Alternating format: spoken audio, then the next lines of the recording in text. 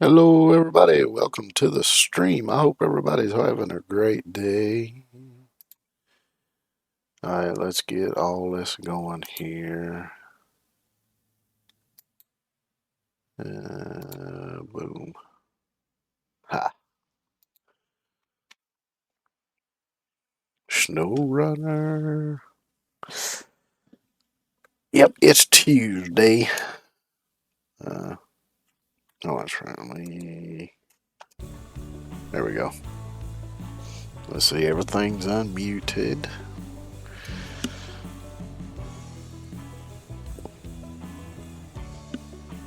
Let's see, let's go to load game. That way I can load the right one.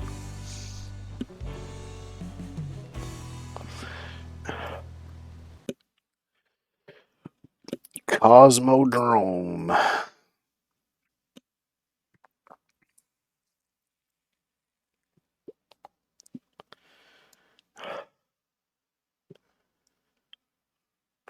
So how's everybody doing today? Everybody doing all right, I reckon. Hopefully. I'm doing all right, I reckon. For some reason my back's really sore though. I don't know if it's because of the way I've been sleeping or what, but it's been awful damn sore. It was fairly sore yesterday, but it's even more sore today. I don't know. Don't really know why. Alright, so what was we doing? Alright, so I think we got all of the towers and everything on the last map, so now I need to get the tires on this map. That's right, I said tires.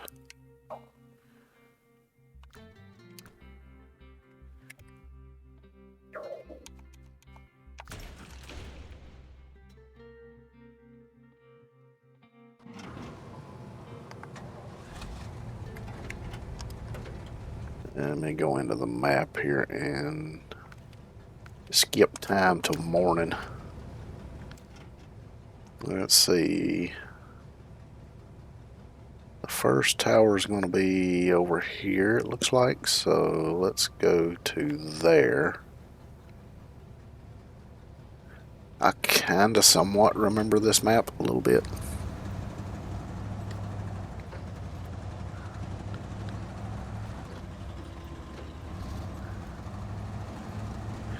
You know, since I've been playing through this on PC, I feel like maybe there's not as much stuff to do in some of the older maps anymore.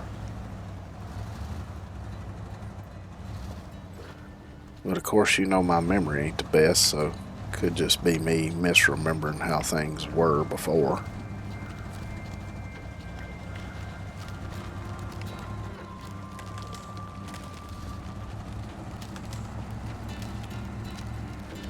I'm just gonna go around these rocks.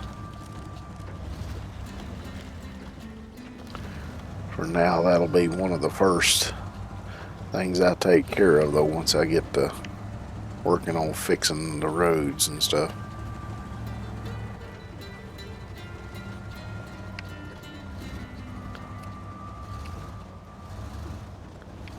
I was thinking a bit more the other day about, you know, if I were to do a song cover, what song would I want to do? And I think one I'd really like to try to do is Stroker's Theme by Charlie Daniels Band. And no, it's not that kind of Stroker's Theme.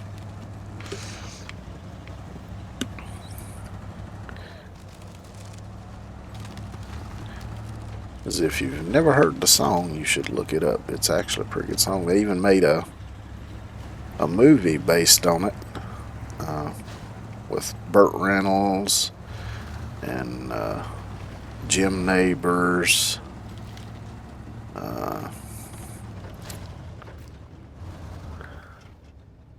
Trying to think of the woman's name that was in it. Something Anderson, I think. I can't remember now. Which I think she was dating Burt Reynolds at the time. They may have even been married, hell, I don't remember. But,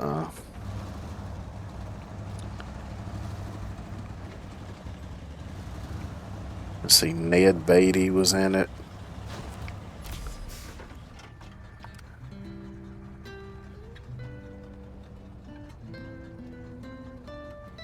It's a good movie. Pretty damn funny. Alright, next tower is over here.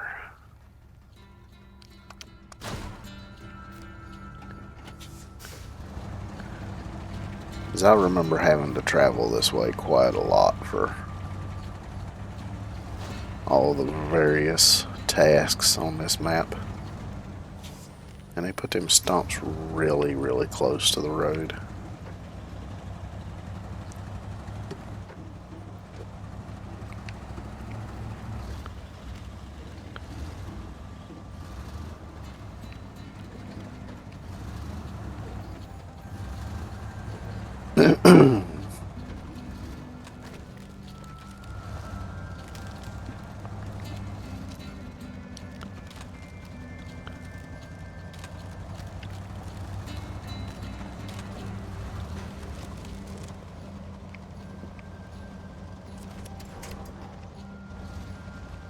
Come on. Climb the rock. There you go.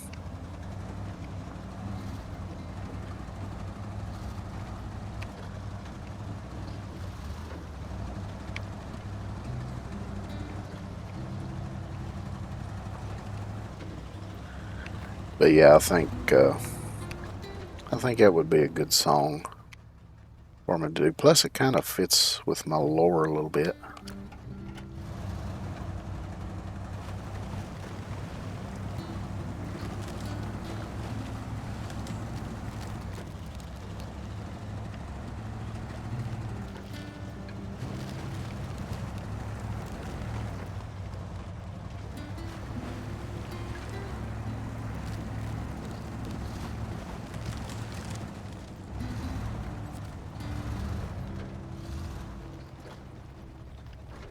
Let's see, where is the tower?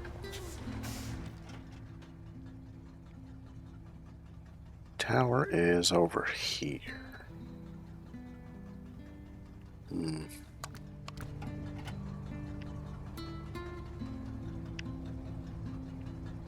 That's going to be a mess to get through. Let's see if maybe I can try to get up here.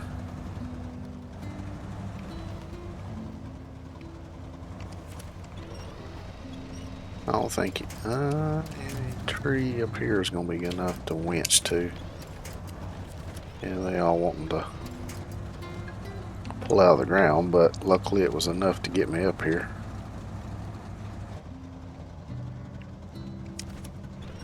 Sometimes all you need is just a slight nudge to get you moving.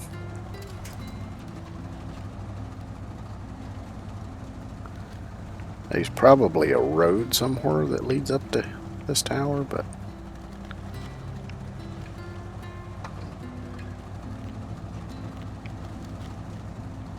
I figured I was going to have a hard time getting over those trees, so.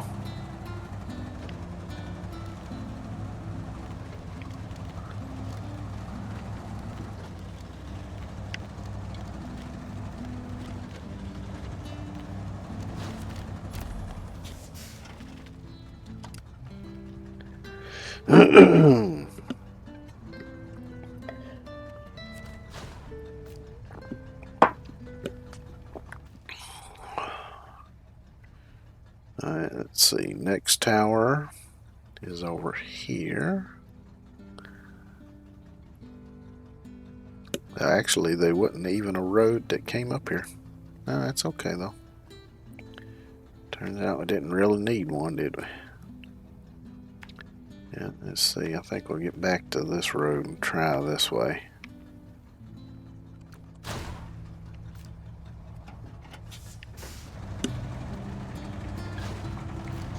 Because while these small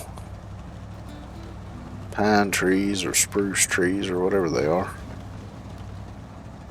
evergreens, let's just call them evergreens. that covers all of them. But while they may not be very good for winching to, at least you can run over them without much trouble. Is there gonna be enough room to get between there? Probably not.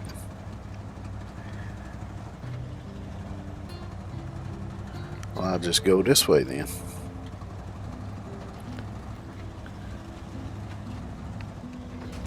Yeah, I could go this way. I can at least...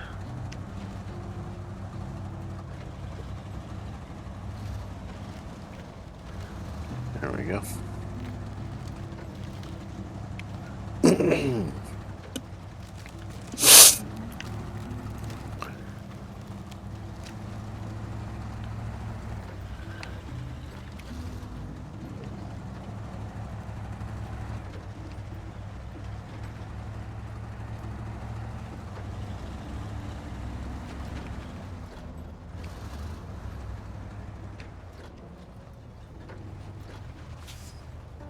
Yeah, I think this map's starting to come back to me. I think there's a tunnel just over there somewhere. Over in here yeah, that might be it right there. So it looks like I just keep following this road up. Oh yeah, I see the tower now, right over there.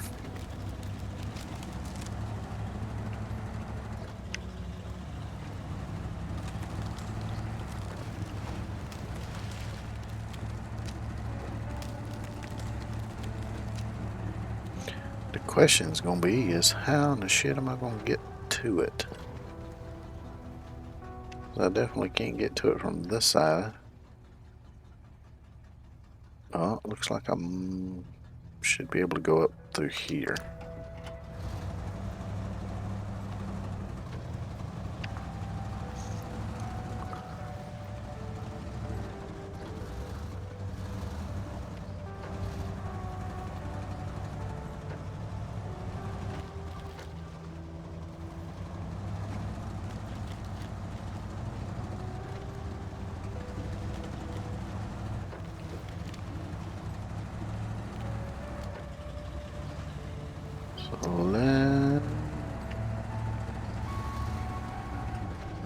Here we go.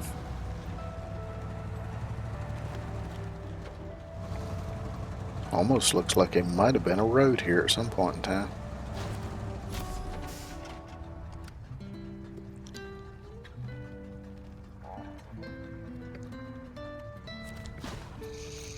I remember when I was a kid and used to go down on my grandpa's farm with my dad.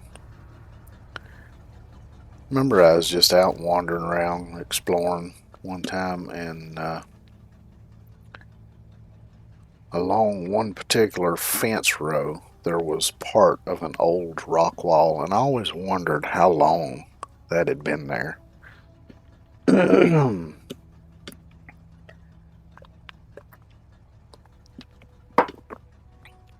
Which back then I didn't know, much about the family history. But I later found out that the ancestor that originally settled the area on my dad's side arrived in this country in the late 1800s, I believe it was.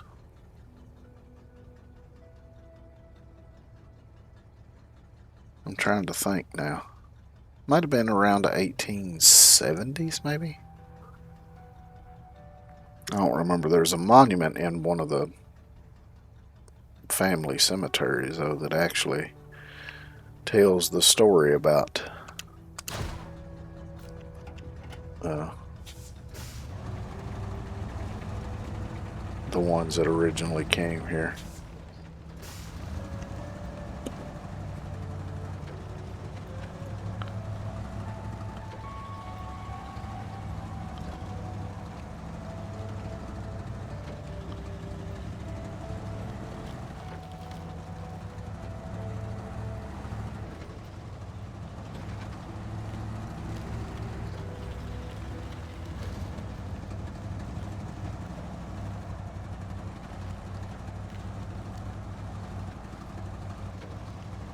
So I need to go this way.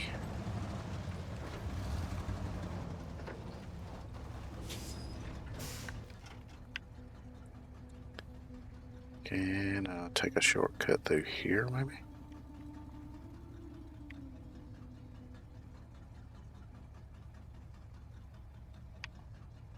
Should be able to. Or I could just go over here and follow the road. Make it a little easier on myself. So it's not like it's that much further.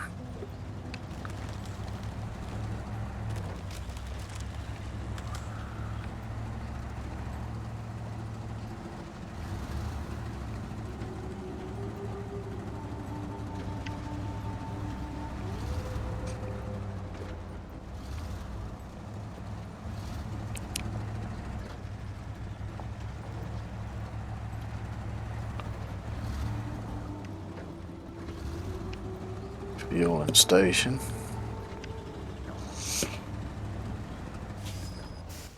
Let's see. Yeah, I'm gonna keep going this way. Looks like I might need to take the next right though.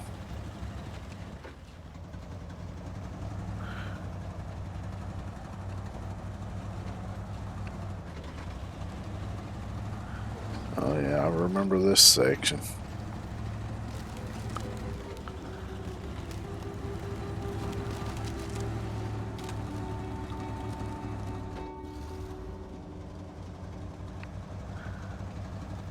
Like driving through pudding. Look at that. Sunk plumb up to the frame.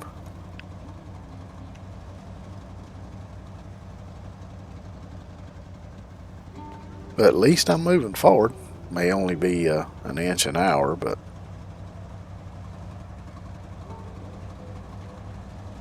I am moving.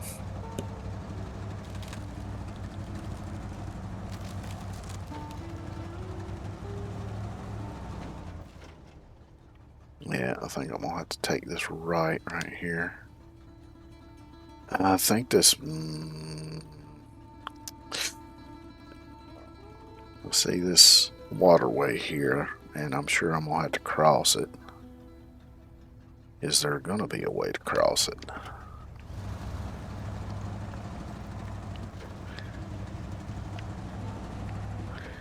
Probably gonna be a broken bridge over here somewhere.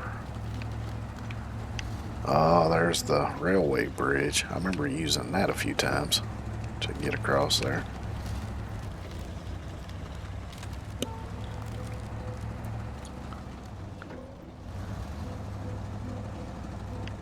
Luckily, they do provide you with spots a lot of times, though, when you got to make these water crossings where there's a shallow enough spot to drive across, or you know, some big rocks that you can drive across or something.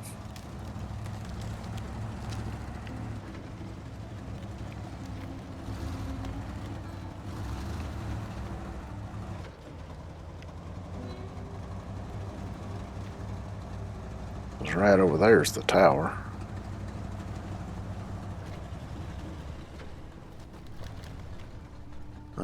See a bridge over there, but I don't know.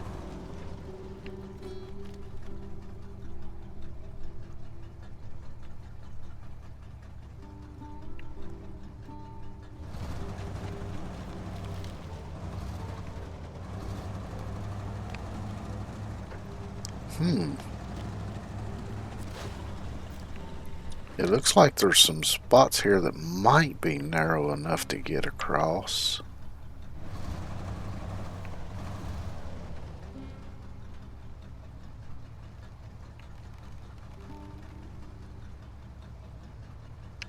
Yeah, I'm gonna go back and take the railway bridge because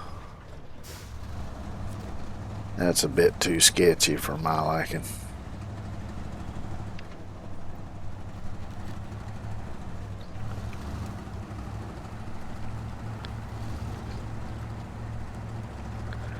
Find a spot up here where I can cross over from the road to the railroad tracks. And then I'll take the railway bridge across.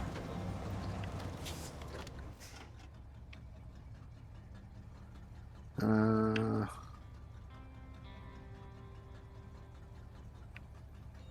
if I go all the way back out to the main road, I reckon it's gonna be the easiest way to do it.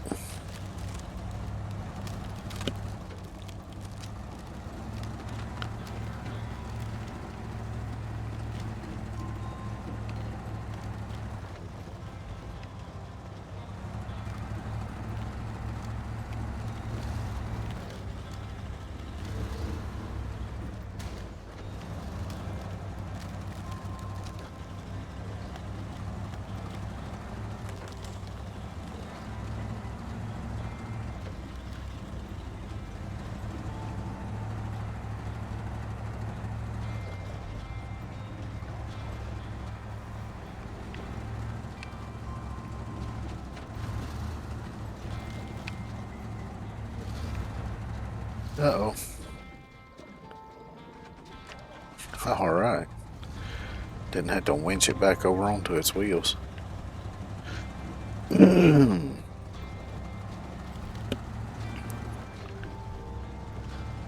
That's a reason why I didn't just drive off this cliff. I wasn't sure if there's anything down here that I could try to winch to.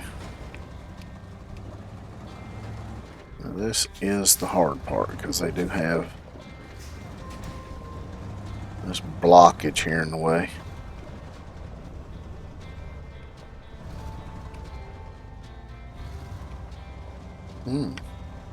Why is the...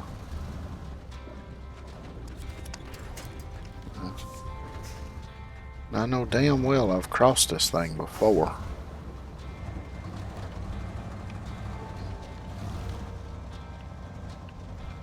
Maybe I can't do it now. Oh well, piss on it. Recover to the garage.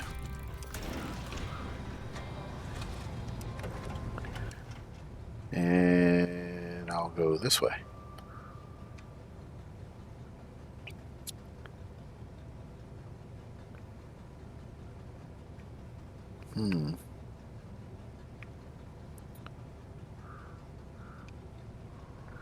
I think if I remember right, I think this winds up through here. And that will allow me to go to this one and to this one. But I am going to have to fix these bridges. So I think there's a couple of the little wooden bridges over there. Okay. So now that I've got an idea of where I need to go, we'll go.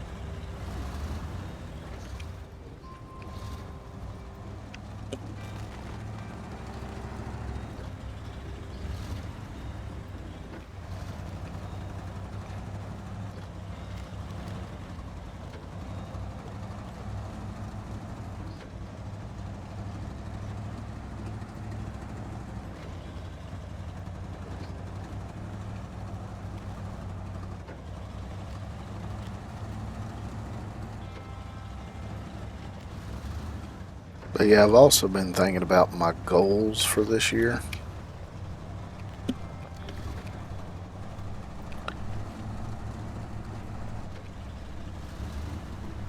And really for now, my only goal is I want to, see what I can do, kind of improve things. Because right now there ain't much I can do.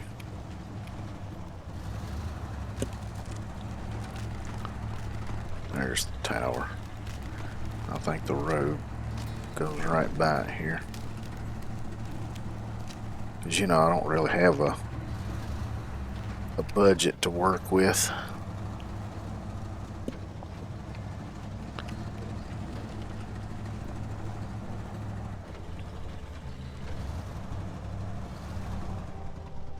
Now, where the hell is the tower? I just saw it.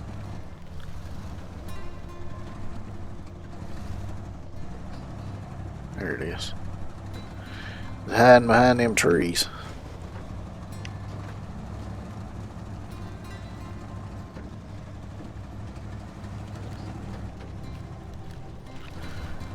But yeah, I think for now my main goal is just to reach affiliate, so I can hopefully make some money from that and use that to do stuff like get some better equipment so I can do other stuff. Maybe eventually get a better model, all that kind of stuff. Let's see, I believe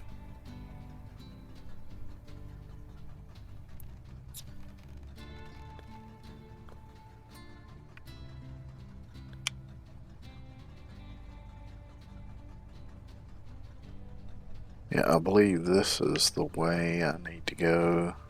Looks like there's another tunnel there, because I think that comes back around this way. Yeah, although I might.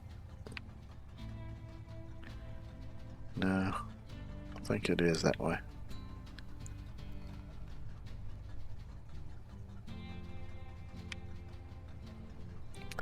Well, I'm gonna go this way and see.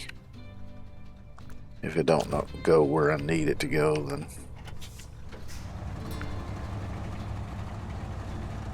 I'll figure something out. Nothing else, I can always recover back to the garage and take the main road. I think it goes over there too. Like I say, it's even though it's starting to kind of come back to me, I don't remember exactly where some of these roads go, just kind of vaguely remember.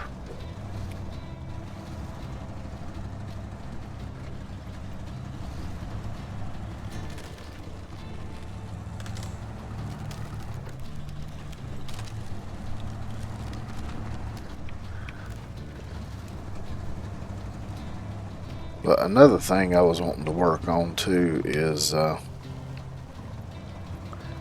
since it's something that I can do, is try to get some stuff going for the Discord server. It would be, you know, fun for people to engage with, like maybe doing a movie night, which I'll have to figure that out. Or, you know, maybe having some short gaming sessions over on there or something, you know.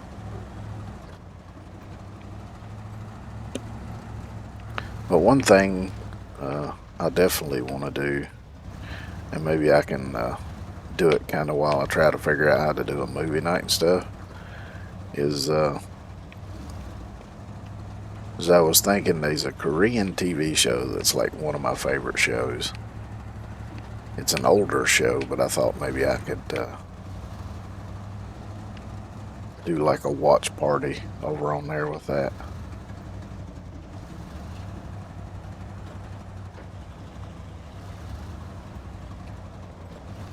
I mean, it's not really a really old show. It's maybe 10 years old.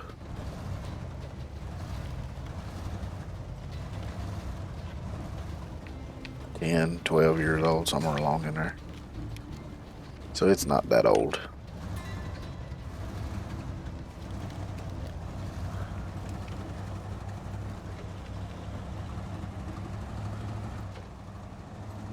Let's see, is this the tunnel over here maybe?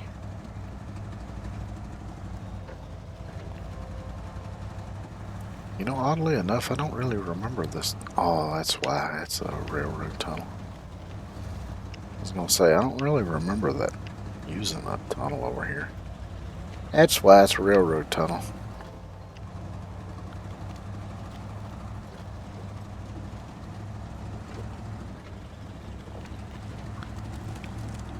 I think I see that might be one of the little bridges over here. It's got to be repaired. Yeah, that's a nice little jump. I see the tower though. Oh no, it's just a little swamp and the road.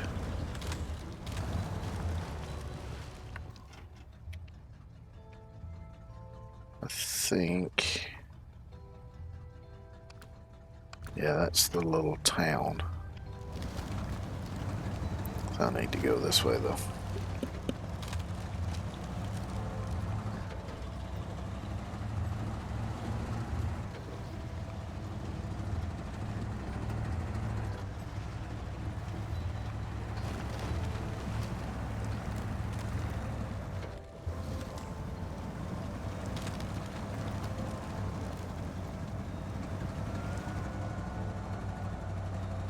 Quite a few areas of deep mud on this map.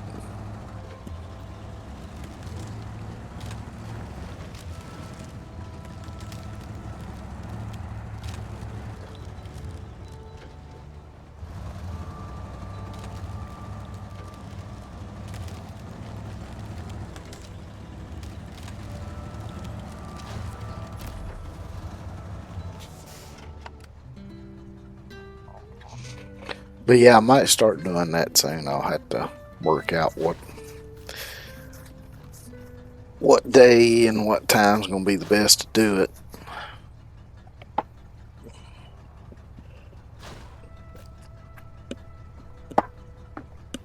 As if I remember right, each episode is, I think, around somewhere around an hour long. Not exactly, but close enough, I think. Right, so that's all the towers.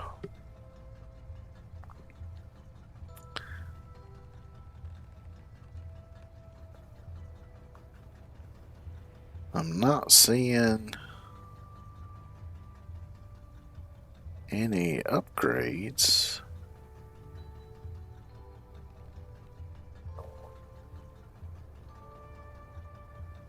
So maybe there are none on this map.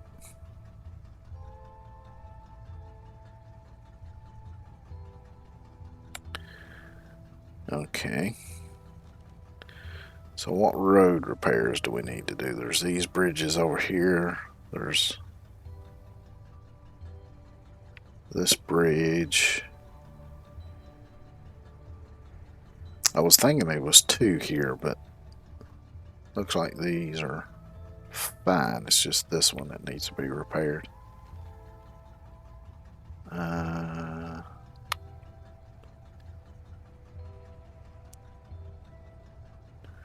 And then we got the rock slide here.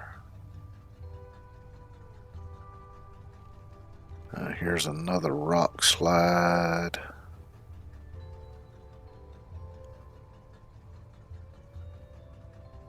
And then we got a couple of tree blockages, it looks like. There and there.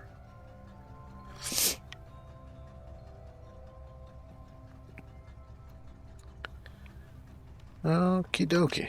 Well, let's start with the rock slide right next to the garage.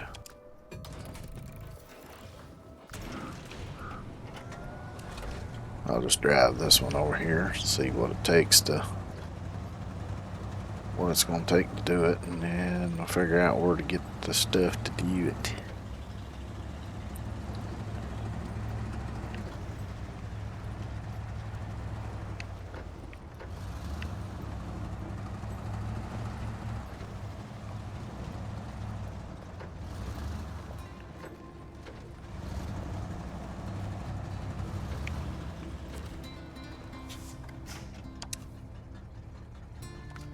Accept, start tracking, so I need a metal beam.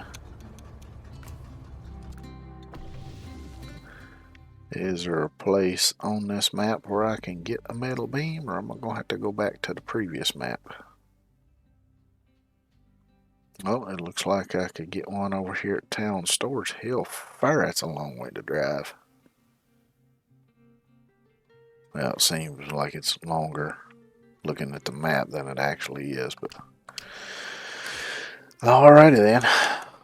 Let's swap this back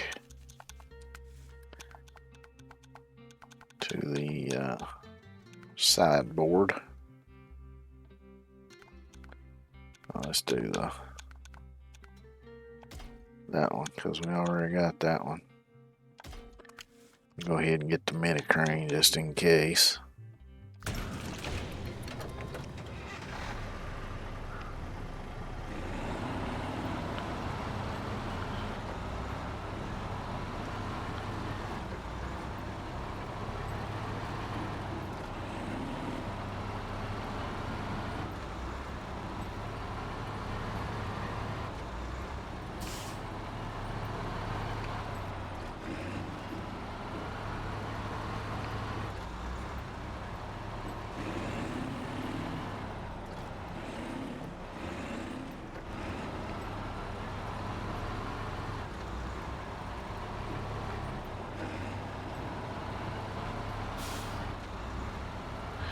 But yeah, I guess another goal that I have that I could go ahead and work on doing is trying to make VTuber friends and maybe do some collabs.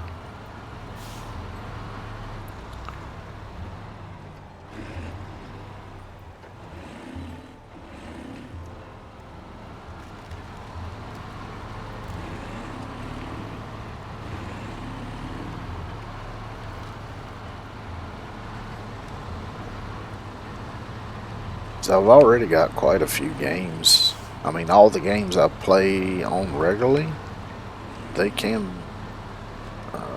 I can do multiplayer on all of them. But I've also got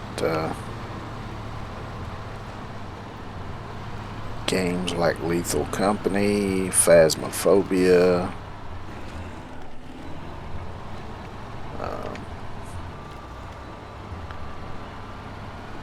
what's that other game?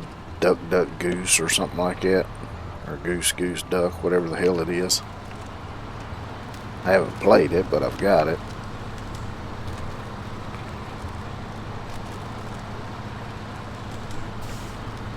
There was another game I got too, but I can't remember the name of it.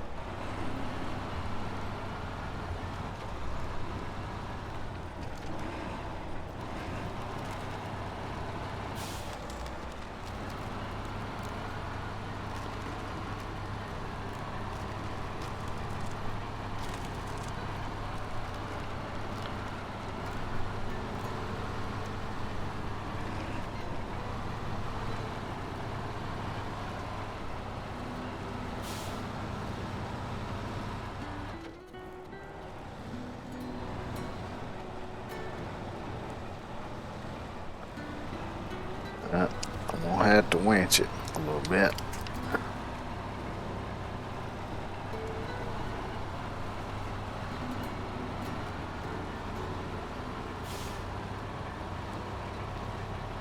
This is just straight up rock. It's not actually a road. And with it being covered in snow and ice, water, it's gonna be slicker than cat guts on the doorknob, that's for sure.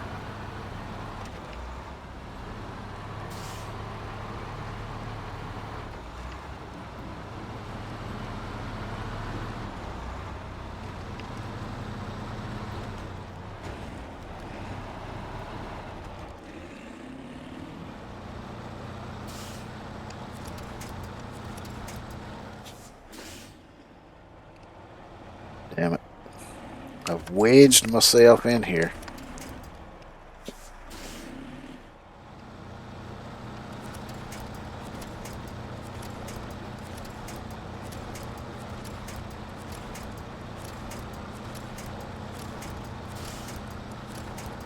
Shit.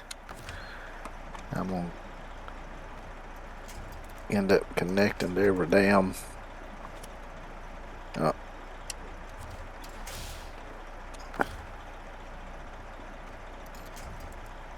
There we go. That's the one I wanted.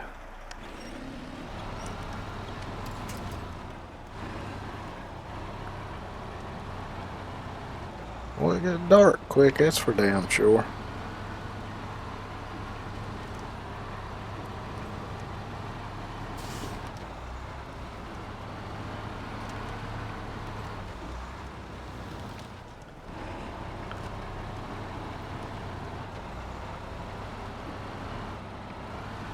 I hope I don't get wedged in here too. There we go.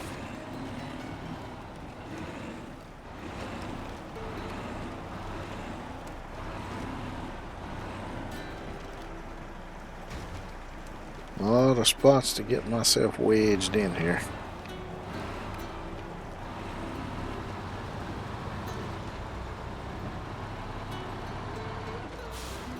So once I get the rock slide fixed, I can go around the other way though. For the majority of the time.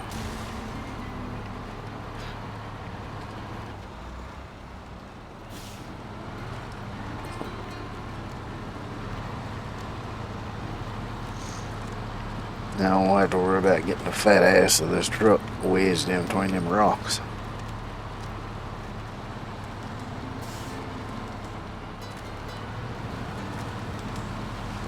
Yes. Getting dark, too dark to see.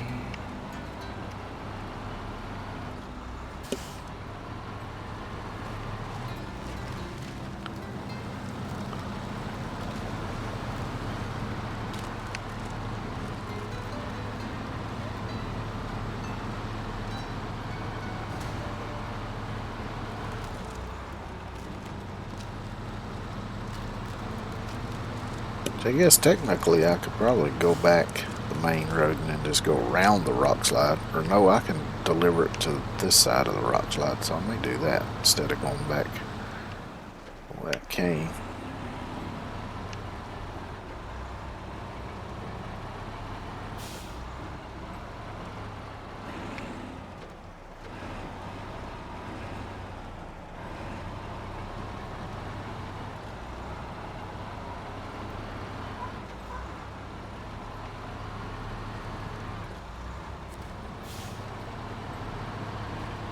Looks like it might be a few recovery missions on this map too. Probably to go ahead and do those before I move on. Metal beam.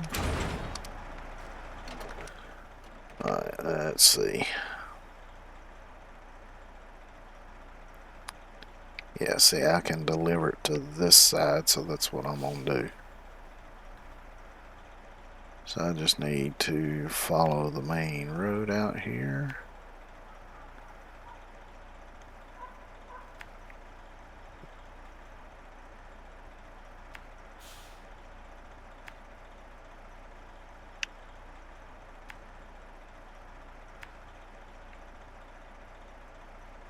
Oh shit, that looks like that could be a problem.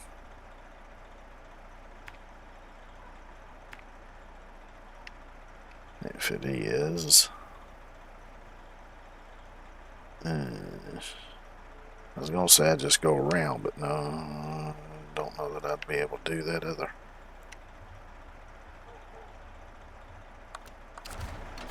Oh well, we'll head that way and figure it out when we get there.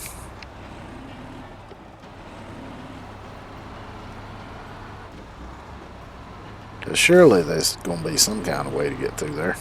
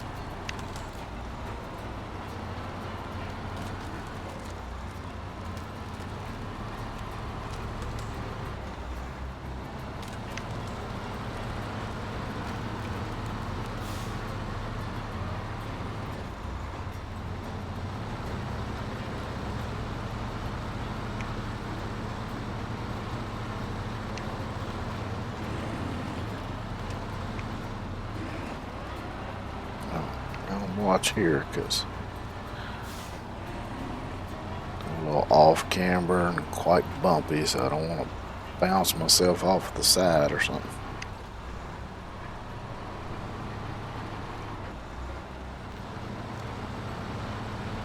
Carefully.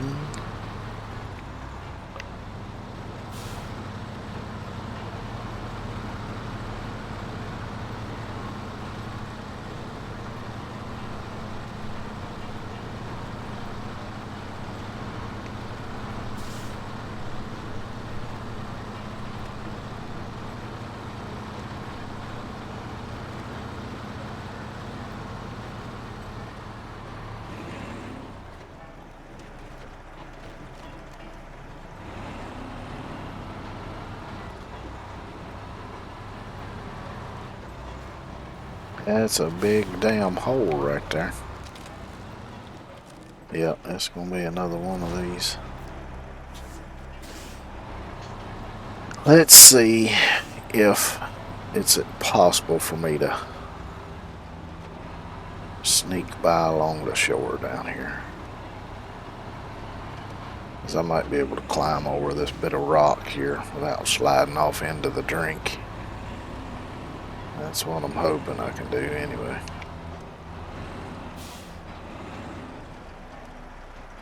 Yeah, it's definitely too deep right there. But maybe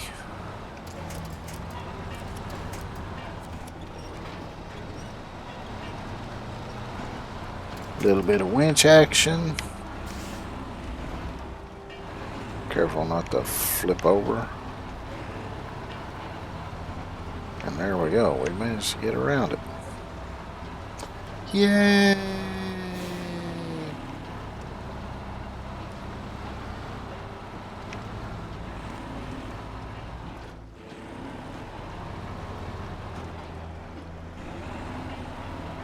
At some point in time, I'm bound to be able to make a turn here.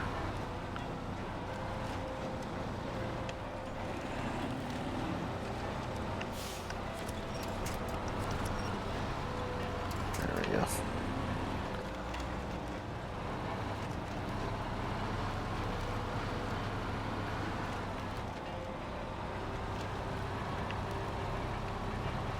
Damn thing bouncing all over the place.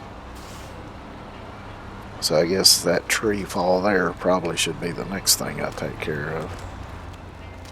That way I can at least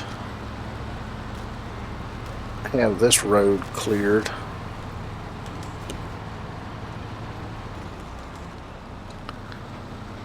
Because I have a feeling I'm probably going to have to go over to that spot in the village quite a few times.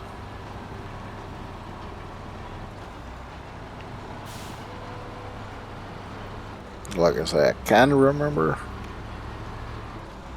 some of the stuff on this map, but not everything.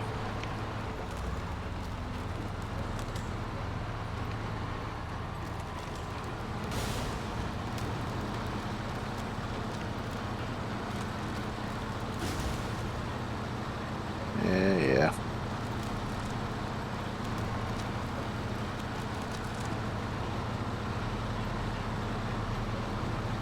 I'm hoping this is all that this one needs and ain't like a little second stage or something.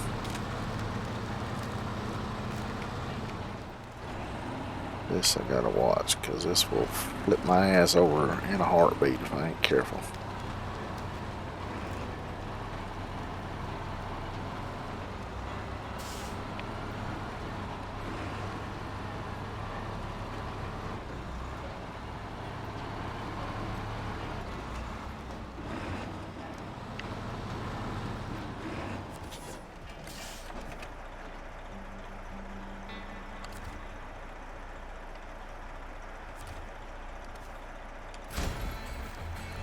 Yay, that was it.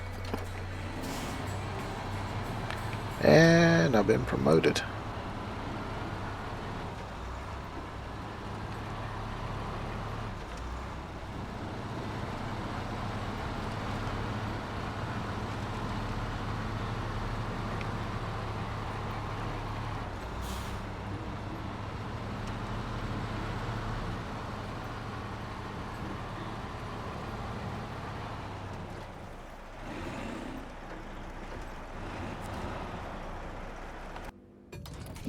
See, this is the map, I'm pretty sure, where there's that one truck that I gotta bring back here to the garage, but it doesn't disappear and you can't use it, so it just ends up sitting there. Or at least it did when I played this on PS4.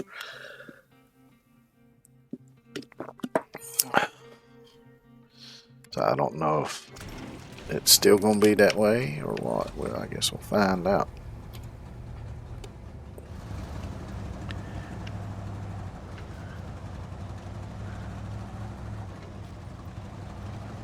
I think this truck has just a few too many lights on it. Unfortunately, the roof rack just comes with the lights on it, and so does the sort of front grill bar.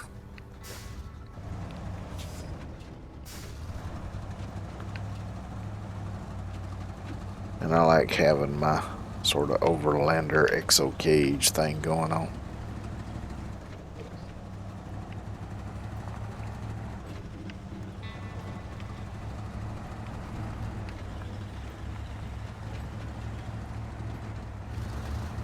But yeah, it does make it a little bit too bright, especially on these snow maps, because it's kind of blinding actually.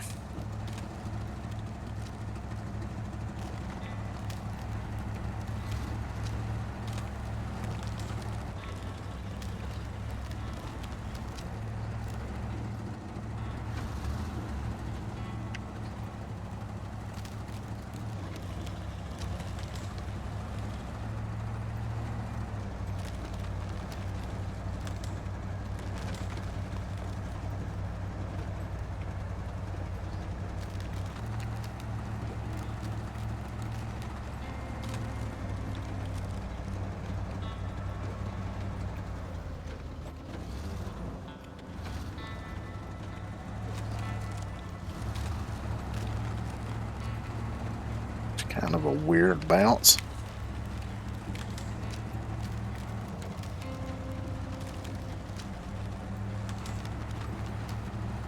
Alright, let's see what we need to get rid of these trees.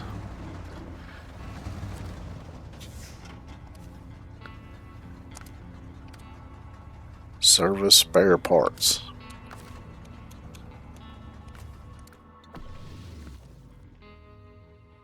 And where can I pick those up? I can pick those up over here. Nice. Let's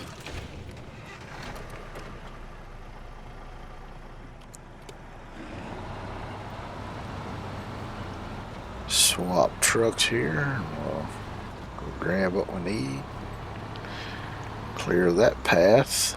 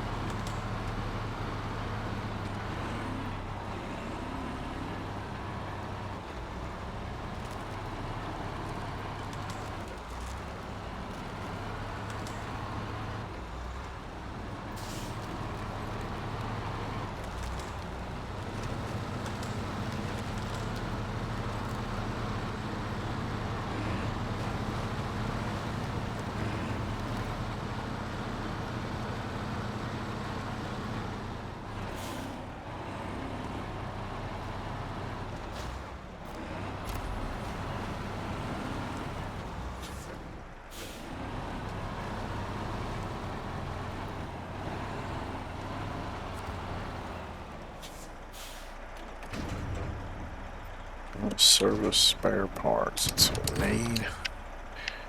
You know, these fellers could go over there and get all them rocks out of the road near the garage. Bring them over here and dump them into these mud holes. And maybe have a little bit better time of it over here.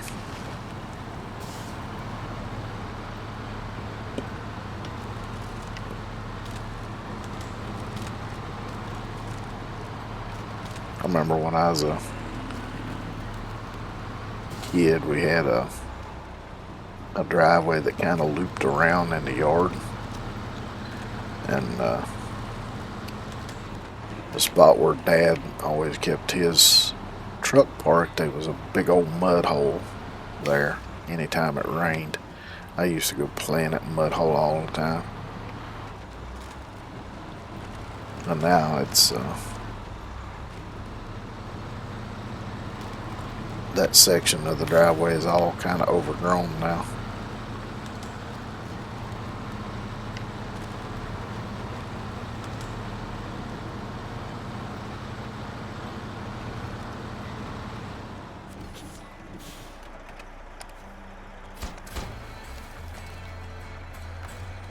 Alright, that takes care of that. So now what's left? We got the bridge over here, and I'm sure that being a wooden bridge, that's going to take wood planks. And then we got the tree thing here, and the rock slide here. So I'm thinking this one might or be the next one.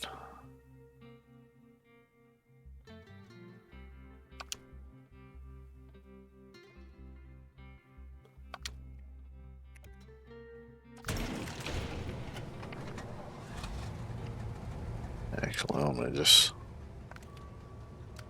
there we go.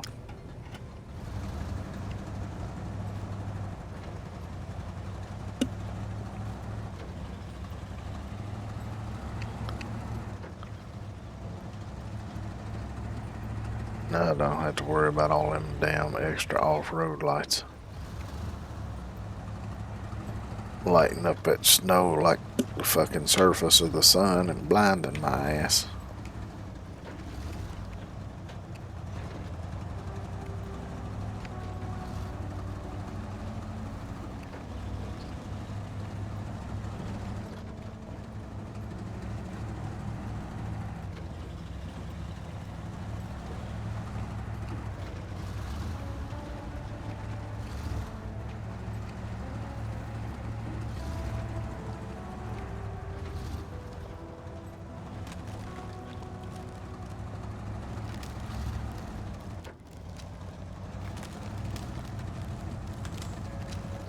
That's a pretty big fucking sinkhole.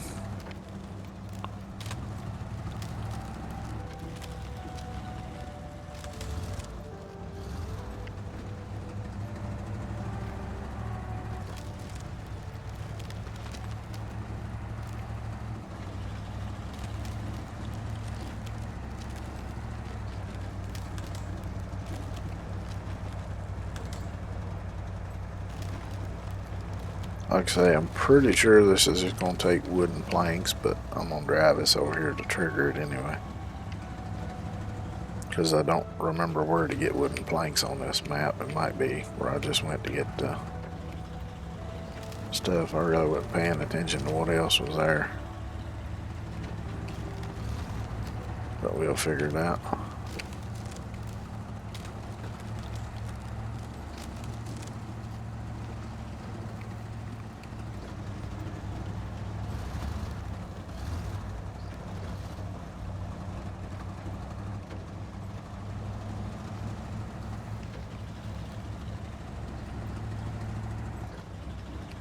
Oh shit, I forgot about that fucking hole being there. Almost drove right off into it.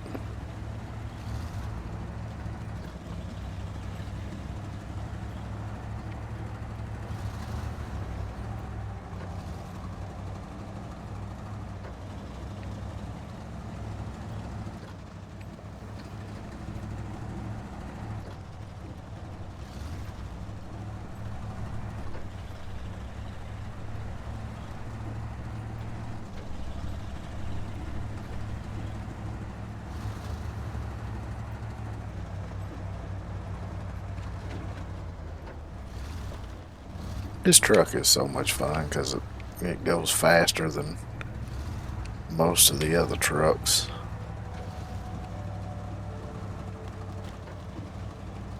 Really fun to just bounce around.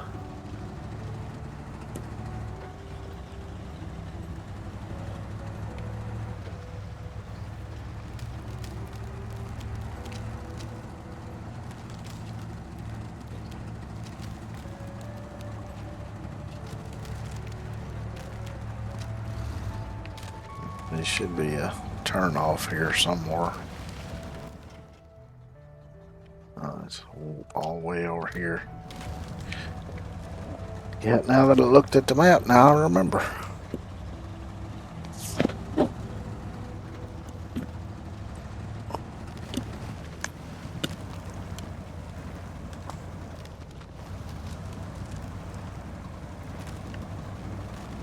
But yeah, earlier when I was saying it seemed like there used to be more stuff to do on some of these maps, because on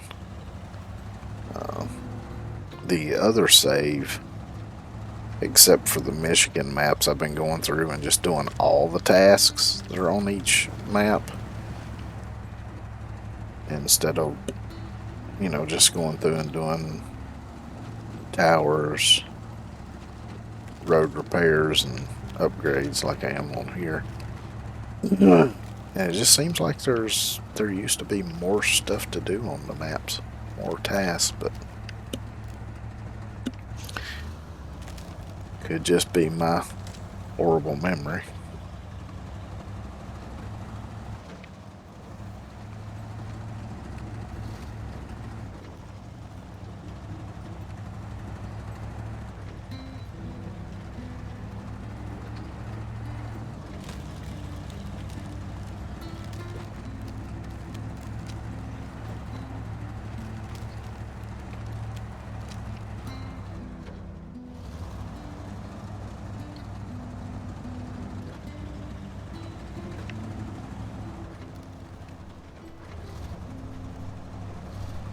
Yeah, see, I was thinking before that two of these, like this bridge and then the one I gotta fix over here, were both out originally, but I reckon not.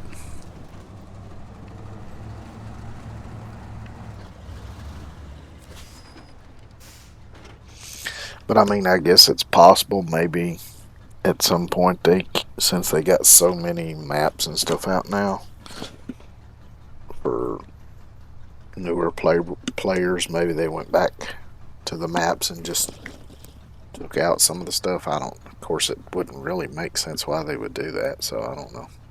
Might just be my shitty memory.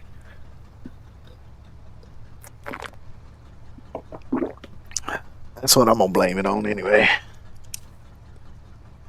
Except start tracking wooden planks. 3 wooden planks. Yeah, you got to give me an oddball number, don't you?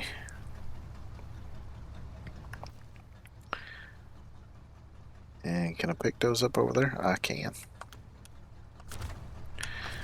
Yeah, I ain't too worried about having oddball numbers. Because guess what I got? I got this bad boy here. I've got the 4 slotted sideboard on, but I'm going to swap that to just the 3 slot one. So I can put mini crane, and I guess I can remove this because I don't need it now. Because I only need 3. And I can't have the mini crane if I've got the 4 slot bed on.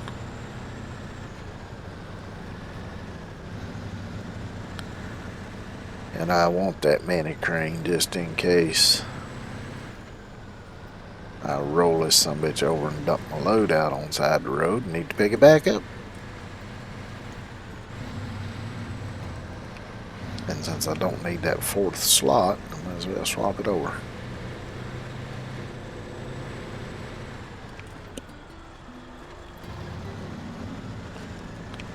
Now my eyes are kind of burning. I don't know if it's dry air in here, or what's going on?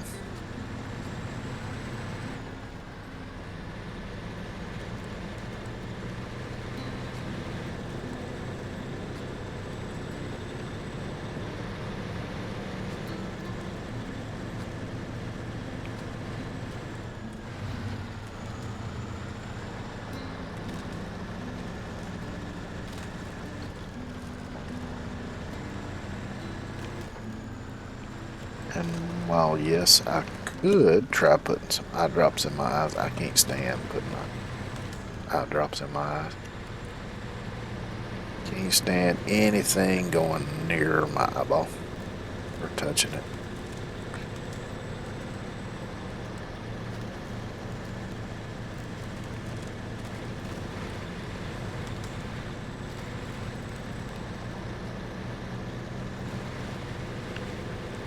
I was putting down the snow.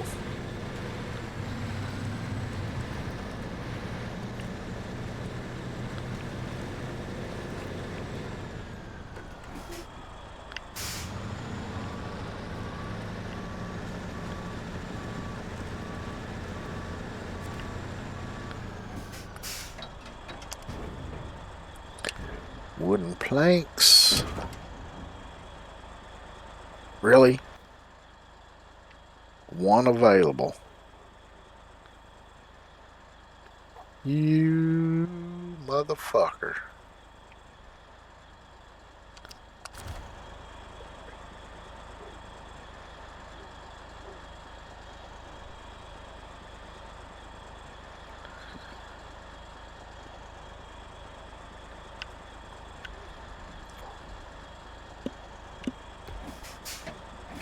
Alright, now I'm fucking pissed.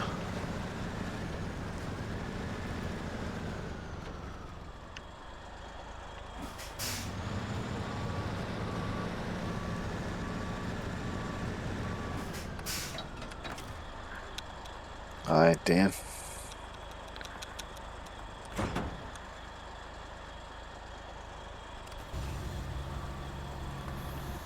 You take your one fucking wooden planks.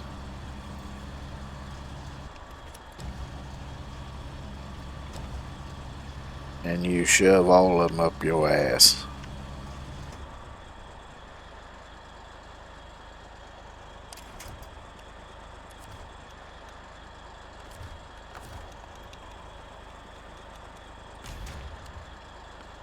That's a load of horse shit right there.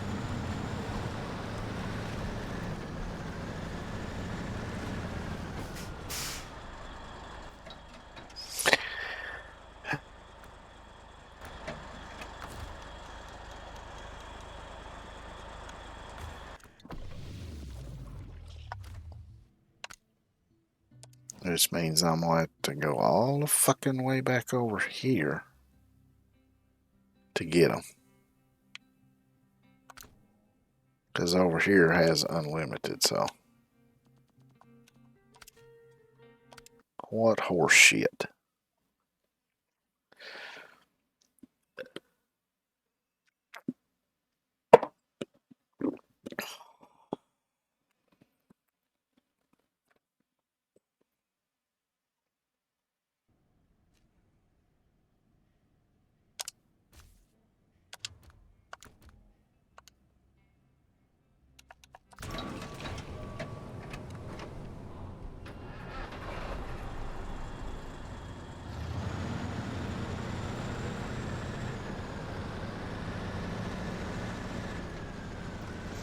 No, actually, just giving me one planks when they know damn well that you're gonna need a lot more than that on that map.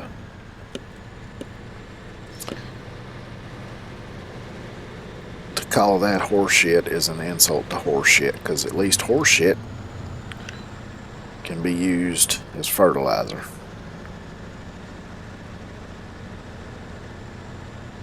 Having one fucking wooden plank on the whole fucking map that's available can't even be used for fertilizer. So, yeah. It's an insult to horse shit.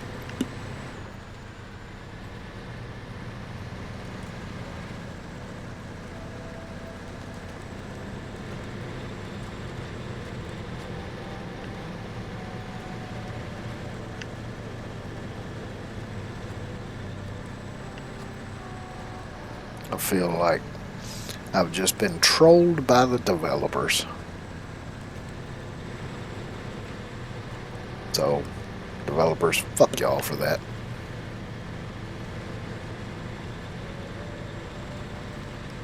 I like your game, but that's fucked up.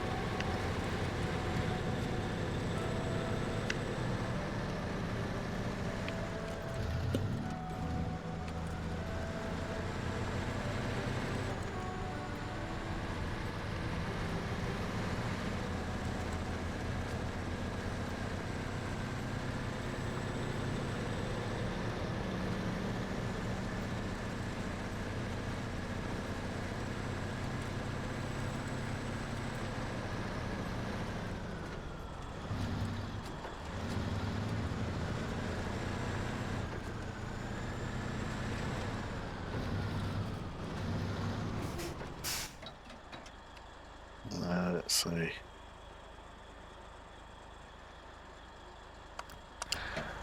I'm not sure which of these, if they both have the same thing or what. I reckon we'll see here. Oh, there's no wooden planks here either. Great.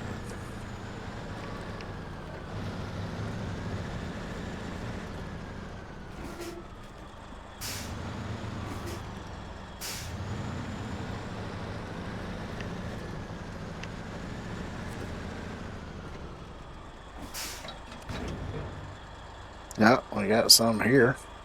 So yeah, it does have different stuff. So that means I'm probably going to be short on something on this map now when I come back through. Developers, fuck y'all for making this shit this way.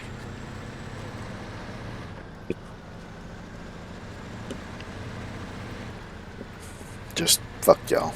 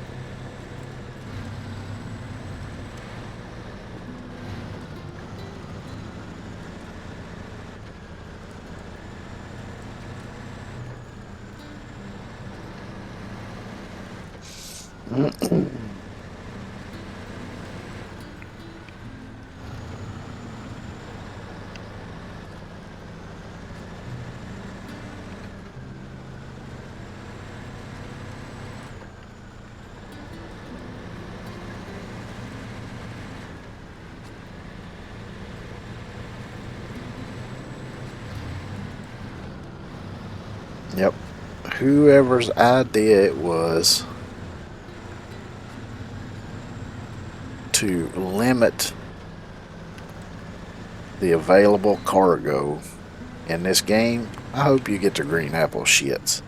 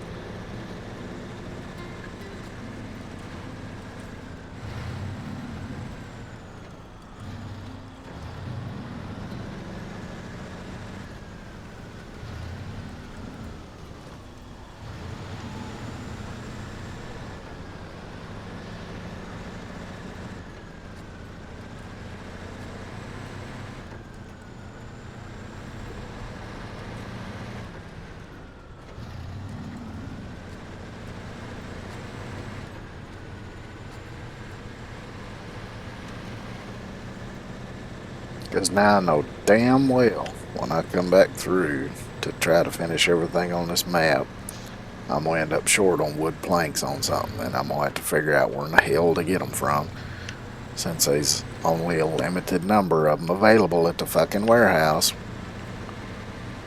So yeah, whoever on the development team who had the idea to make limited availability of stuff you need, I hope you get the green apple shits.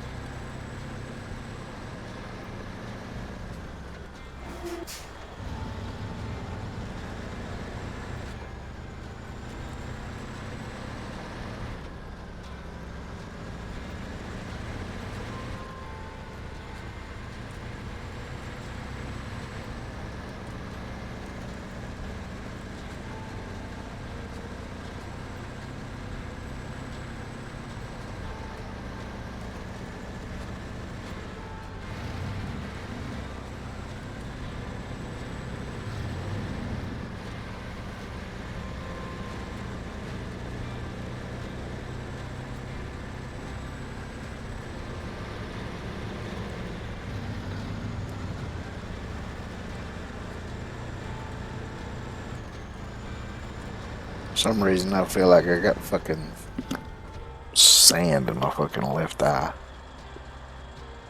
I don't know what's going on with that.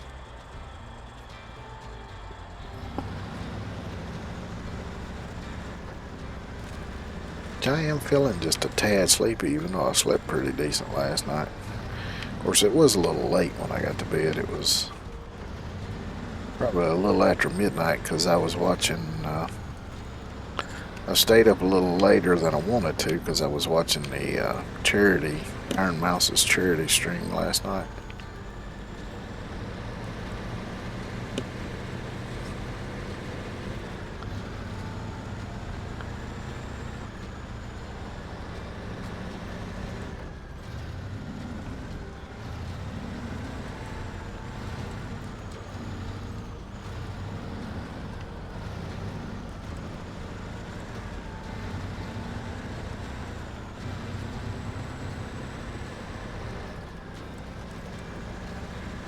That's something else I'd like to do one of these days, is do charity stream.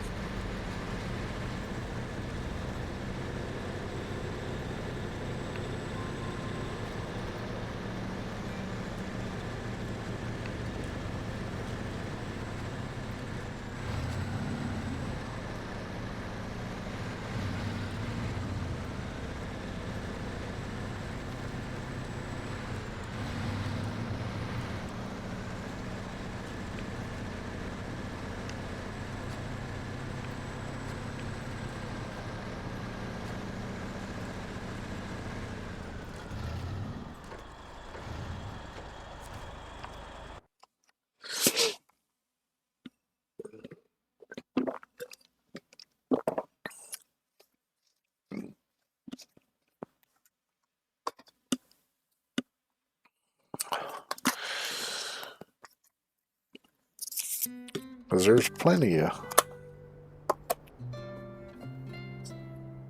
charities that, would be relevant. I could do something for You know, diabetes. I could do something for cancer research because I lost my dad to cancer.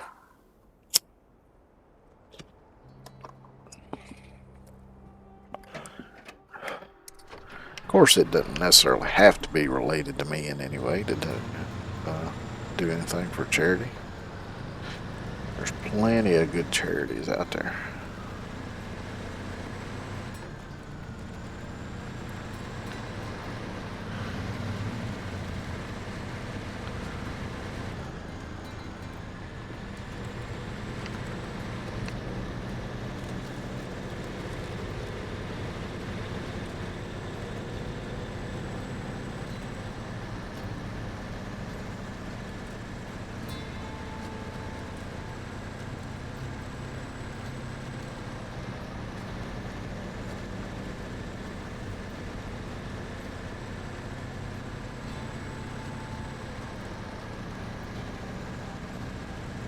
I gotta watch going through here at speed because these rocks will bounce me all over the damn place if I ain't careful. So carefully.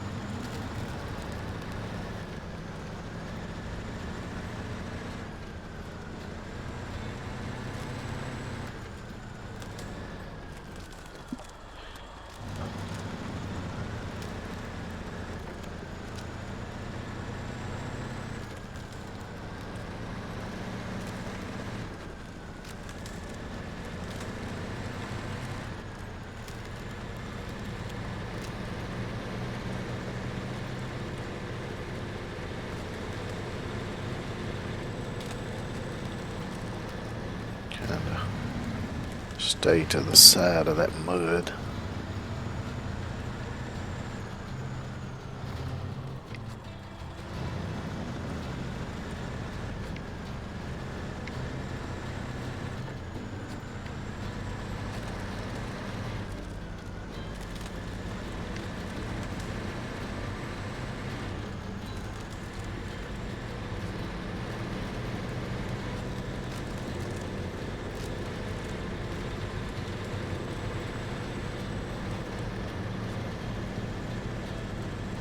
But that's one of the reasons why I don't like this particular set of maps, because it's one of the ones that's got limited shit on it. And another one is there's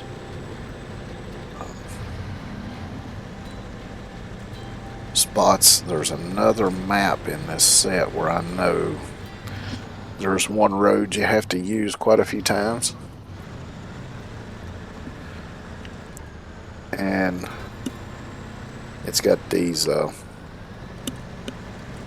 concrete like highway divider things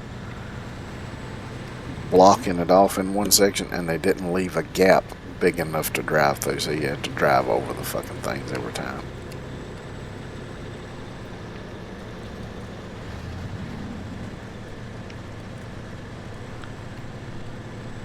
Which, using, you know, some of these modded trucks ain't that bad, because, you know, they don't, like these particular ones, you don't take suspension damage or tire damage. But if you're using vanilla trucks, it's fucking ridiculous because you're constantly breaking shit.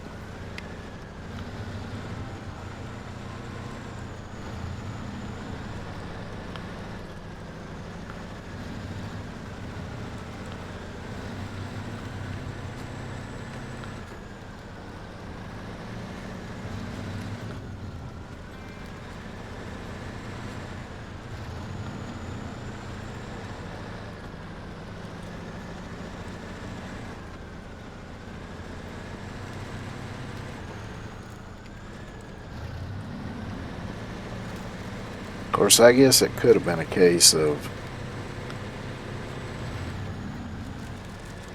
you know, looking at what the community was saying, and maybe some people were on there saying, oh, it ain't hard enough, it ain't hard enough, because, you know, you got your hardcore gamers that will always say a game ain't hard enough. Sometimes developers will go, okay, make it harder. And then your general audience most of the time is like, ah, fuck, this is too hard. And I get it as a developer, you ain't going to be able to please everybody, so.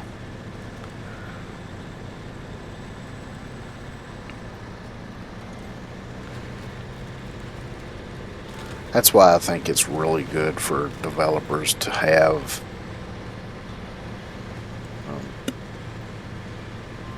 flexibility built into their game, kind of like, you know, like in No Man's Sky, where you can change a lot of the parameters of how the game is played to make it as easy or as hard as you want to. I think that's a very good compromise,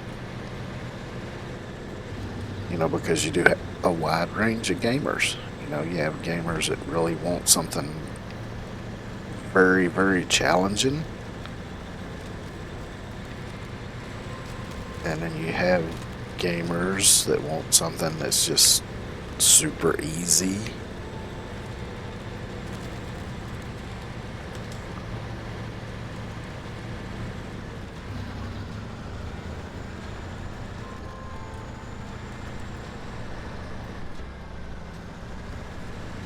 Hey, welcome, Can Raccoon. Ah, you're not late.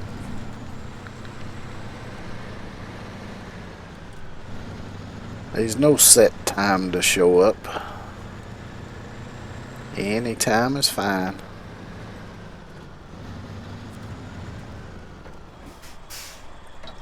Oh, okay. Well, that's fine.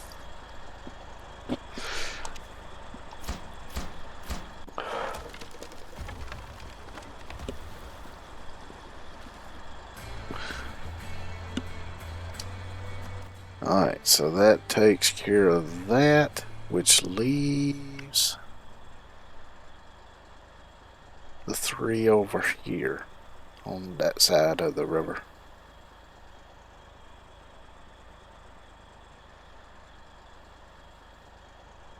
I guess I'll do that one next. Since I'm already this far, I'll just go over there in this truck and trigger it. Yeah, don't ever worry about, you know, if you can't make it to a stream or can't make it till later or whatever. It's all good.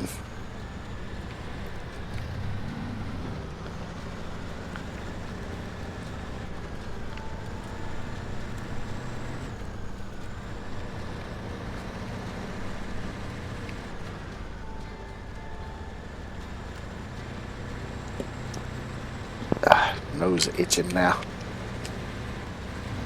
Remember when I used to play racing games a lot, it was always when I was you know, kind of in a tough spot or really struggling to get ahead or whatever, my nose would start itching. Yeah.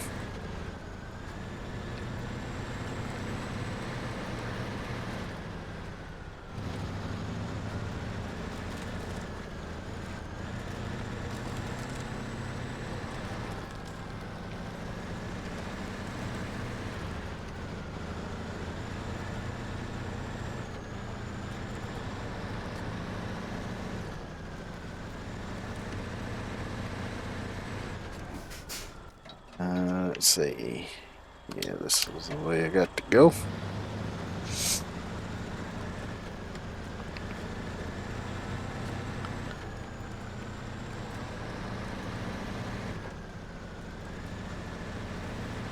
Now let's hope that this time they'll I want to drive all the way to another map just to get the stuff I need to fix this thing.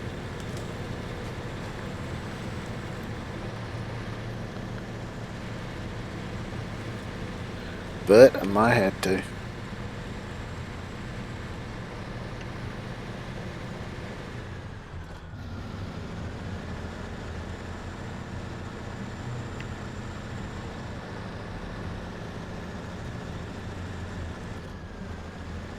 I see, it looks like you should be able to cross right there, because it looks like quite a lot of shallow bits, but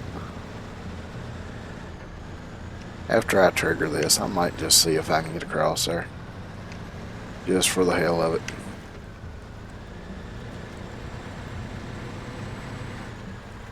Because this would probably be the best truck to do it in. Oh.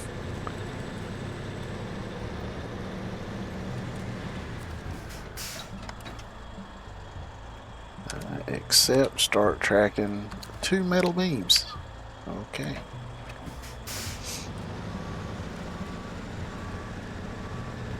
Yeah, don't reveal anything that might dox yourself. Don't back into the pole.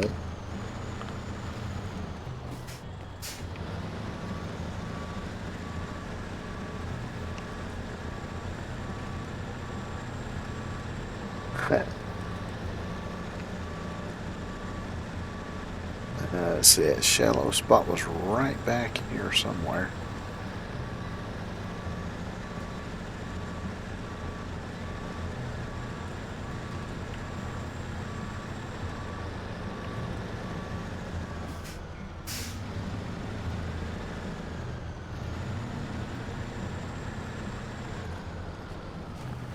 This may or may not work. We'll see.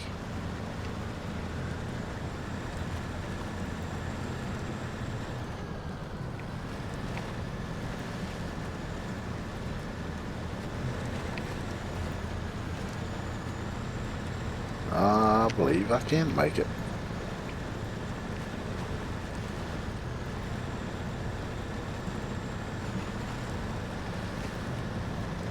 Yeah.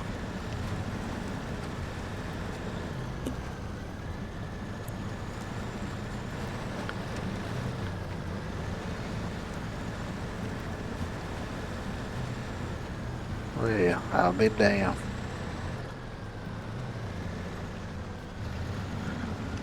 You can actually cross there.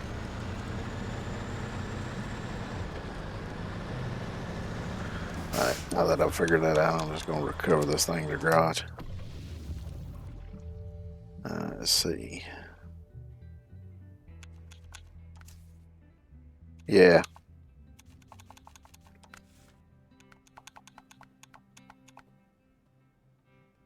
Oh, that's right. I gotta put the frame extension on first.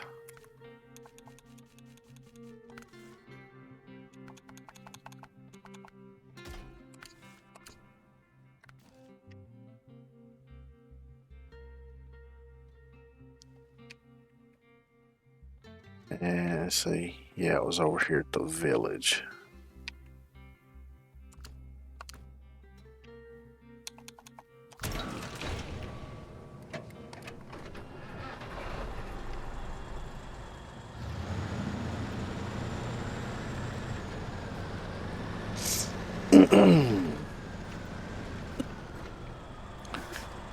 I think that's cement.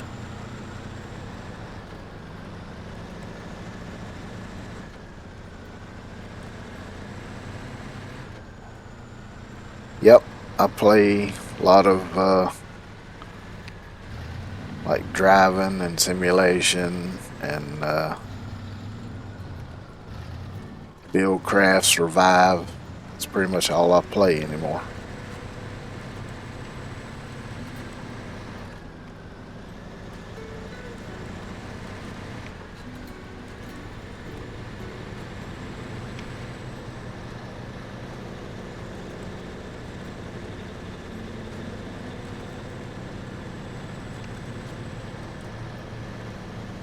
When I was younger, I did play a lot of racing games, played a few RPG games.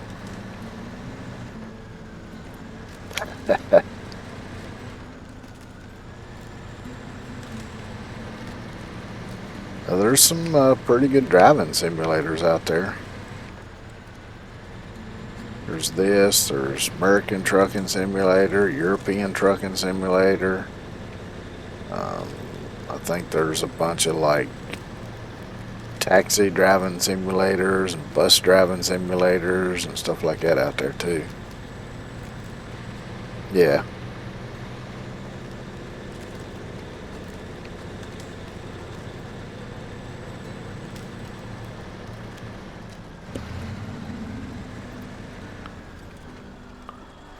Ooh, shit, I almost hit that pole.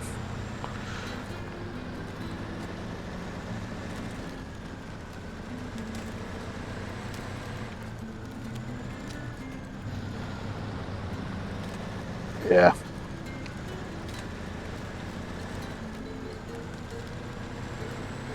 Probably a good one for that would be something like American Truck Sim or Euro Truck Sim. Because it's pretty much just pick up a load, take it to its destination, and then do it all over again.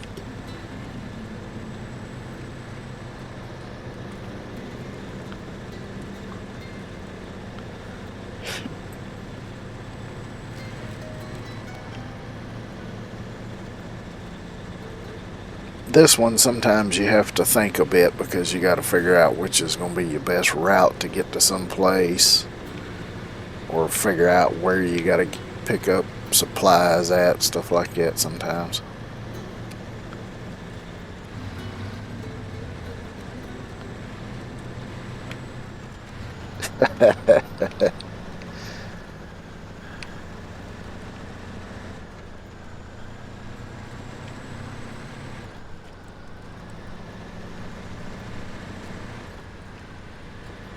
I like a good mechanical keyboard though.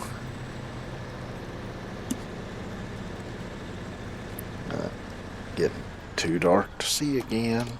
Turn on some lights.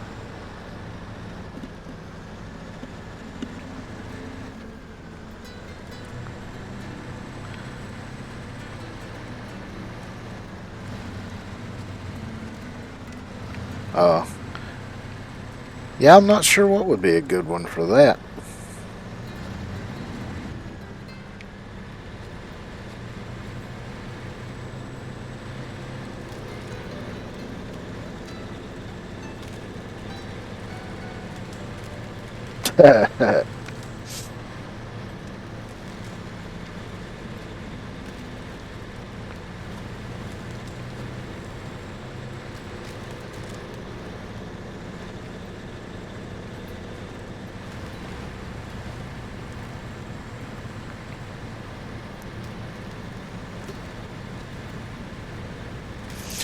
Yeah.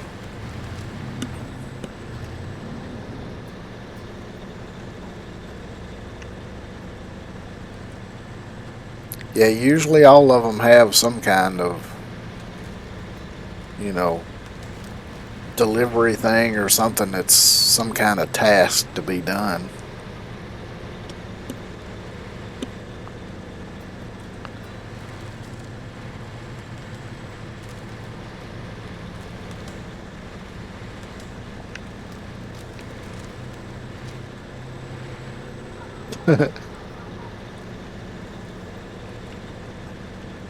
This is going to be fun to make this turn in this long sumbitch.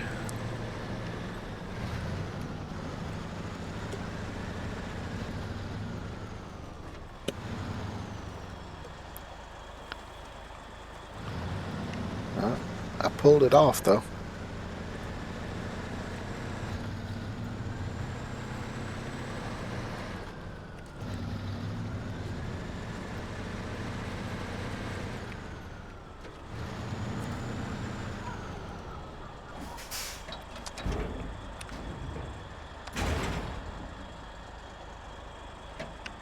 Is that the only fucking metal beam? Is there no more? I forgot this fucking truck can be a little bit of a pain in the ass when it comes to trying to stop it and put the emergency brake on.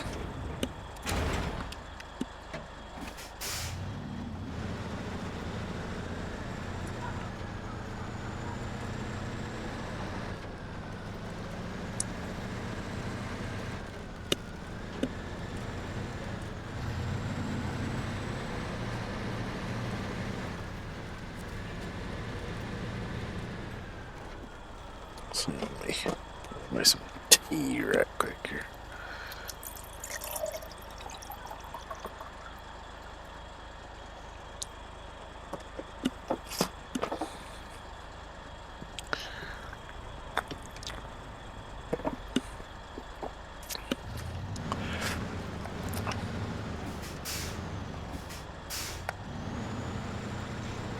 On this one, sometimes the transmission acts a little funny.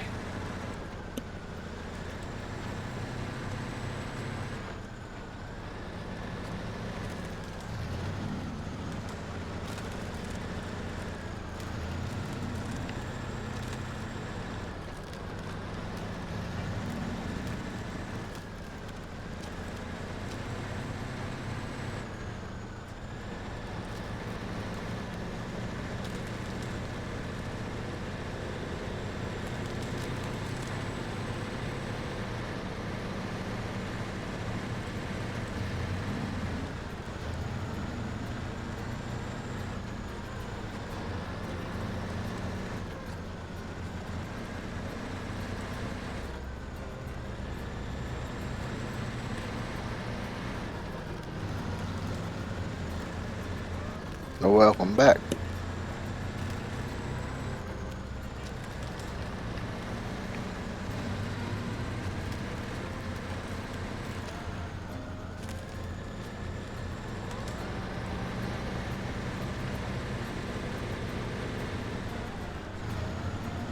Be careful across this bridge here.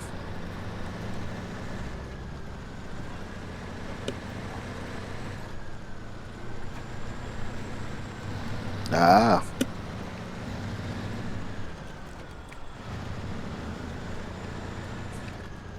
I don't get food delivery where I live. I'm too far out in the country.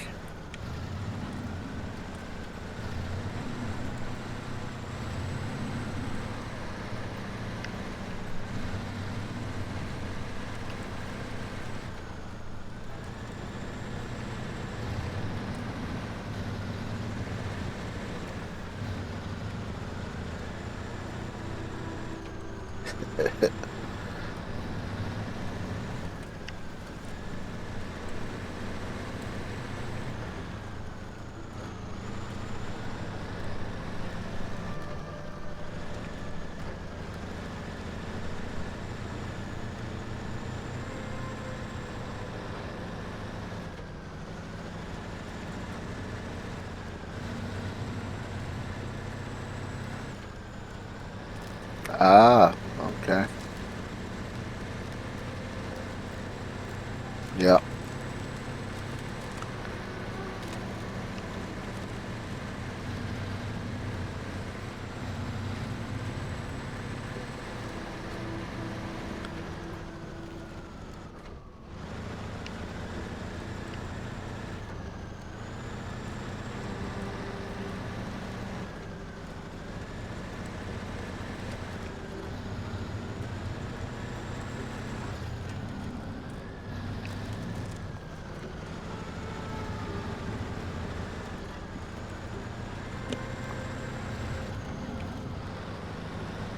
Yeah.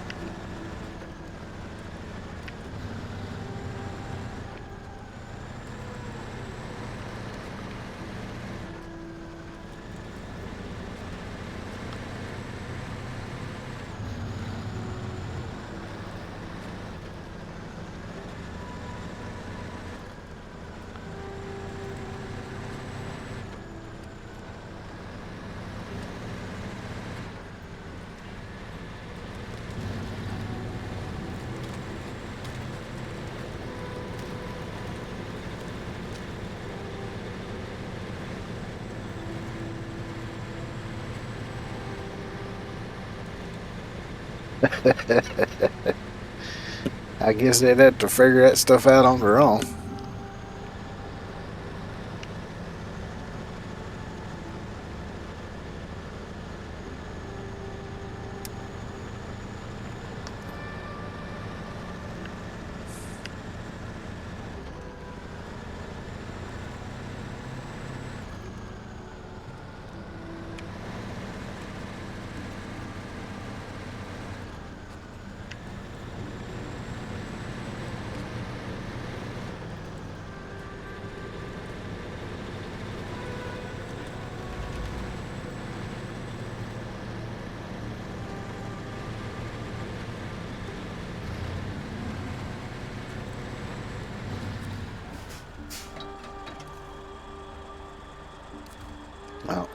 hold.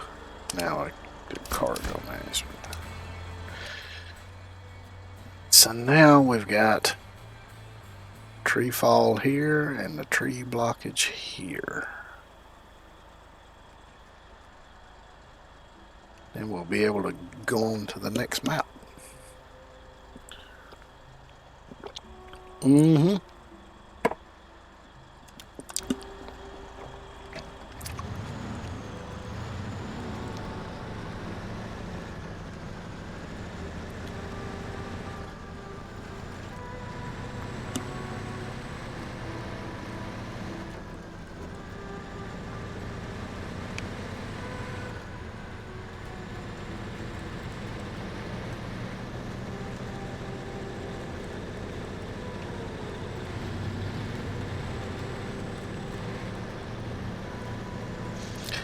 Yeah, my problem's always been that I'm so used to doing everything myself and having to figure out how to do things by myself. Is it never even occurs to me to even think to ask anybody for help for anything.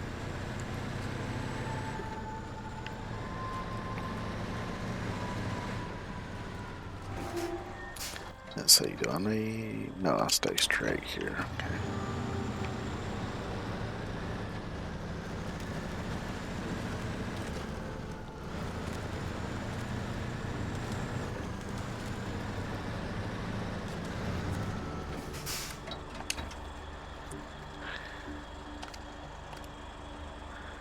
Service spare parts. And I think, yep, pick those up over here. Cover this to the garage.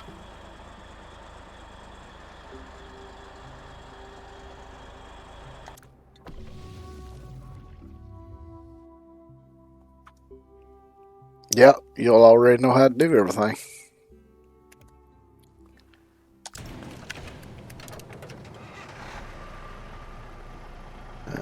Let's see, almost skip time till morning.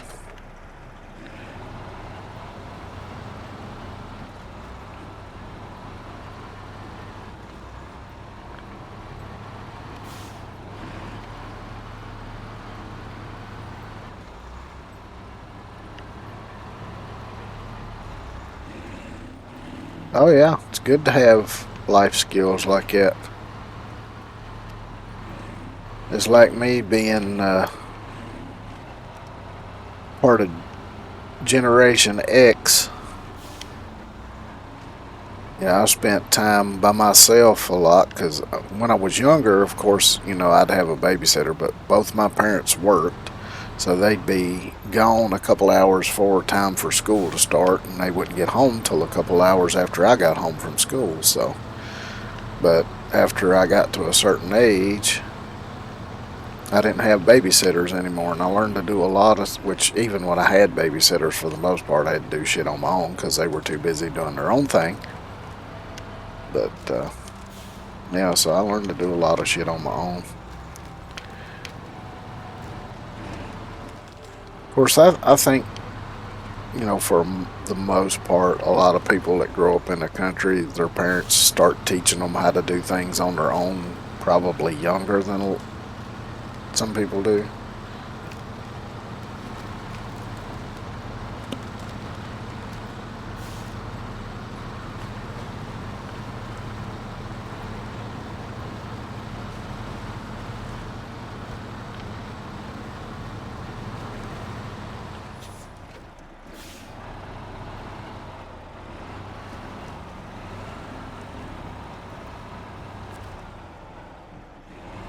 Yeah.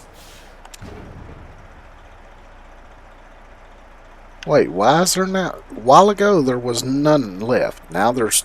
What the fuck?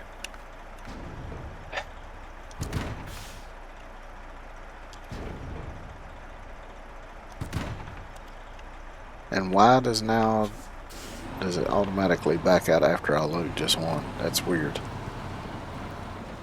I swear I think the developers are trolling me now.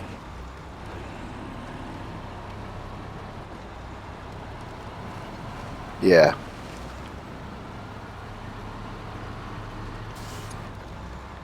Yeah, I've lived out in the country since I was 3.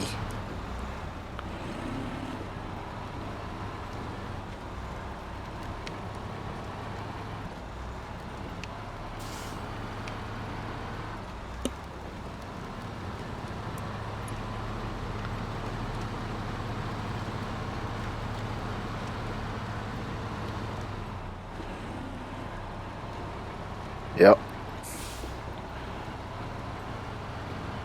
Yeah, I even remember barely, but I do kind of remember my grandma on my dad's side trying to teach me how to cook, and she died when I was like 7, so. But she would like stand me up in a chair in the kitchen to where I could see what she was doing on the stove, and she'd try to teach me how to cook.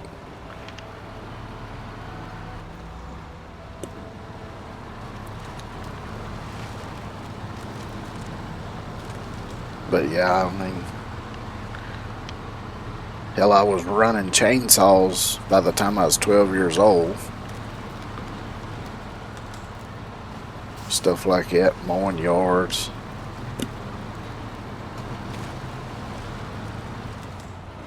Working on stuff.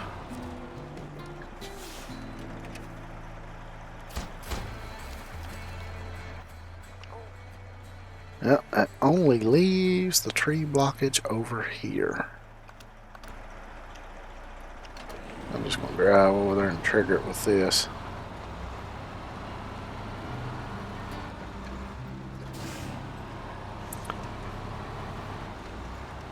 Yeah, all my grandparents are gone now.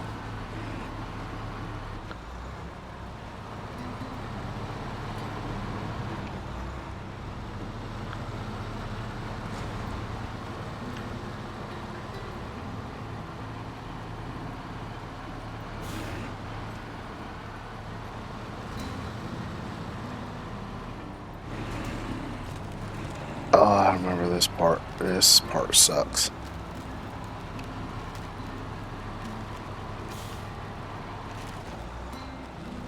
Yeah, actually, it don't suck as bad as I remember it sucking.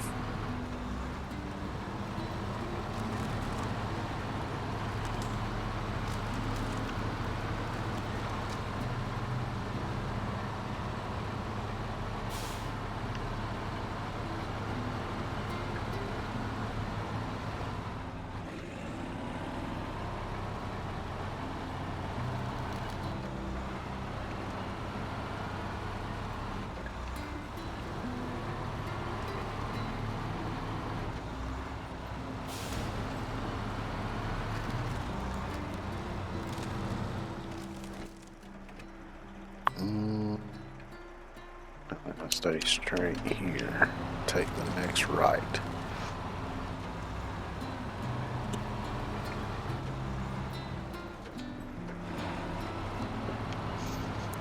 Yeah, I lost 3 out of my 4 grandparents before I was 18.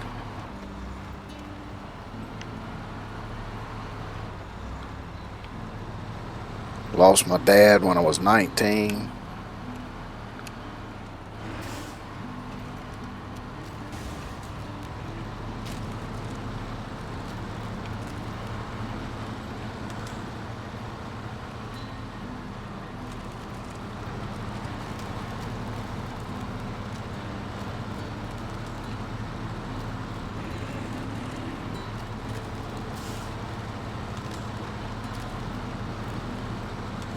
Yeah, it happens.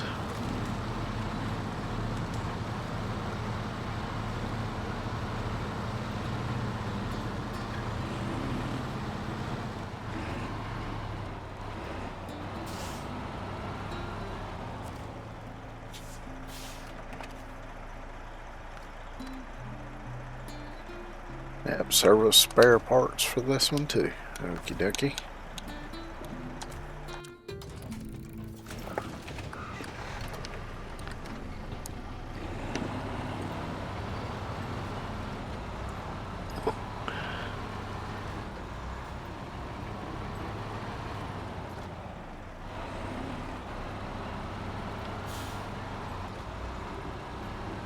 Yeah, when you're younger, you don't fully understand it, I reckon.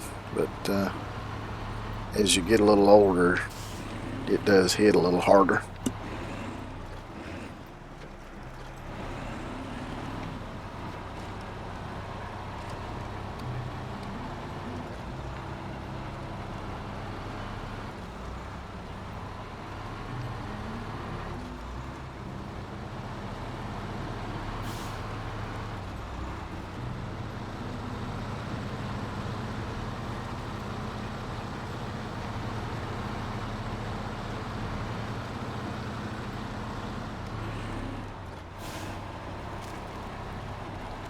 Oh yeah.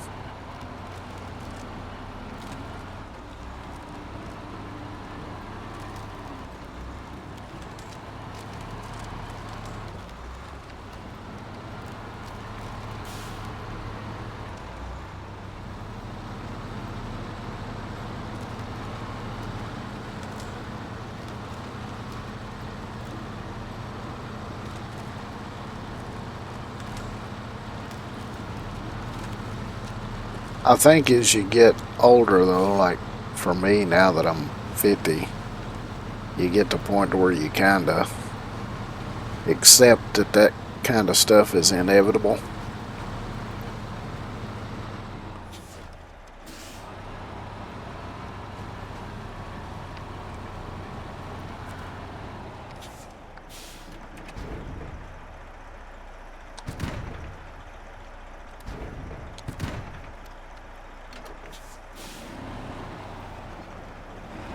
Let's see, I think I'm gonna go. Yeah, I think it's quicker to go this way.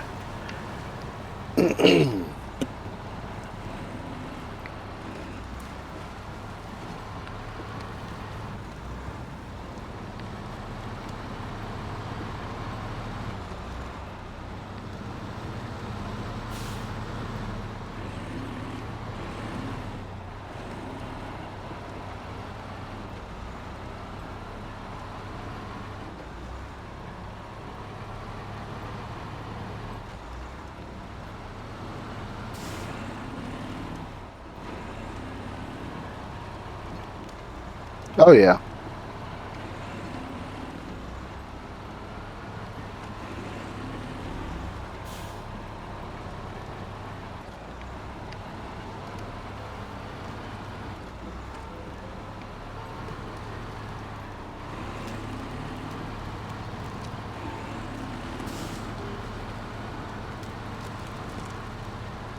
Yeah, like I say, I think when you get older, it's not necessarily that it doesn't hurt anymore. It's just that you just kind of deal with it in a little bit different way.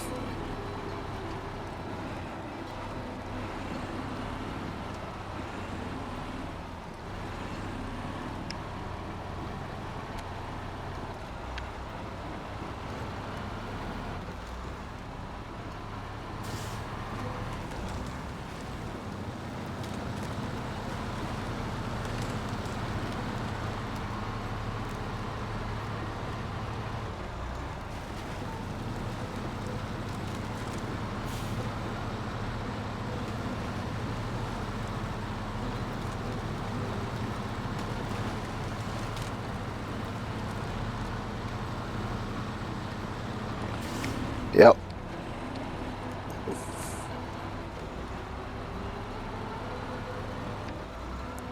Which I guess everybody's probably different as well. Because I tend to be quite a stoic person, and I'm a kind of person that rarely panics or gets excited over anything. Because, like, I remember one time I was rebuilding the carburetor on my old uh, pickup.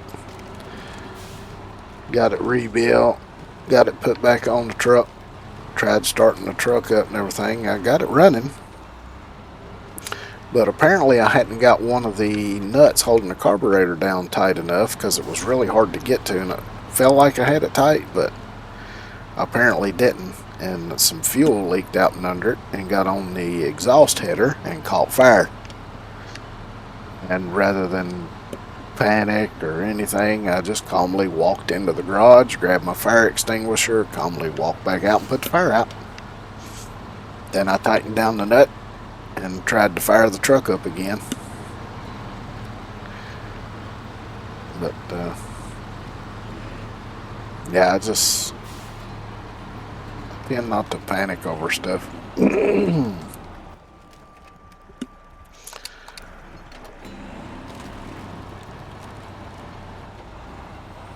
But I guess that's just part of my personality. So, but everybody, handles stuff differently. So, yeah, it worked.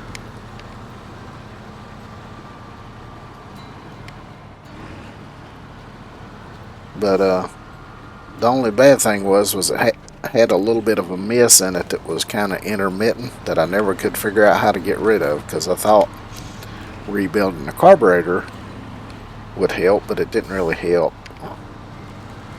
And I think it was just something about that particular motor.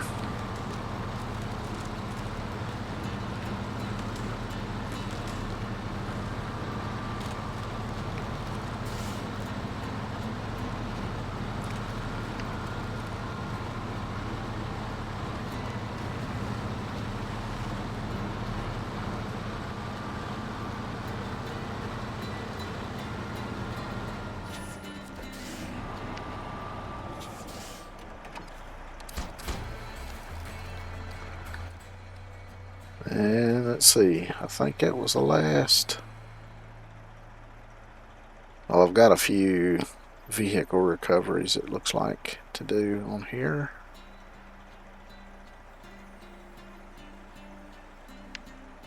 Oh yeah, this is the one in that irradiated zone. I was thinking it was on this map. And I think I get to keep this one. But you can see that little green spot there, it's supposed to be irradiated. Stargazer.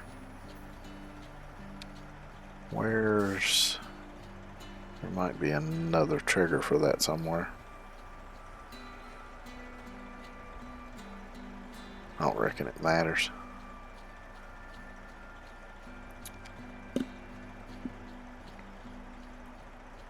Yeah. Well, I wasn't worried about it because I knew I had a fire extinguisher in the garage, and I knew that with the truck engine shut off, it was not pumping any more gas out from and under the carburetor. So I was a little worried it might burn some of my wires up. Then I'd have to end up rewiring parts of it, but which it did burn a couple wires that went to some kind of sensor or some stupid shit on the carburetor, but it actually wasn't enough to hurt anything. It just melted the jacket and off a little bit, but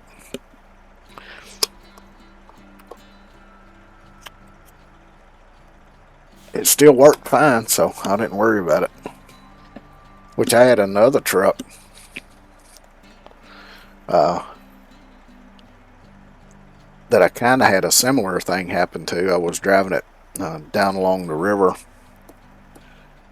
and I hit a bump going a little fast, and it bounced the truck a bit, and my battery at the time, I didn't have a tie down on it, so the battery bounced against the underside of the hood and shorted out just for a split second. And the wires right beside the gas tank that went to my tail lights caught fire. And I just told somebody to go get somebody from a fire department, because I was worried it was going to catch the gas tank on fire. And I just made sure that everybody was away from the truck. I got out of it, got a few things out of the truck. It all comes with experience. And like I say, I think it's just kind of part of my personality that I just don't panic over stuff. I just try to look at it logically and figure out what the best course of action is.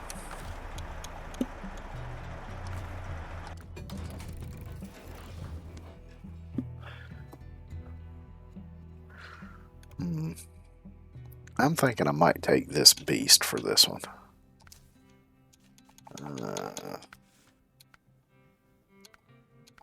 Can I put a recovery bed on this thing?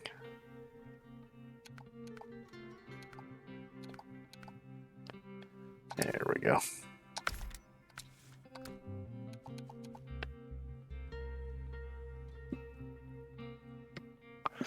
Yeah.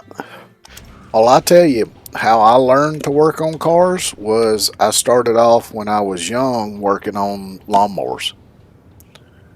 I would, like, because back then you could get a used lawnmower for like a little bit of nothing, and sometimes you could even trade some cheap stuff for it.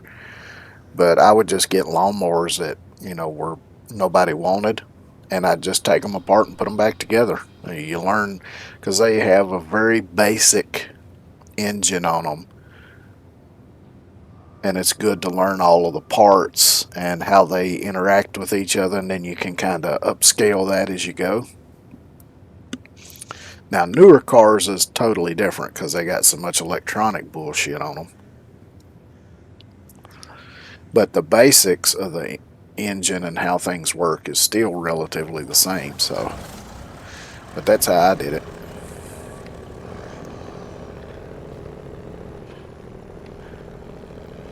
But another good way these days is there's tons of YouTube channels and stuff out there now with people working on cars. Let's see, what's going to be... I guess just go this way, because I can cross right there.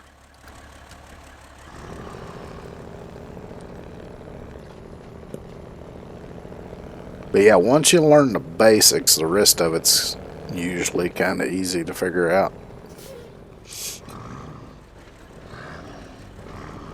Yeah.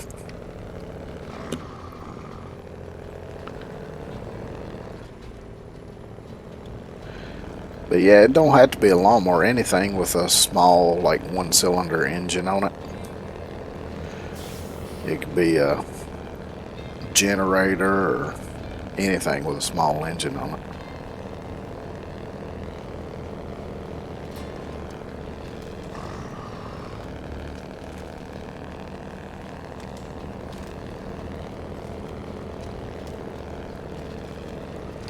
But yeah, like I say, these days with the internet, it's a lot easier than it was when I was a kid. Because back then, we didn't have internet.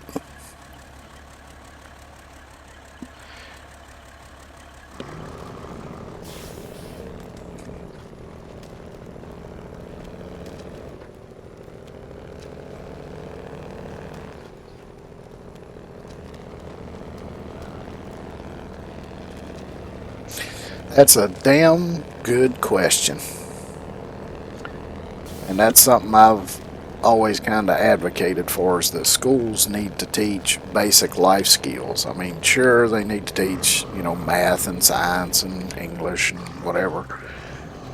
But, yeah, they need to teach, because they kind of used to do that. Like, I remember when I was in school, they had... in high school, at least, you still had stuff like home ec class, which taught you, about how to cook and clean and take care of a household. You had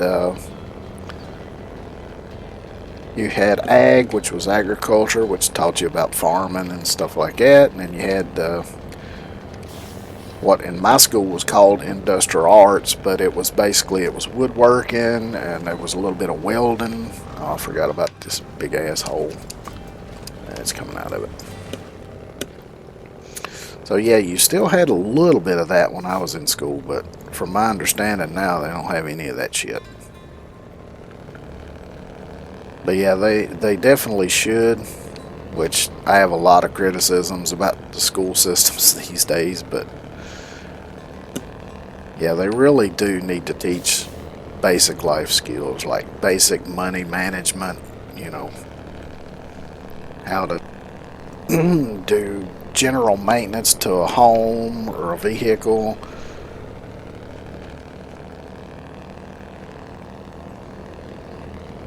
But yeah. Yeah. I mean, that stuff's good too, learning basic science and stuff, but yeah, they also need to teach basic life skills. But that's kind of left up to parents to do, and some parents do, some parents don't. Some parents don't know themselves. I guess that was one advantage to growing up, you know, like I did out in the country. And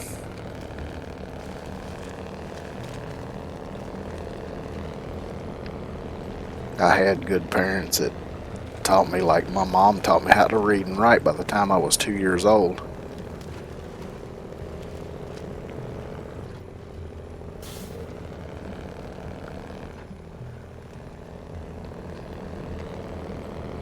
Now, let's see, where do I need to...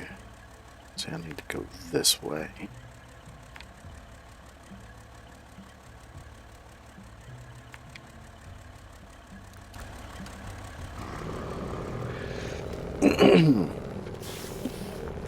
But yeah, I'm of the same opinion. I think schools need to teach basic life skills. And maybe they can't teach, you know, everything, but they could at least teach some stuff, like say, you know, basic money management, how to manage a bank account, how to deal with, you know, credit cards and debt and all that kind of stuff. How to budget, how to pay bills. And teach basic stuff like how to change a tire, how to change oil on a car.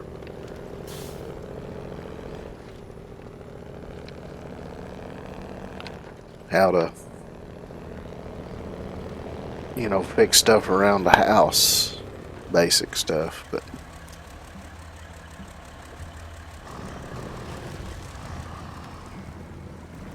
yep, that didn't work. Let's see a better spot. Yep.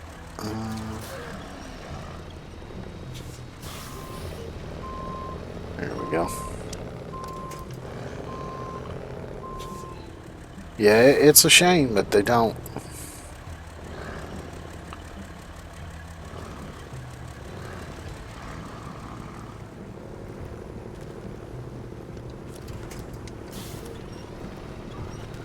Let's see if maybe I can winch it across.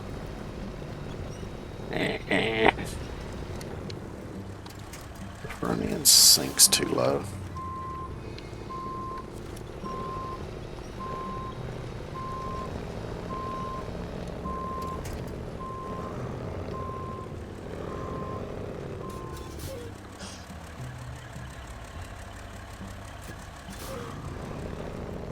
Wait a minute, maybe I can go over here. Go across this bridge and figure out how to get over there. Might be able to follow the shoreline.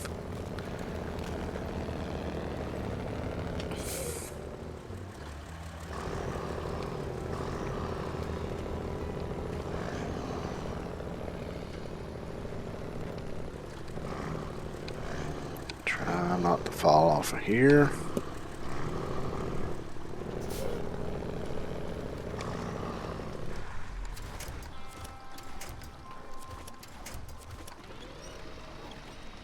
Roll it back over. I can't make that turn, so I'm gonna have to pull over here and then back around.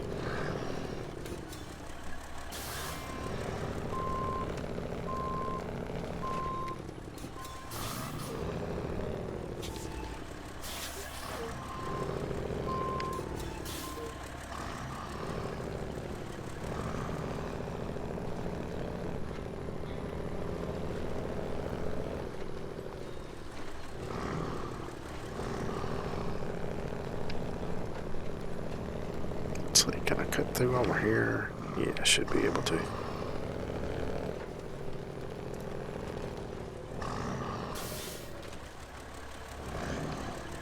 Yeah. I've had to do that plenty enough times.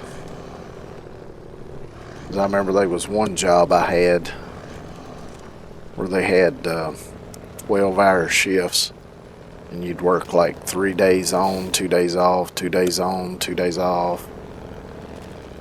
But after working 12 hours in a factory, is always so damn tired you couldn't do nothing anyway.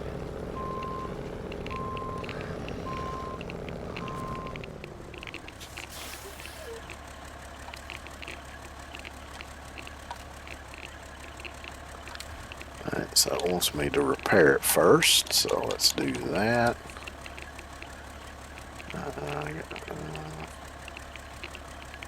There we go. And refuel it.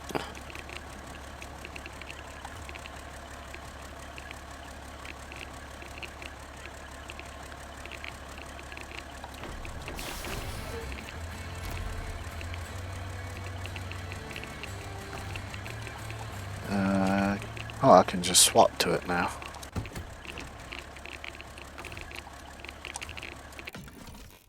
And recover it to the garage.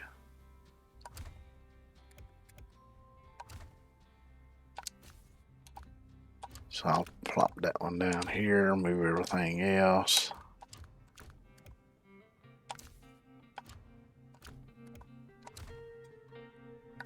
Now go to the map, go back to this big sumbitch. Recover it. Let's do that one first, then we'll do that one.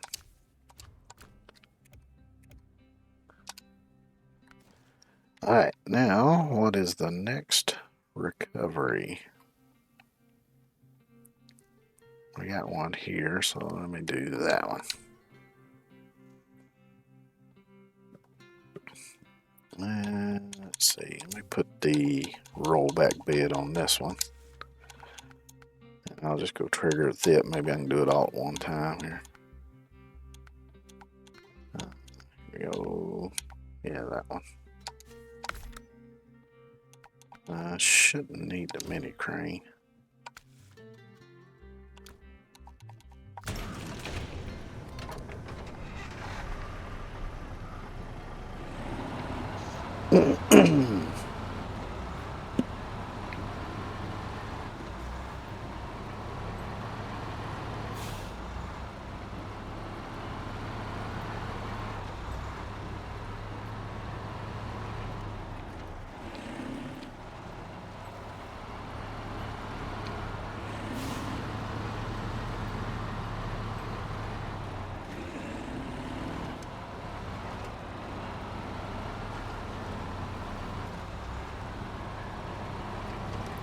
I remember when I did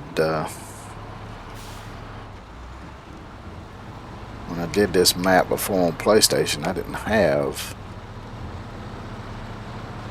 the mod that adds these rollback beds on here. I was using, I can't remember if I had any mods on at that time or if I had a different set. I might have had a different set of mods on.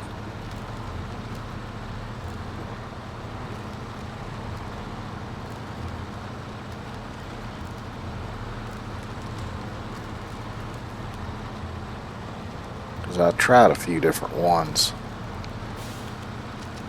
on the PS4 version when I played that before I settled on ones that I really liked.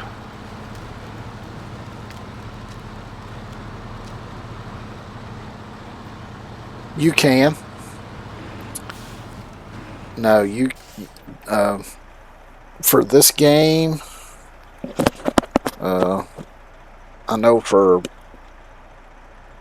Farming Simulator 17, 19, and 22, you can add mods on PlayStation. Now they're limited. You don't get all of the same mods that PC gets, but you do get some mods that are available.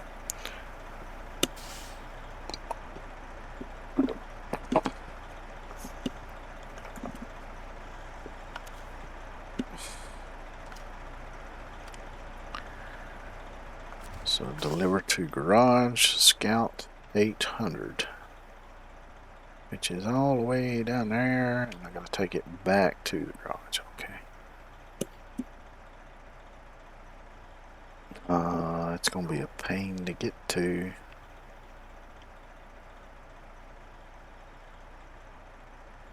Looks like it's best to take that road.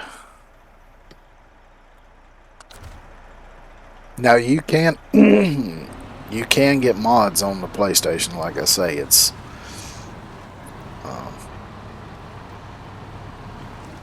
some of the mods that would be available on PC are not available on PlayStation because whoever makes the mod has to make it to where it will work with the PlayStation, but you can get at least some mods. Because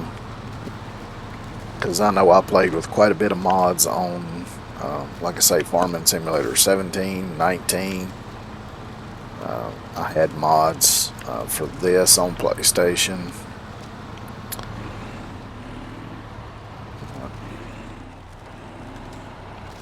Trying to think if there was any other games that mods were available on PlayStation, but I can't think of any. I mean, I know there are other games that mods are available on, but just not any of the ones that I had.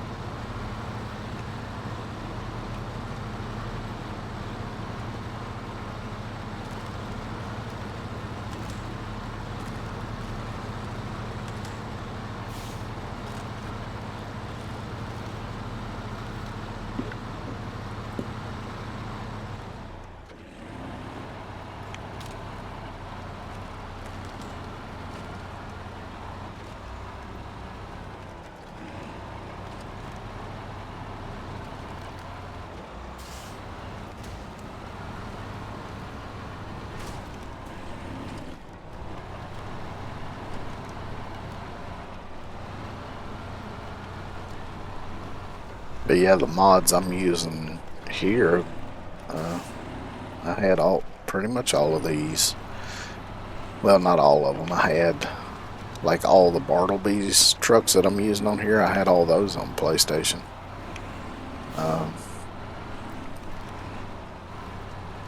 The trucks I've got on here, the Ford at least from John Hot Rod, I had that one on PlayStation as well. Which the other ones were available, I just didn't have them.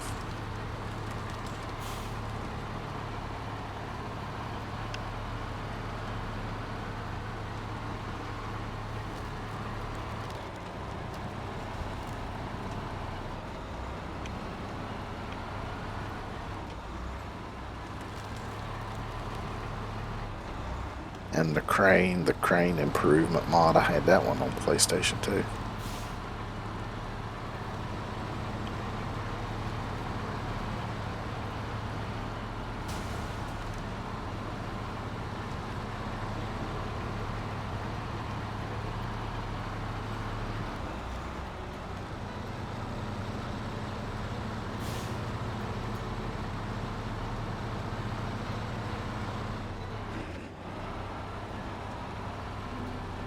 And they put everything in the damn way on this road.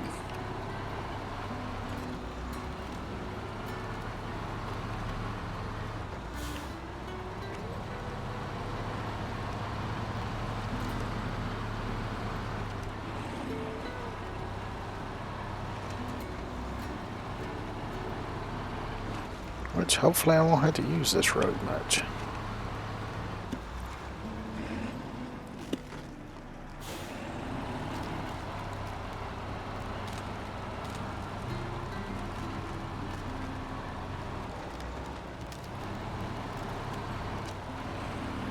Try to stick close to these rocks. Maybe I won't break through the ice so bad.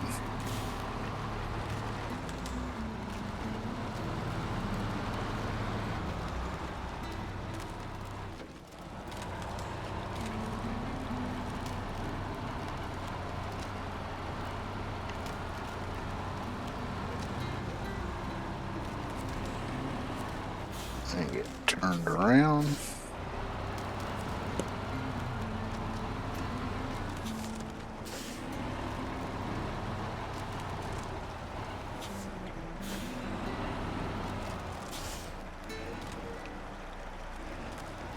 Now that might make working this bed a little difficult, being sunk in the ice like that, but we'll try it anyway.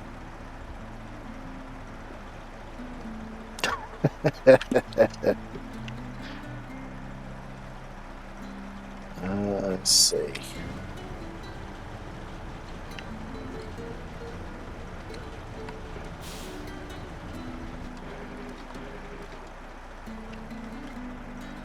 Oh, that's the winch. I didn't mean to move that. I moved that in the center.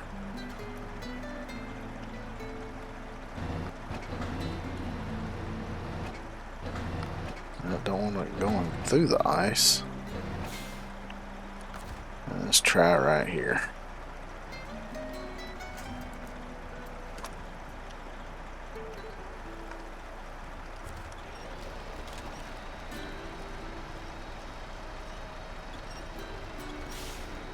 Come along. It's kind of glitching through. Yep.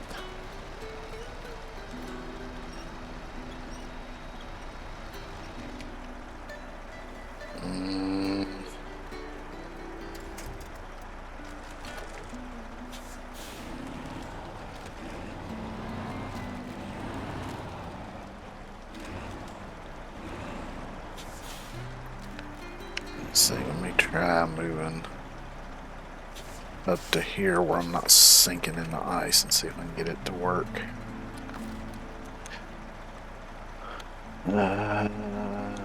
Control evacuator. And it's getting so dark I can't see.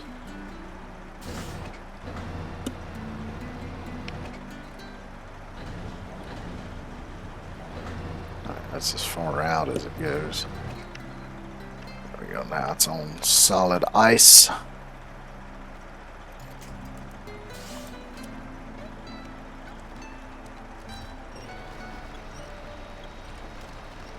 Oh, it's freaking out now.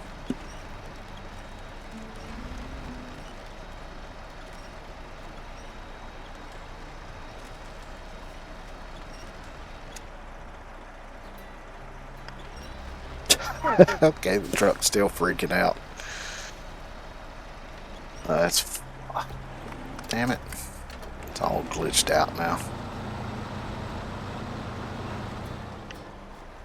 Yeah, I'm gonna have to recover the summit. It's freaking out. Let me go swap it to morning. I think this time I'm just gonna try to drag it up to solid ground with the winch and then try getting it on the bed, and hopefully it won't freak out.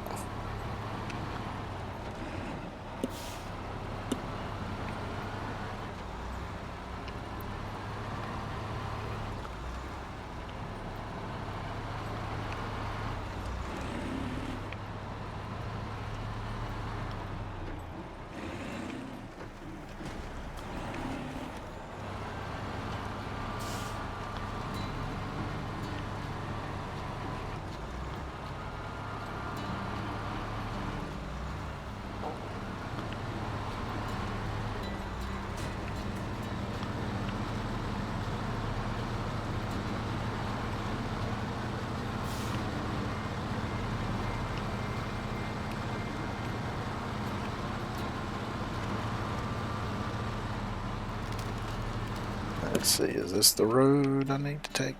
Yeah.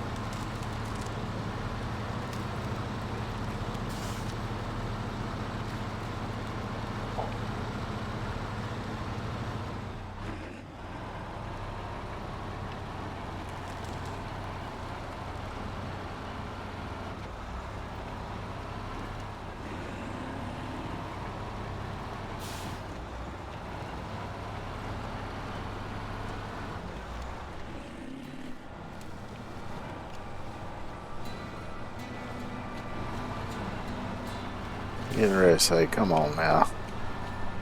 Be stuck on that little bit of rock.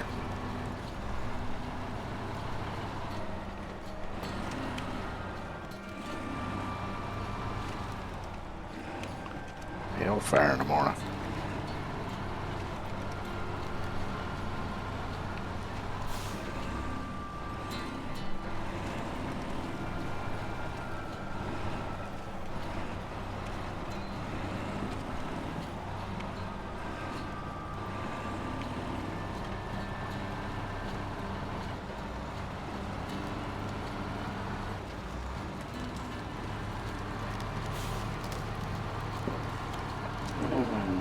Get through this mess here.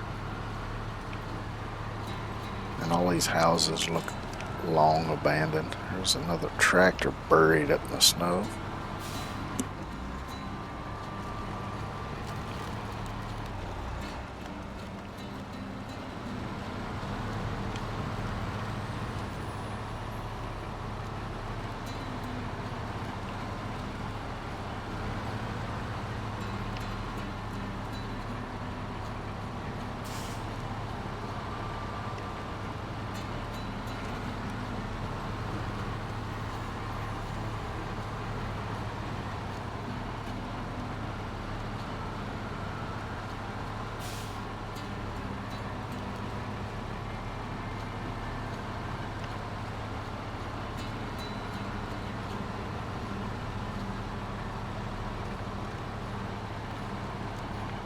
Let me get through that mess now.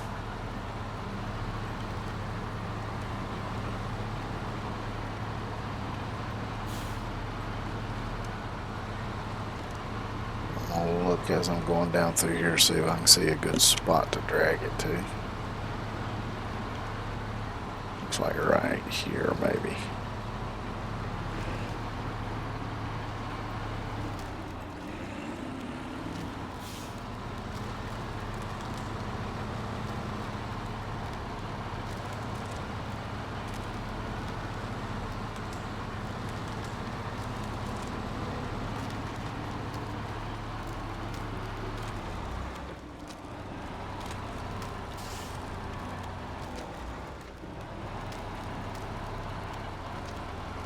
So I'm gonna try to turn around right here.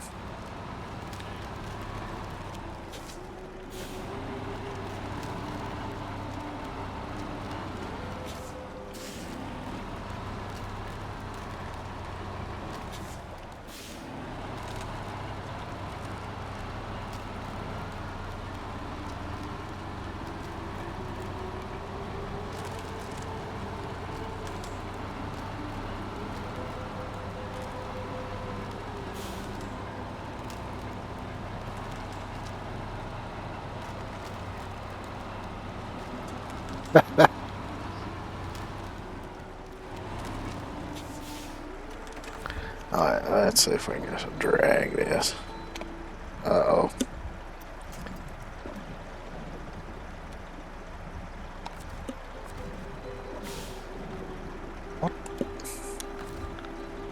What the hell? No. Well, where the shit did my mouse cursor go? This game's kind of freaking out on me right now. There it is.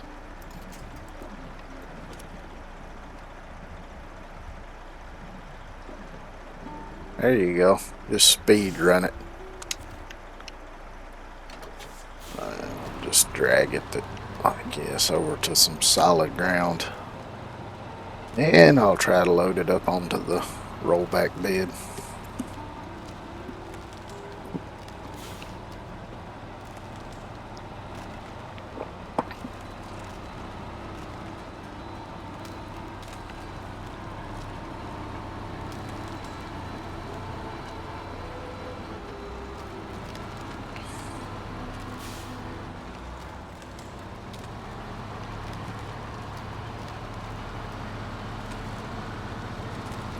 My grandpa had an old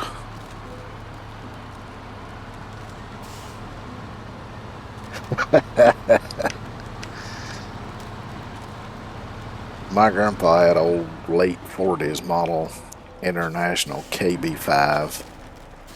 And from my understanding, they never had it running. The story I heard was they bought it used off of a logging company.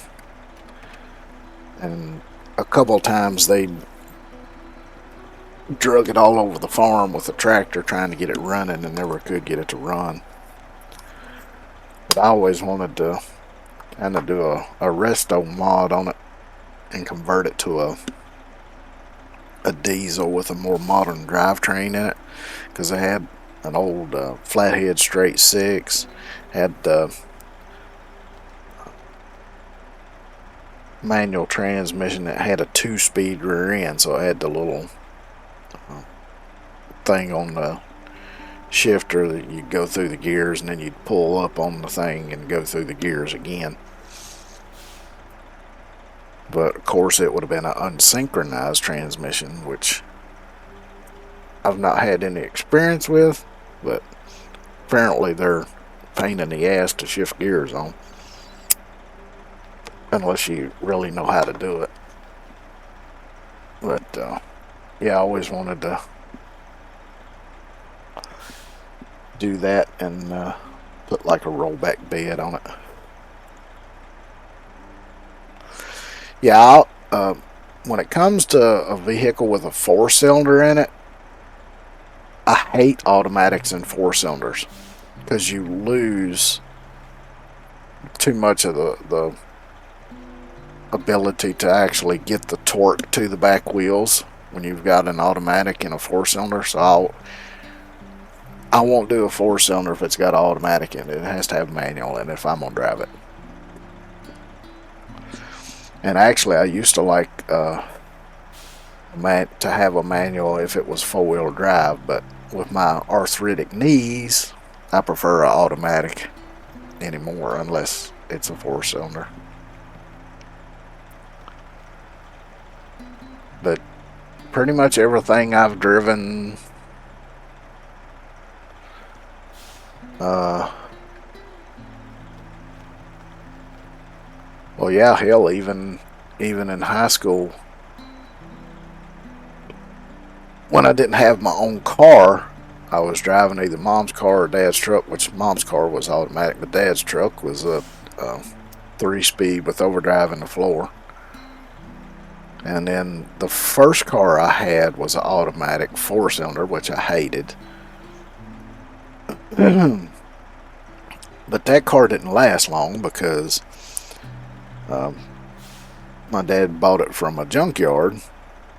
They had got it because a guy from out of state had been driving it up the interstate and blew the motor up in it. They, I guess, towed it off the interstate, bought the car or whatever from the guy. Then they took a motor out of another car that had been in their junkyard for God knows how long and put in it.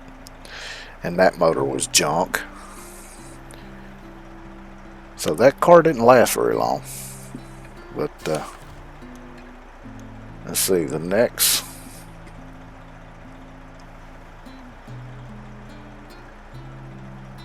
Let's see, the next car I got after that one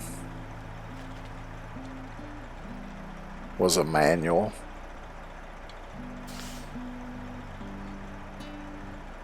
And then after that one, I had my mom's old car, which was an automatic. And then from then on, everything I've had is manual, so.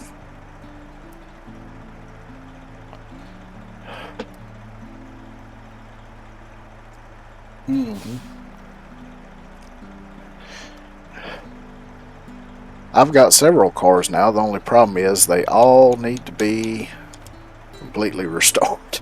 Of course, I got, a little Ranger that I drive on the very rare occasions that I leave the house.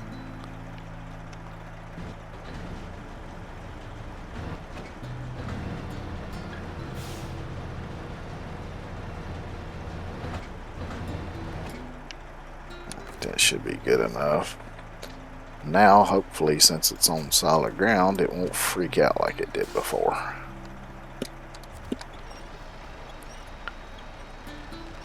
There we go.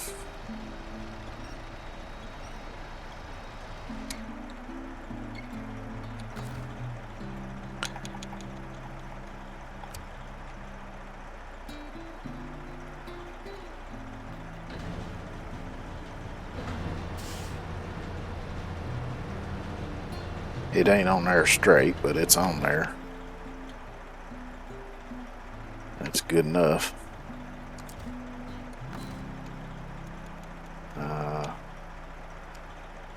Damn it, it won't let me pack it though.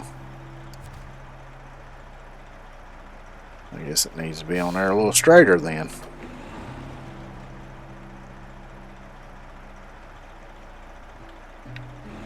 Oh shit. Oh, wait a minute, wait. Oh, that might work. Nope.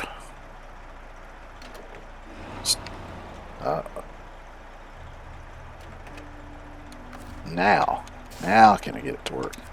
Oh, I didn't detach the winch. That's why it wouldn't work. Okay.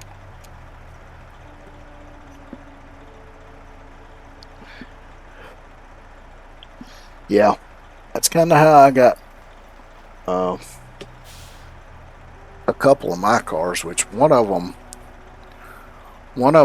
my mom had bought new in '76. Then she got a new one in '86, and Dad at that time had a truck that the motor went bad in, so he drove that car for a couple years, tore 2 transmissions out of it, then parked it and got another truck, and when he parked it, I kind of claimed it as mine. But I never drove it on the road or anything. I did drive it around the yard some, and I drove it down on my grandpa's farm when Dad was driving it.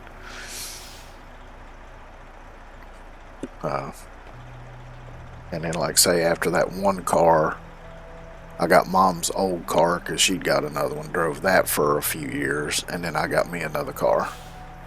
But I've never had a new car. Everything I've had has always been used.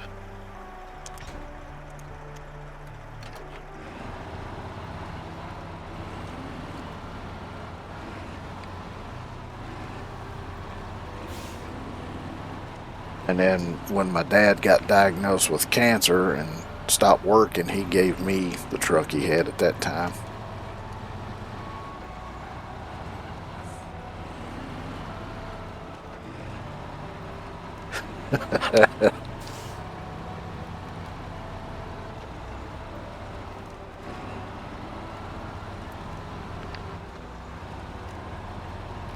But yeah, I don't know that I would even want a new car anymore.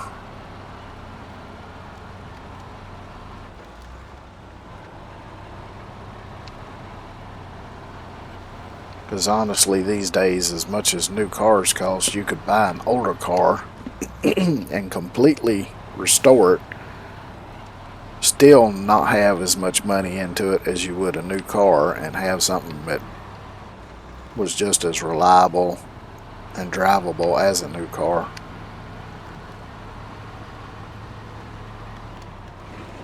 And possibly even more reliable.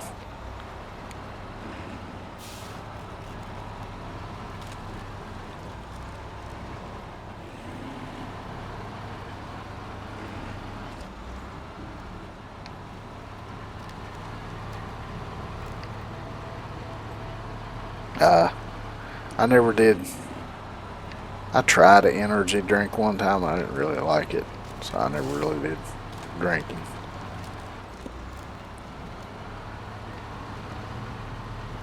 I don't remember what kind it was. It's been way too long ago.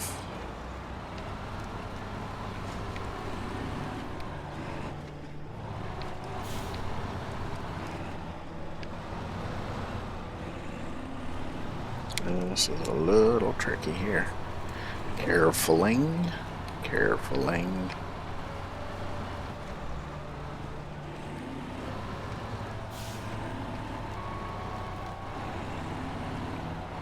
Yeah. I always drink either coffee or tea. Once in a while I'll drink a diet soda or a zero sugar soda, but it's mostly coffee and tea for me. And maybe once in a blue moon I'll drink a water with one of them flavoring packets in it. Because I can't do just plain water. I have to be like really, really super thirsty to drink just plain water.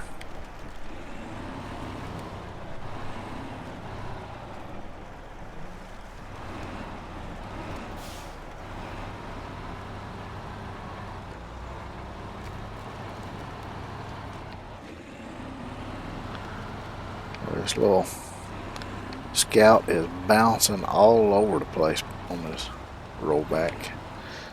As long as it stays on the back of it, I don't care.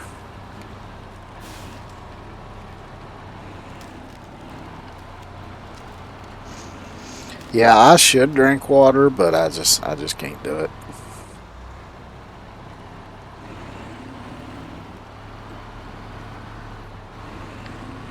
Like say, if it's got some kind of little flavoring packet in it or something, then yeah, I can do it. But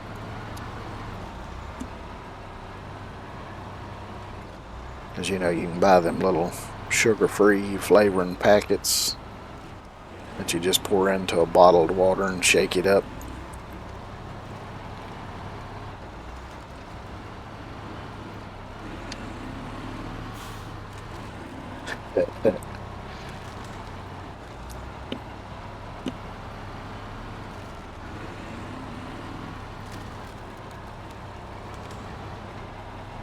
Which I probably drink way too much coffee. Which tea ain't really bad for you. Tea can be good for you depending on what kind it is. Of course, any of it's, not really that bad. Yeah.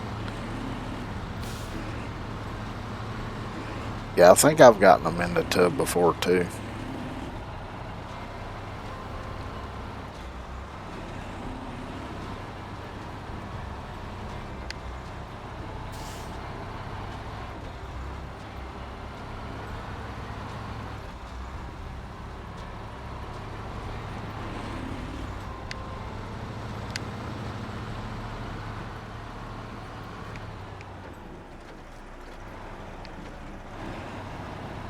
Oh, now I used to drink Tang when I was little. I don't know.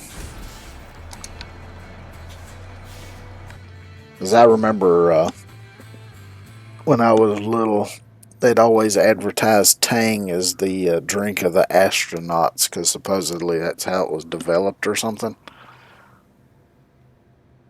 Yeah. Yeah, I doubt it tastes anything like it used to. 'Cause I was just talking with somebody the other day how it seems like nothing tastes as good. Oh, I was talking about because it started talking about tater chips. That's what it was talking about. It was talking about how none of it tastes as good as it used to.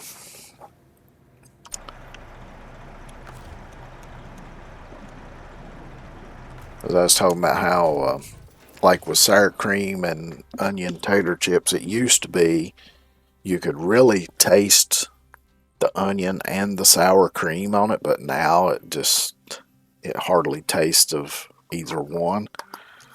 Even the name brands don't really taste that good anymore.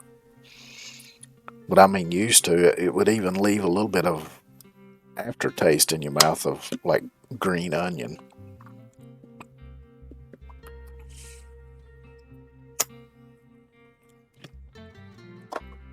But yeah, it's all gone downhill.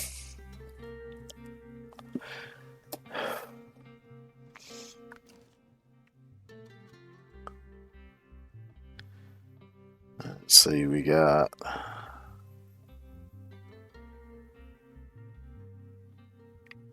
that one. That's the truck I think that before wouldn't.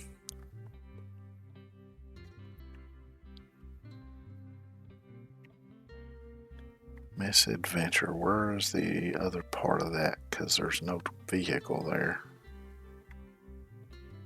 Aha, up here it is.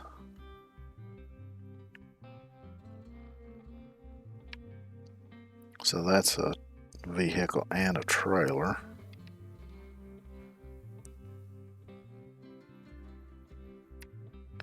Got another one there.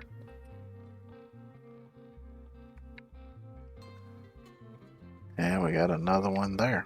Quite a few vehicles to recover on this one.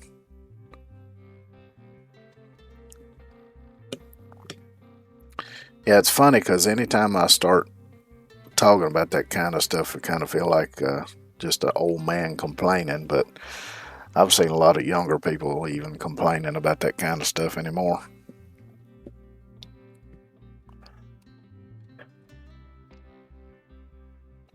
Let's see. I might be able to go. I don't know if I can get through those trees.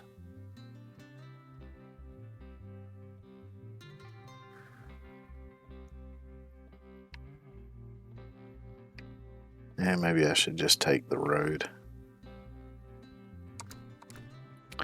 I'm gonna try getting it on this bed, but I don't know if it'll fit. I might need the bigger one.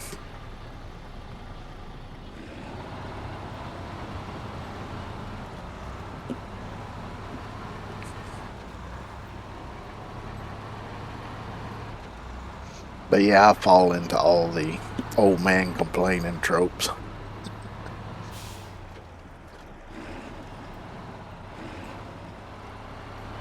Oh, I was just talking about how anytime I complain about stuff like that, I always kind of feel like I'm falling into that old man trope of complaining about how everything used to be better. But like I say, I've seen a lot of much younger people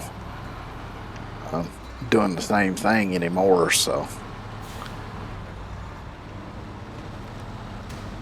But I couldn't tell you how many times I've been in somebody else's chat and mentioned that I remember I used to be able to get a 16-ounce bottle of pop, which came in a glass bottle, a bag of chips, and a candy bar, all for $1.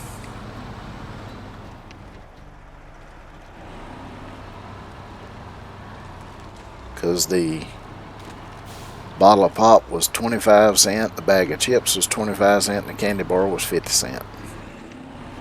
Now it was a small bag of chips, not the big full size. But still. And now you can't get any one of them for $1. Mm-hmm.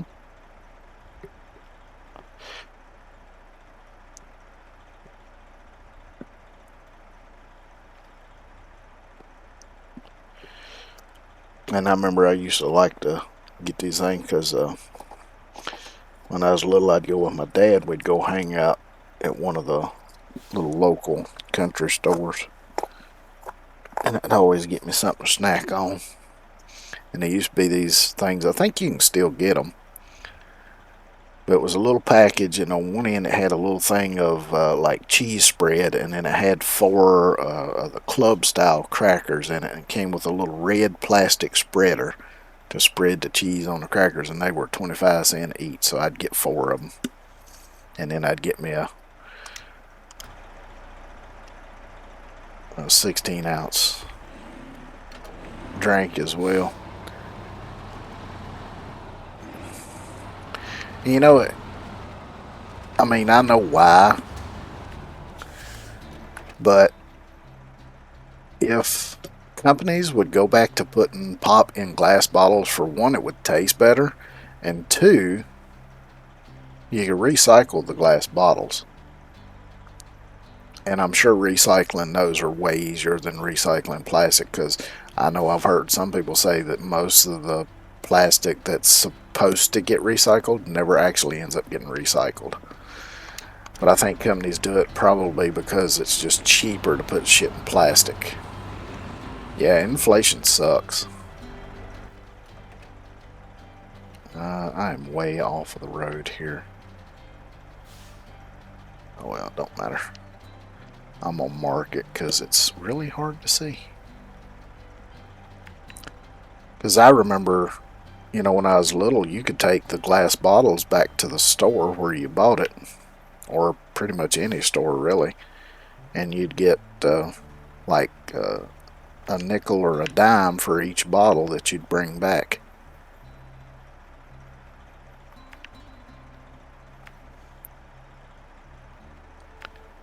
But now they put everything in plastic.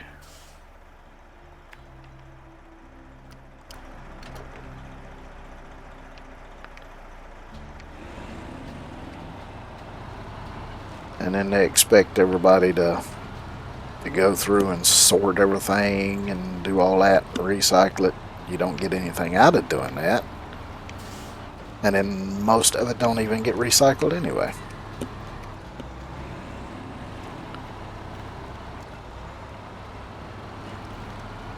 So anytime I hear a company talk about how they care about the environment but they put their products in plastic, I call bullshit.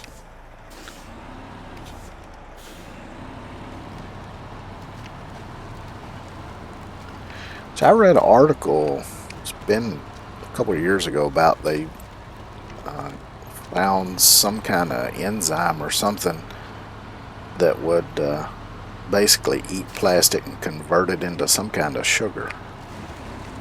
I don't know whatever happened with that though, because I ain't heard no more about it.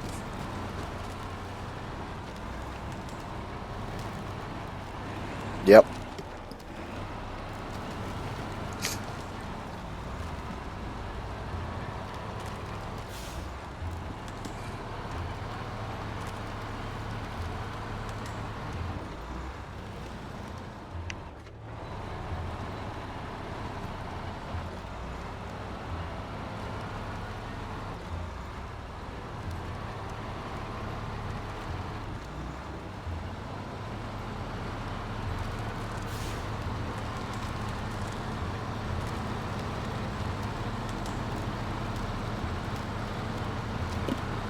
Actually, or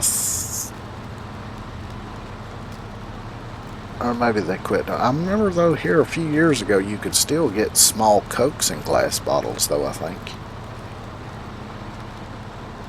I think they quit doing that.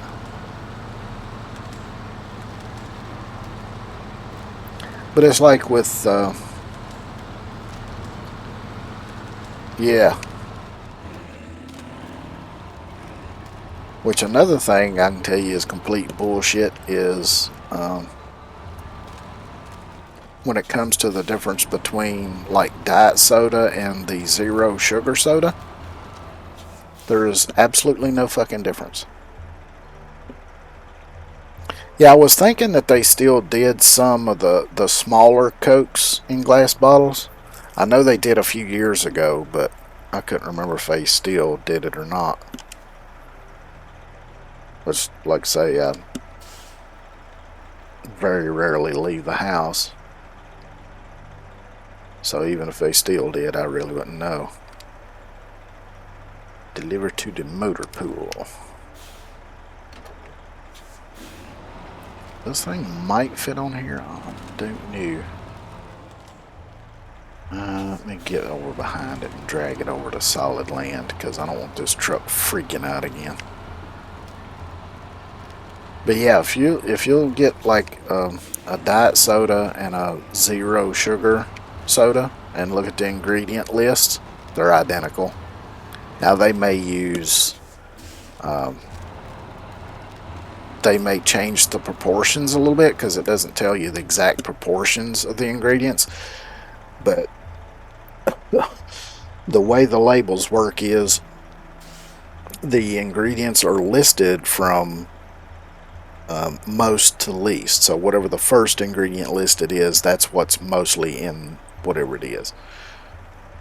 So they might have slightly different ratios, but the ingredient lists are identical between diet and zero sugar sodas. So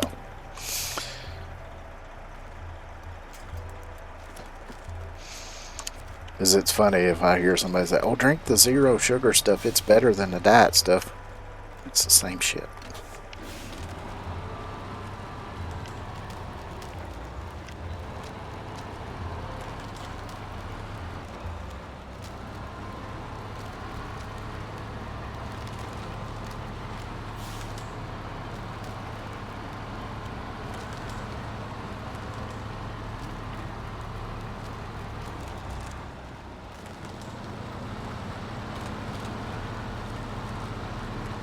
which of course I could just drag this thing all the way back with the winch, but I kind of want to put it on the bed anyway.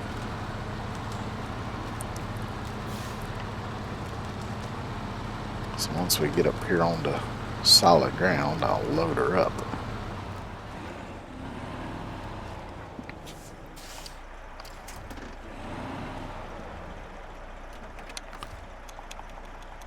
Control evacuator.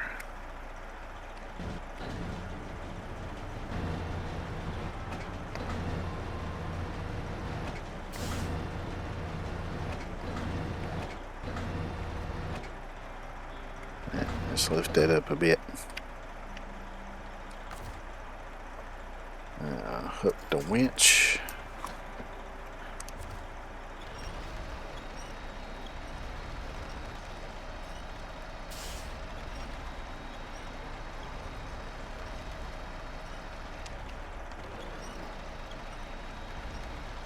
I'm not going to drag it any further.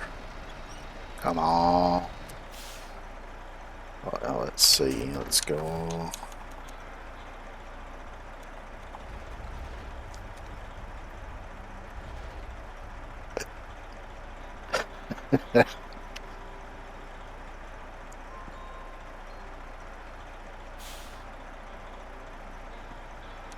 Control.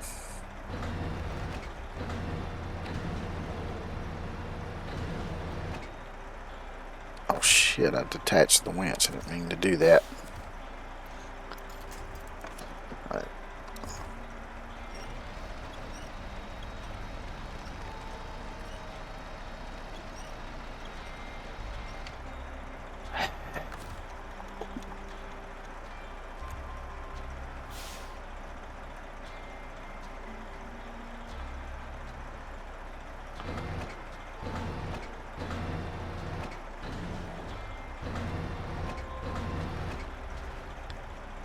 Okay, now can I get it to come up a little further? If I could just get it to come up enough for the front tires to touch the back of the bed, then I might be able to tilt it and lift it up and get it on here, but it's trying to move.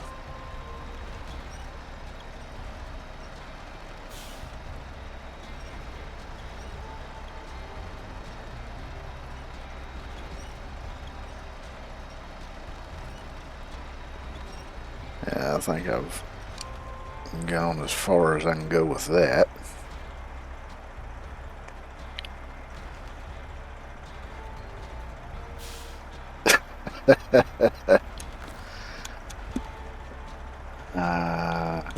Control evacuator.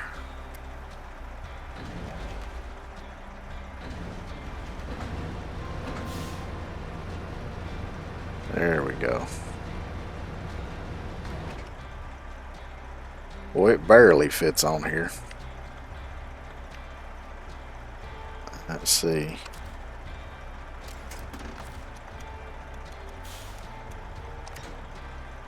Yep, it'll pack it.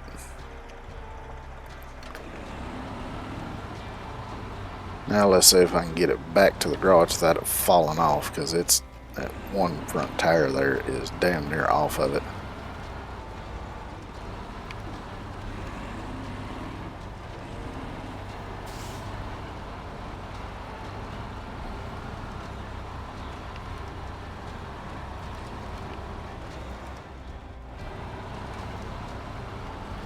I really should have brought the bigger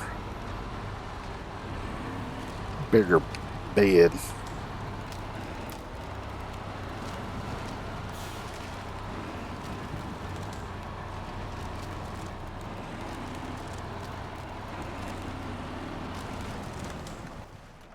And let's see, it says deliver to motor pool, which is over here. Okay.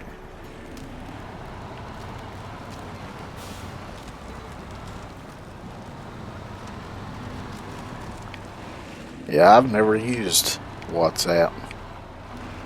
There's a lot of things I don't use. Which, before I got this computer here, All I had was a $300 laptop, so there really wasn't much you could do with it.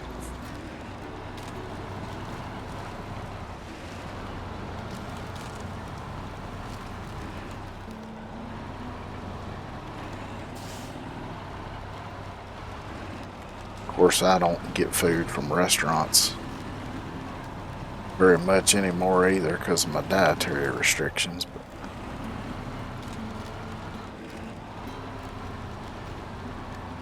I'm surprised this truck is staying on here.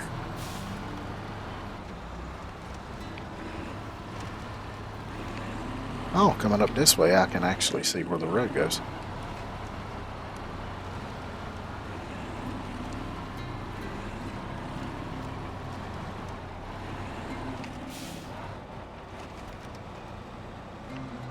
Jeez. And ain't nothing solid to winch to.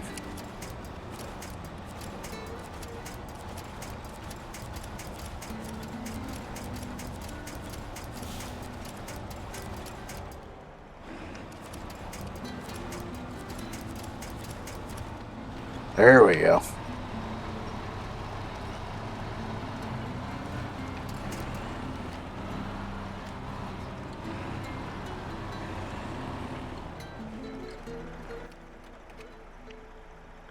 Alright, road goes down this way now.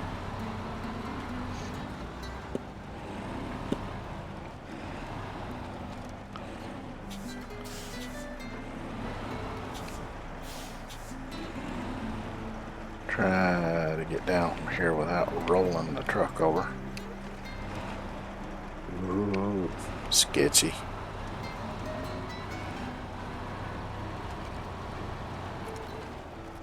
Turn the lights on so I can see.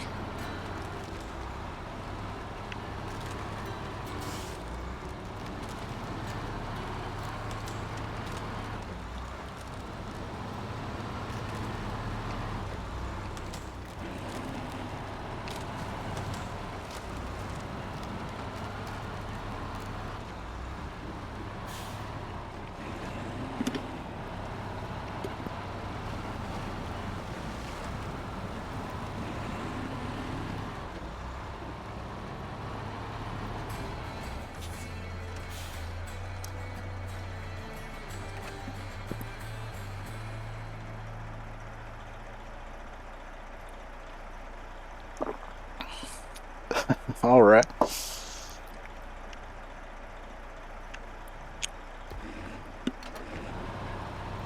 See, normally when you complete one of those, the vehicle would disappear, but this time it didn't. I'm gonna take it back to the garage and drop it off.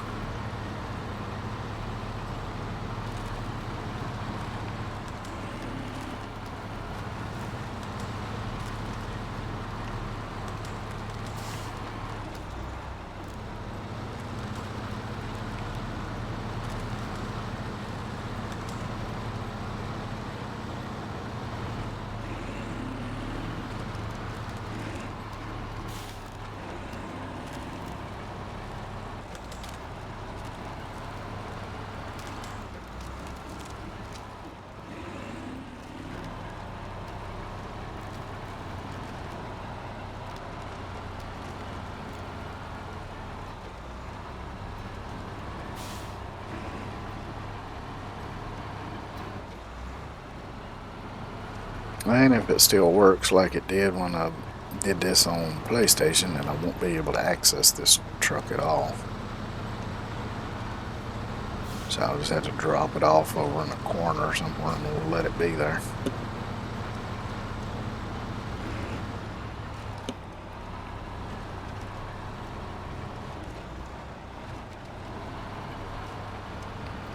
Which is fine.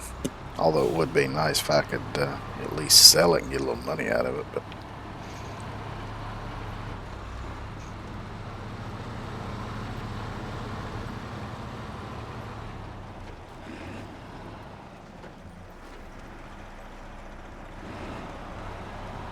I'll put it somewhere out of the way. back here in this corner. Looks like the perfect spot.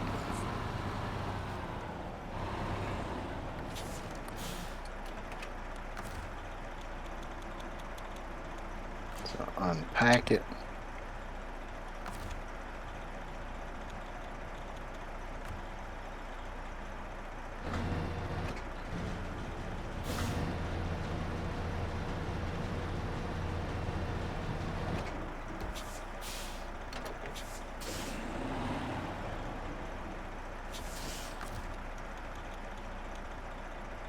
Actually, I don't even need to reset the bed. I'll just leave it.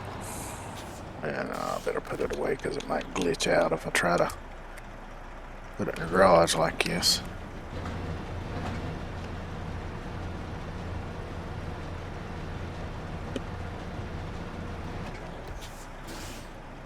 But just to make sure, let me back over here next to it.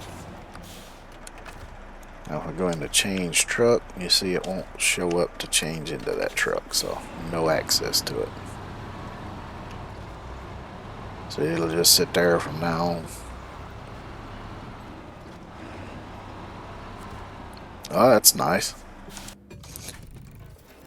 Always like free food. Unless it's something I just really don't like to eat or poison, but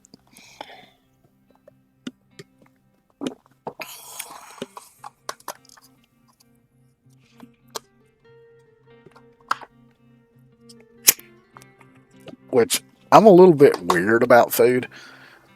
If somebody else is making my food, if I see them touch the food with their bare hands, I don't want to eat it anymore. But as long as I don't see them do it, I'm fine. It doesn't bother me. Or if they have on gloves, it doesn't bother me. Like Subway, because they wear gloves when they make their sandwich. But if I actually see them touching it with bare hands, even if I've watched them wash their hands, I don't know, it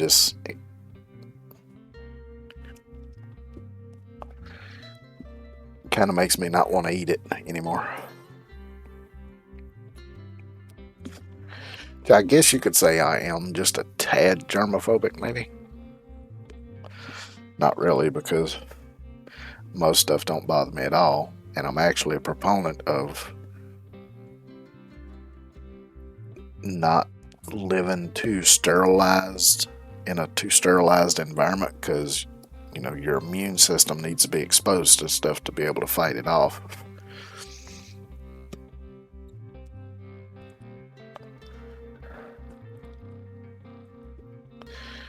But I'm just kind of weird when it comes to food like that.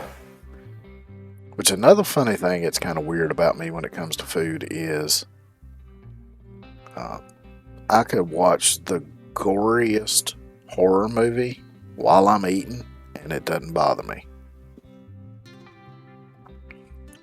But I can't watch somebody else eat while I'm eating. That bothers me.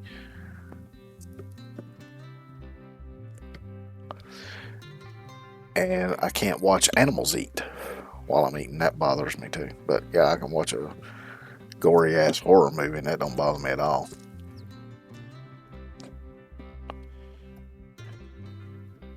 I don't know. I'm just weird, I reckon. Let's see. We still got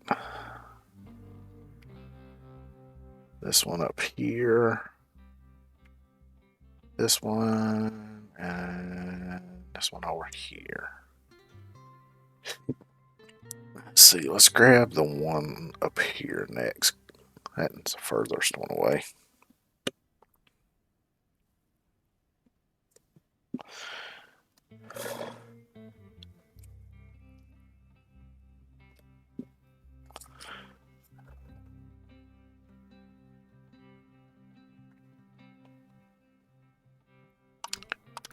I wonder if I'm going to have to grab the trailer too. I might have to. Which will be fine because this being a modded truck, I think I can hook to. Oh, let's not do that. I can hook to the scout trailers even with this truck, since it's a modded. There's a lot of the modded trucks I've found, you know, have it set where you can hook to any trailer. Because normally in vanilla SnowRunner,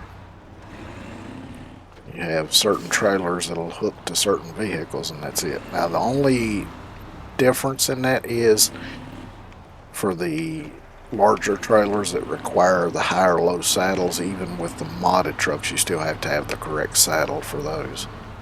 But outside of that, you can pretty much attach any of them. Welcome back.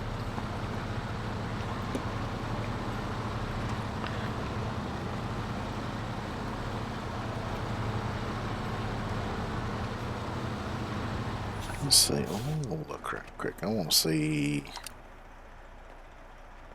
Okay, so I can get to Chernominsk from here, but then I have to go to Northern Aegis from Urska River. Okay.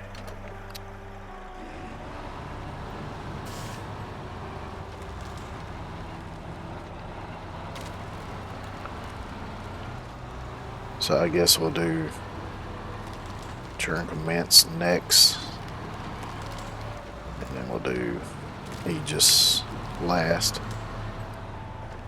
Can't remember which one is the one that I really fucking hate, but you'll figure it out when we get to it. It's one or the other.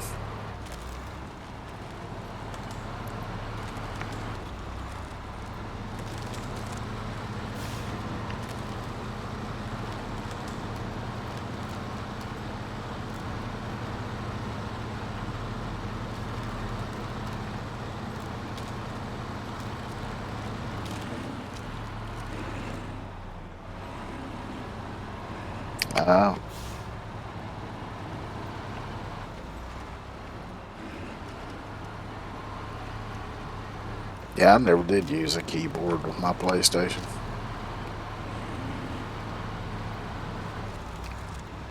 I just suffered through the inputting words with the controller.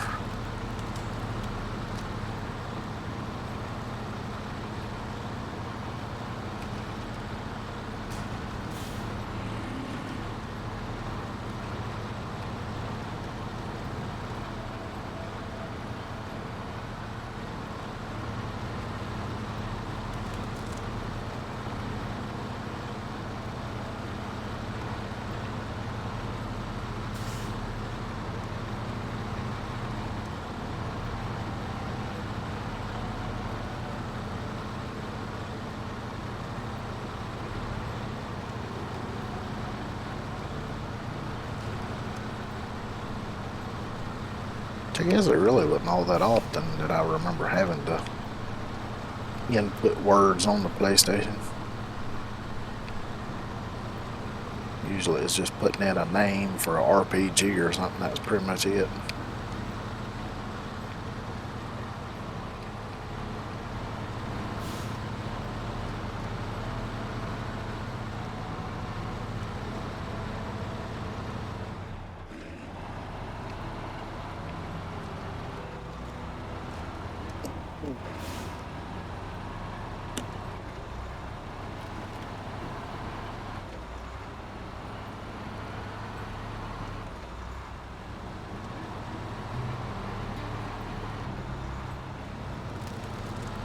This truck's kind of bouncy.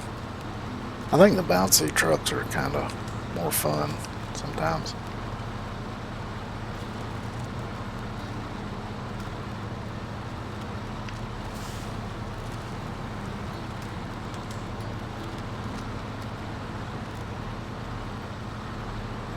Although they tend to be a little easier to tip over than the non-bouncy ones.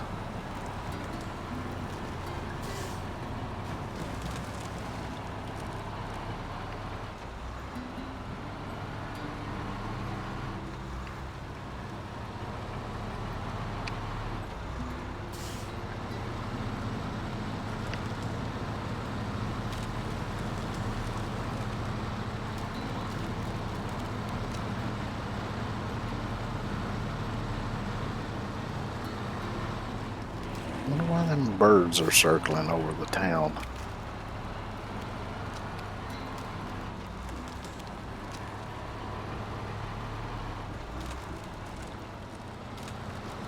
I don't know why, because they're programmed that way. That's why.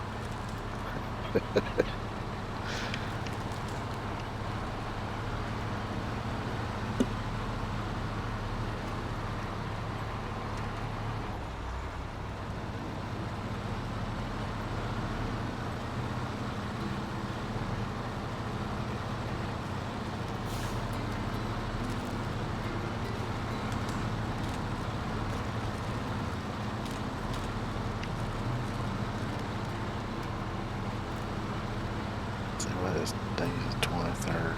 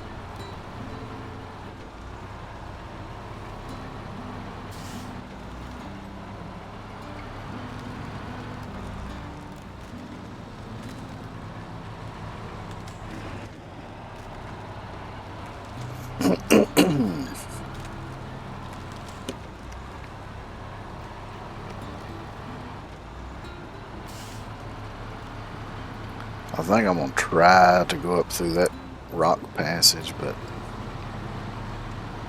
I might regret it.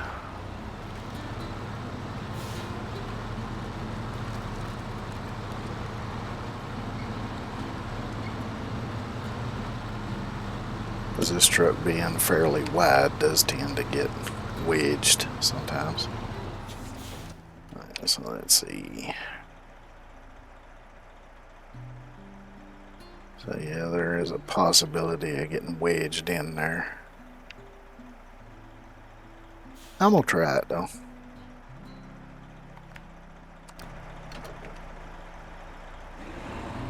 Because hopefully if I do get in a spot and get wedged in, I can winch myself out.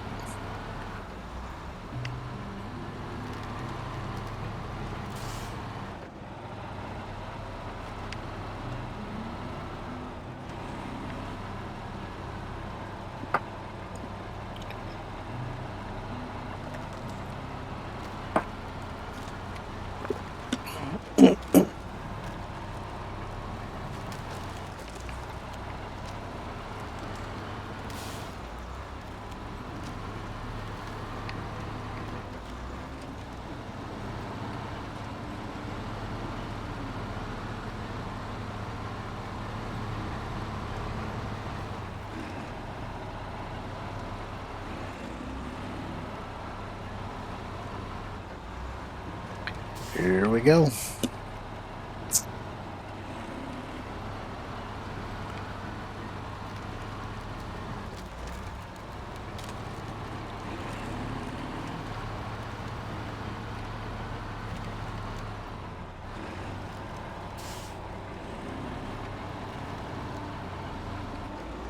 Yeah, it's easy enough to climb up on.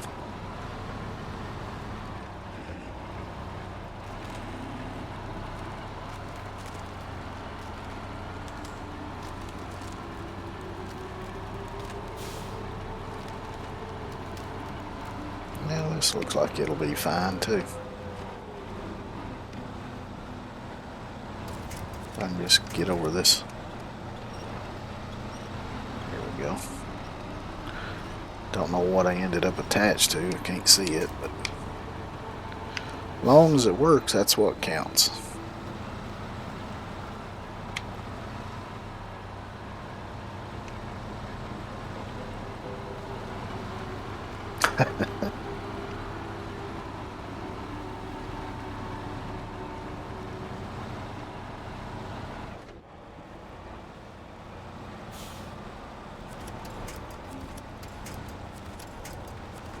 Those are too small.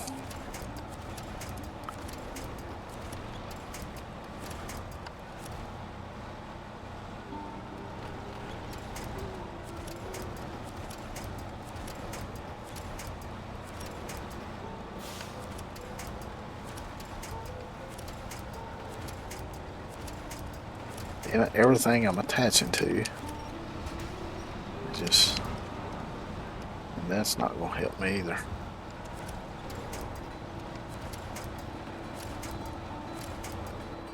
Alright, let's try doing it manually, I reckon.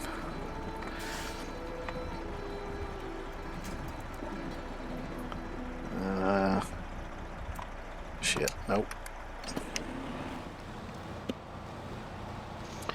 It ain't gonna work either. Oh, it's starting to go now though.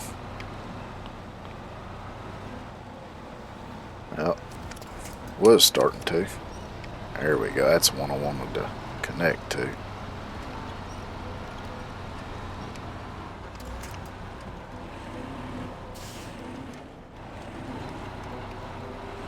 That's where having that extra long winch really comes in handy.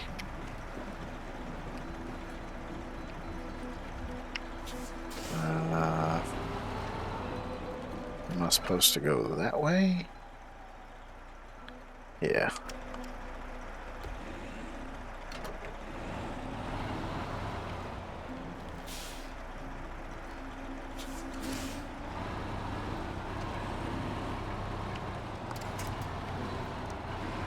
Having that side winch hooked to that tree really helped get around that without sliding off.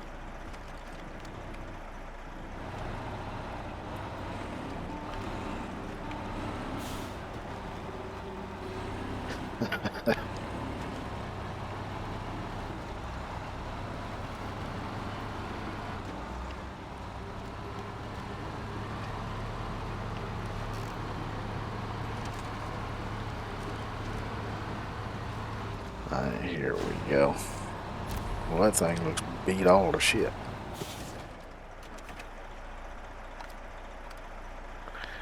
Alright, so repair the Dawn.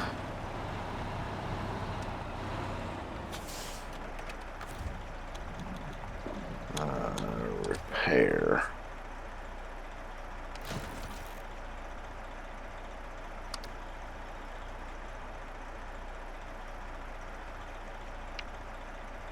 And deliver it to service bay. Do I need to take the trailer too?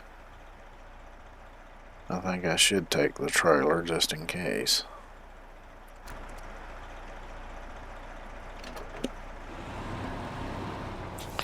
Yeah, let me get lined up so I can use my rollback bed here.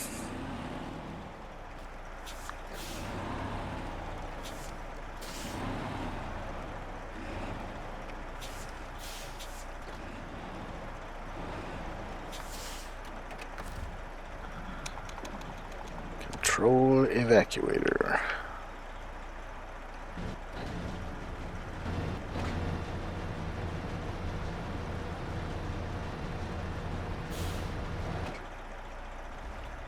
I need to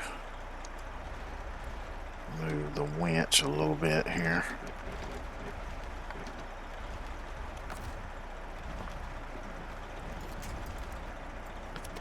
So I can try to get it on straight.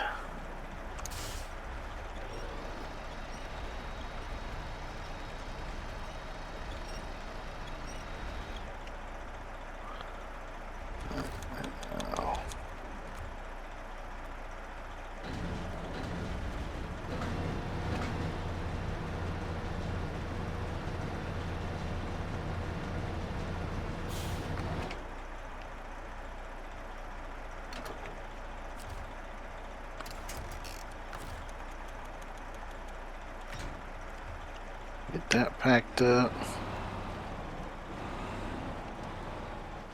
I should be able to attach to this trailer too. And look, it's got wooden planks on it.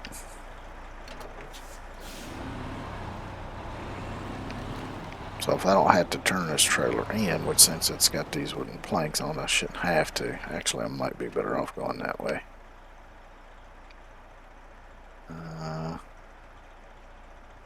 Yeah, I think I should go that way instead of trying to go back across all these rocks.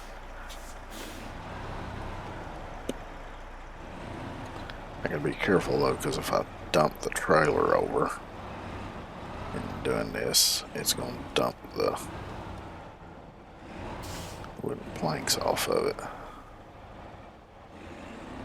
And I'd prefer not to do that because I don't have... Here we go.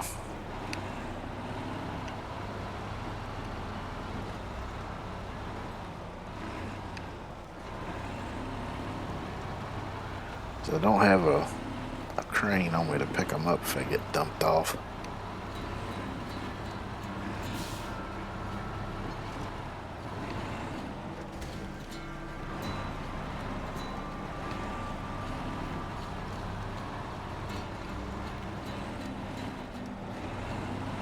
So I also got to be careful not to get too much speed going, because then that trailer will start bouncing around all crazy.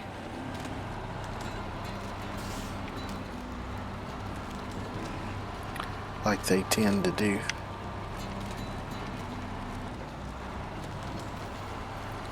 The plan is I'm going to take the trailer back to the garage. So that way, if I need the wooden planks for something when I come back through, I'll have them there.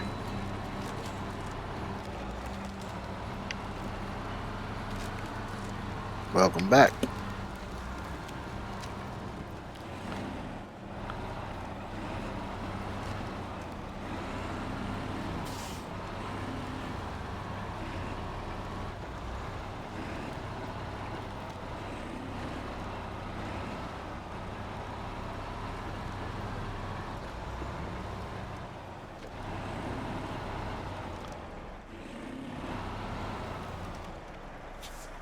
Damn.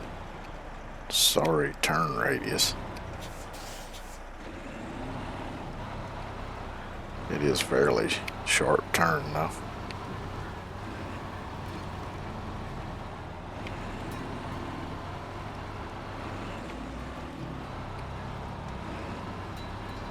Carefuling. Carefuling. Uh-oh.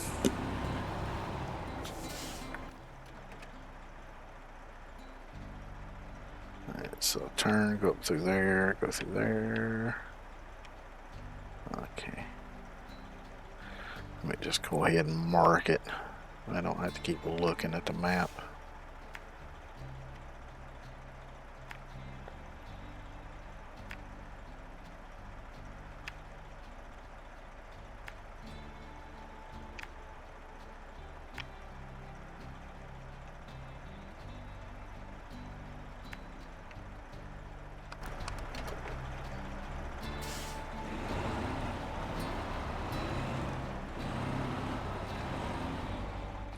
Shit.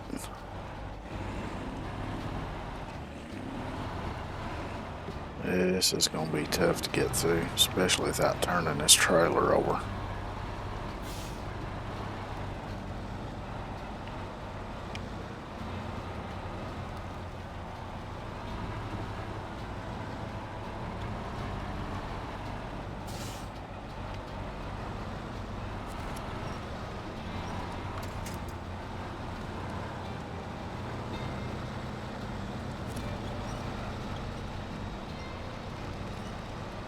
Oh,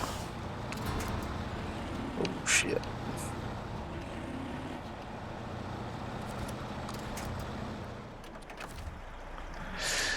Let's see if I can do this manually.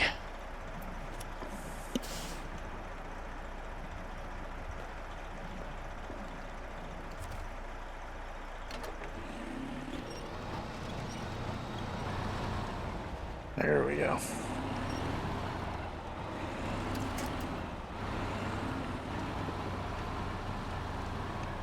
Well, that was a bit of a pucker moment, but I got through it.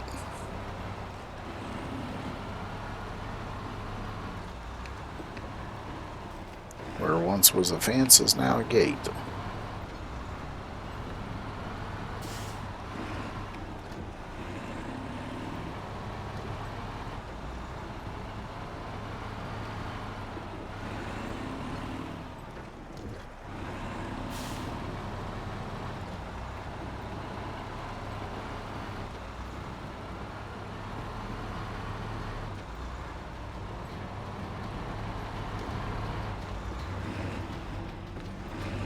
Yep. Careful.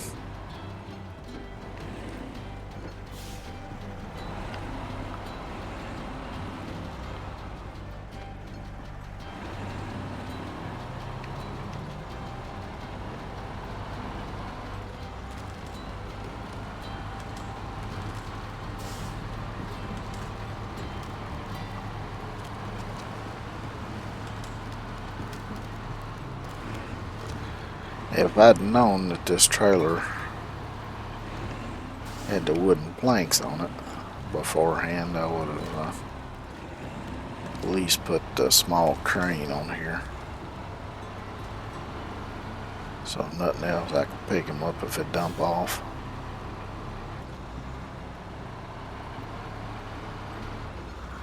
But just gotta be careful.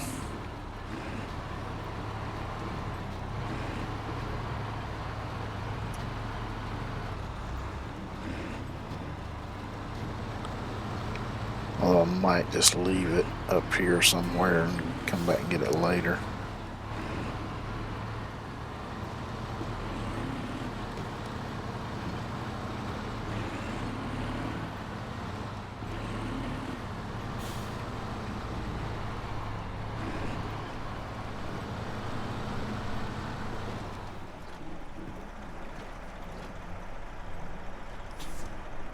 Let's see, let me...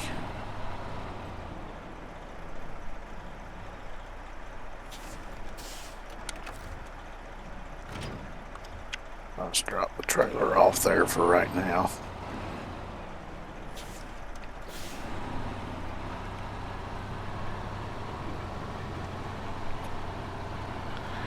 That way I can back down in here and dump this car off.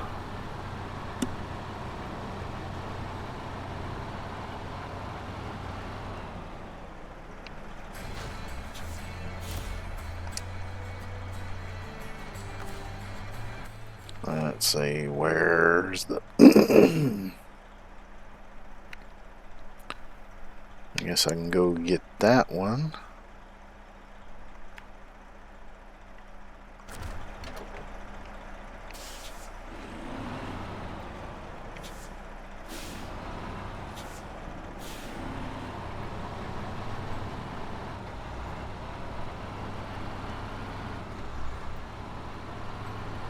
And then leave one more, and then I can move on to Chernkovsk. All these are railroad tracks, not roads. Oh well. Doesn't matter. I can use them anyway.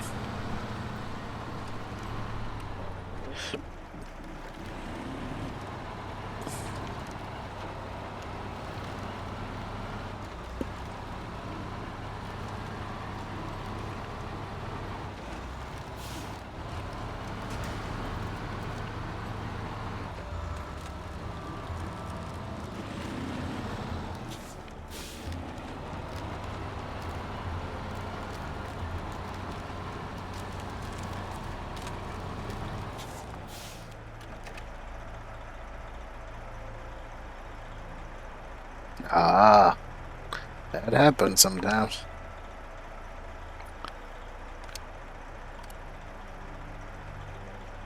Deliver to parking lot. Where the hell is parking lot? Yeah, that's all the way back in town. Okay.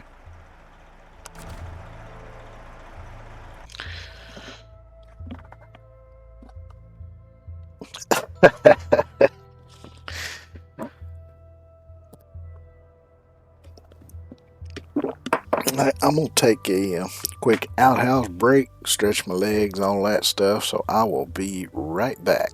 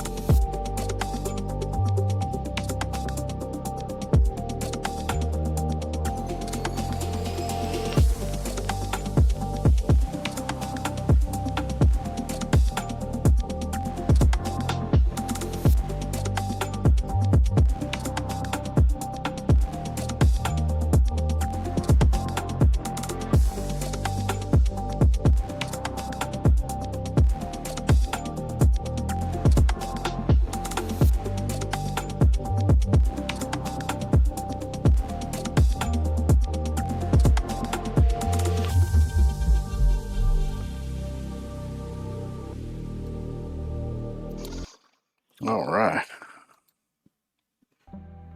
Yeah, I've seen instructions be wrong plenty of times.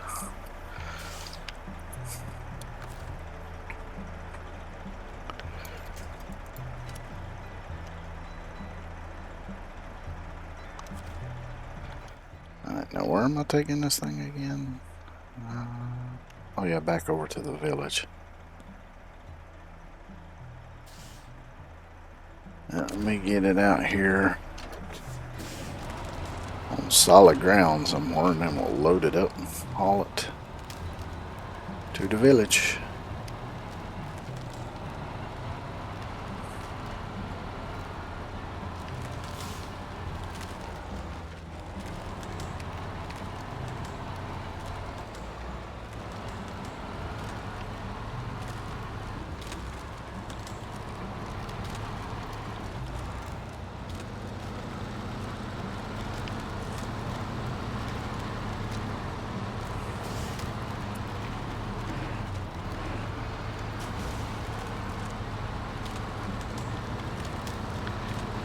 It's getting a little beat up, but it was pretty well beat up to begin with, so it'll be fine.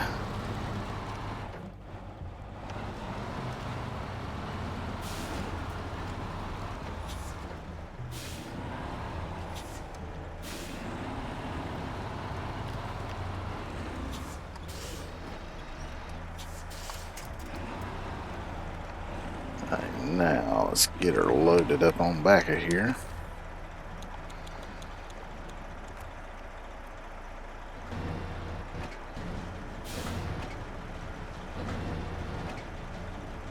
I'm a little bit off from where I wanted to be, but I'll make it work somehow.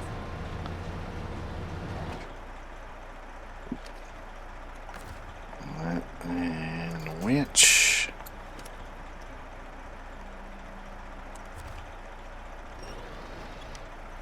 Actually, let's see. If I move... Oh yeah.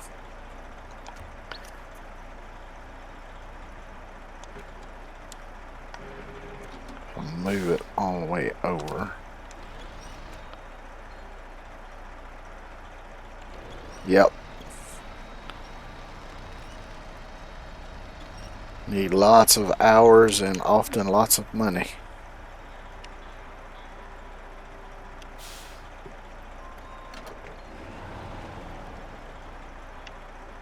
Come on, if I could get that back. I guess that's good enough.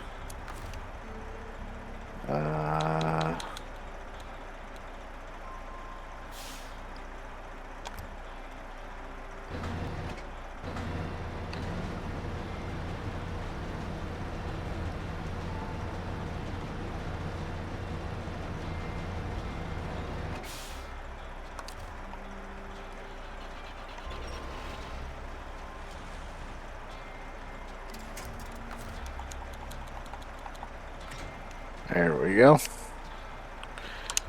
Good enough.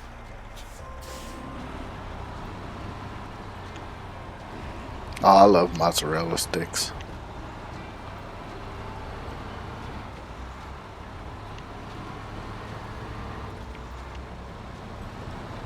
I don't know very many people that don't like mozzarella sticks. Matter of fact, I can't think of any.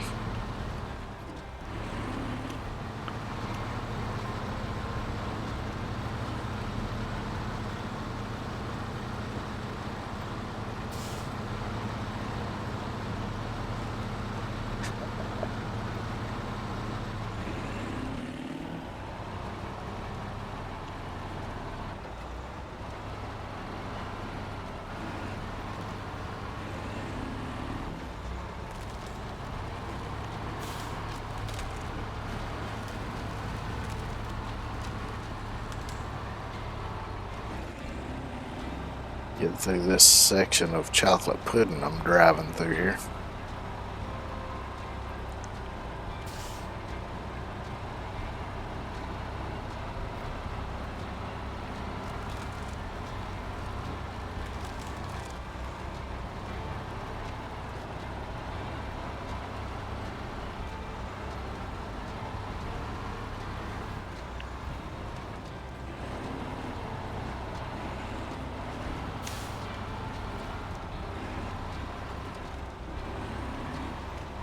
Carefully.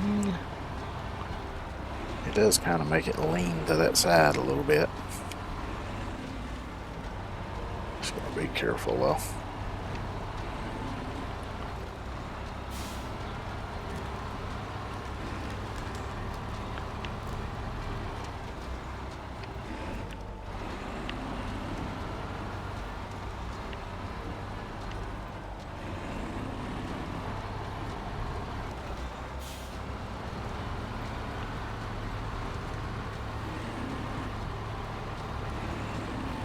I just happened to think of another way I might could do this. I might have to try it on the last one because I still got one more car to pick up. Oh yeah. Yeah, it is one bad thing about them is they tend to cool off pretty quick.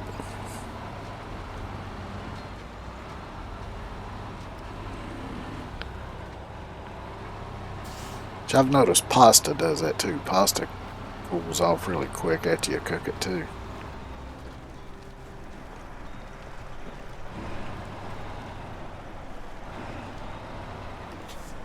Come on, make the turn.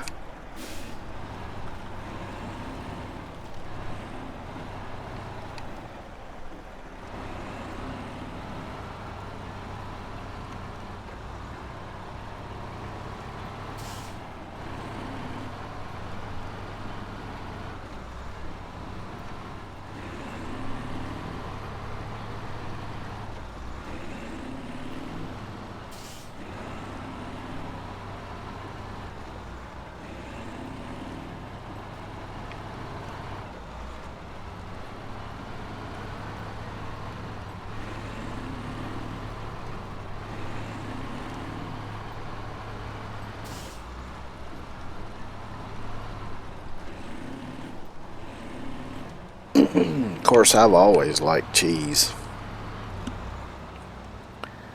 As long as I can remember, I've always liked cheese. I tend to like white cheeses better than to do the yellow cheeses.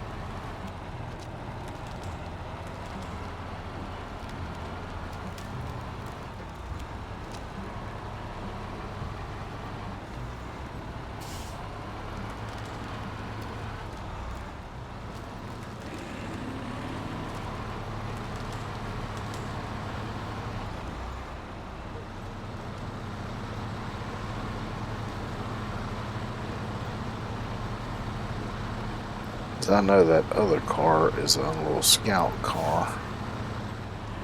As you can kind of tell what it is by looking at it on the map.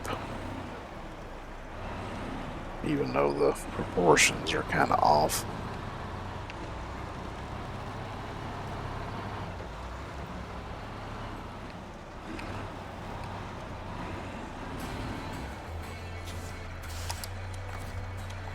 So let me recover this garage, and I want to see if I can. I doubt I can. Let's see if. No shit. I could try this maybe.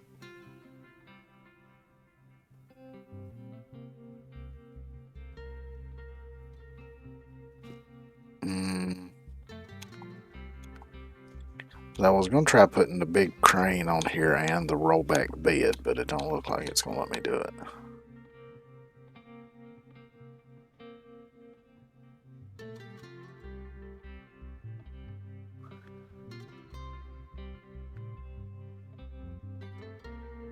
Yeah, it'll only let me put one or the other on. Well, damn.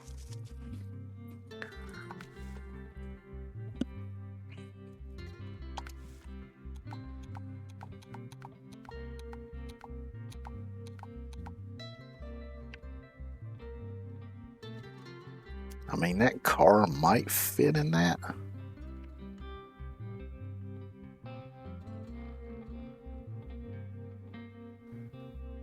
But I doubt that crane would be strong enough to pick it up. Yeah, I'll just go back to this one. Although I will, since I can, I will add the smaller crane to it. I might not be able to use it to actually pick the car up, but it might help me position it a little better if need be. Yeah, there's people that don't like cheese.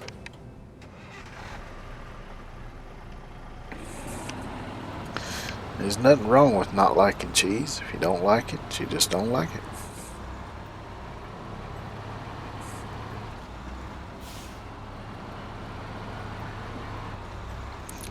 Because everybody's got different tastes.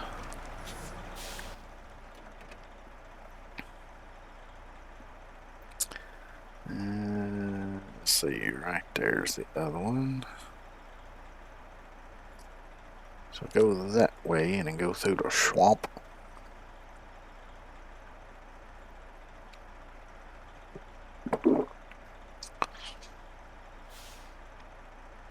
Probably the easiest way.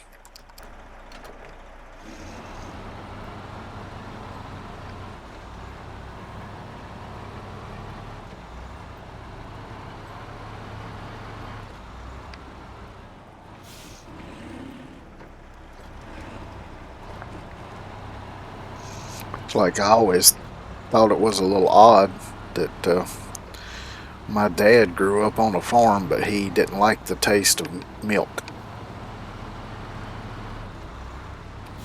Now, if it was in something like, you know, cooked into something, he was fine with it. He just didn't like the taste of just drinking milk, though.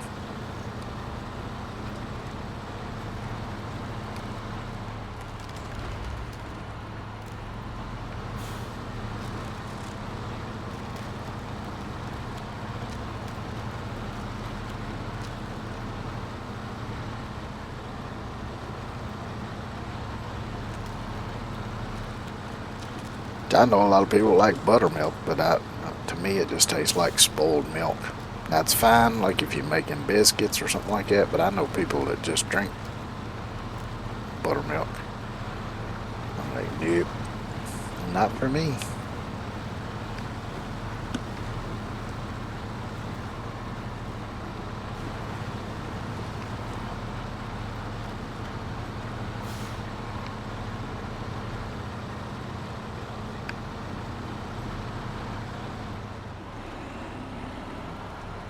It's gonna get dark on me, damn it. Easy fix for that.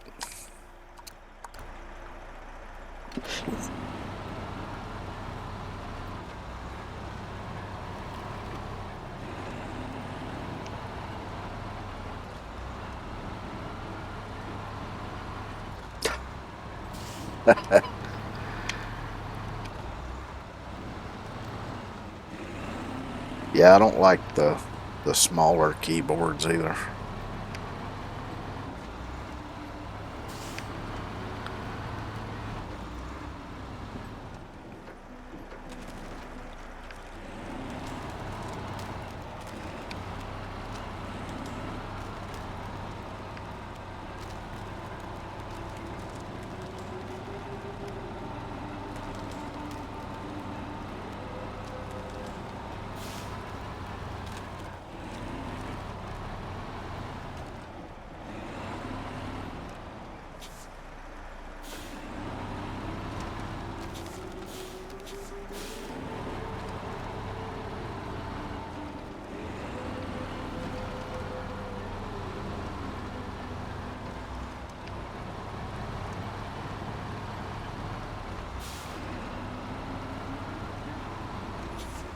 Alright, let me mark where this thing is, because there ain't no road going over here. Oh, that's the trailer. I don't want that, I want this.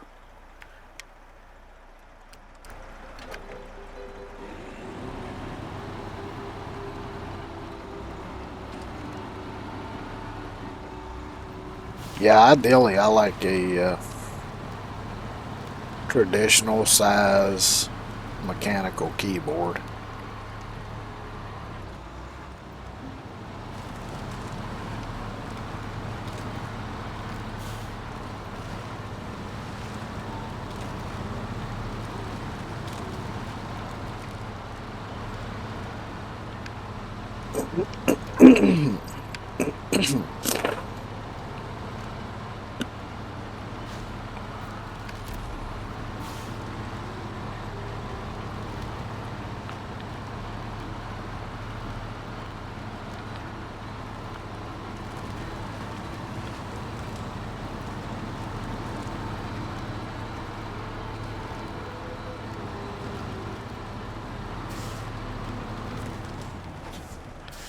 How in the hell they got that little car over here? I don't know.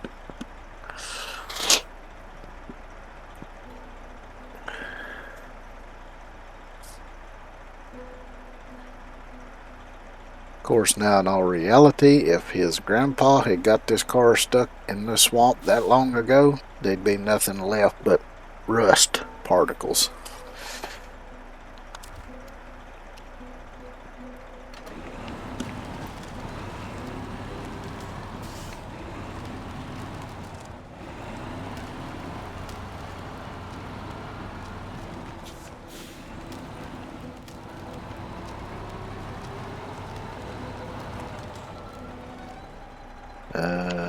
Yeah, I think I'm just gonna winch it out of the swamp, and I'll load it up when I get back out on some decent ground.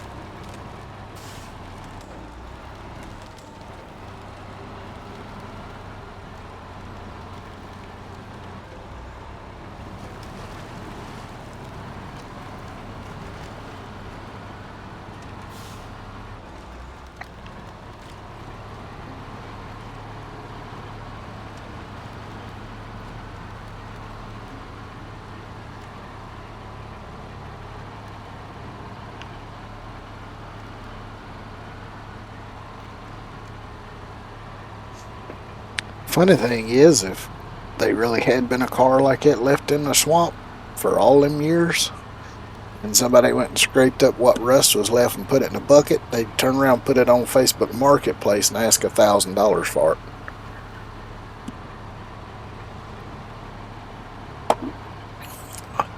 Because that's how it be on there. Because even though I don't never go on Facebook, I do look at Facebook Marketplace now and then. But it's ridiculous how much people ask for some of the junk on there.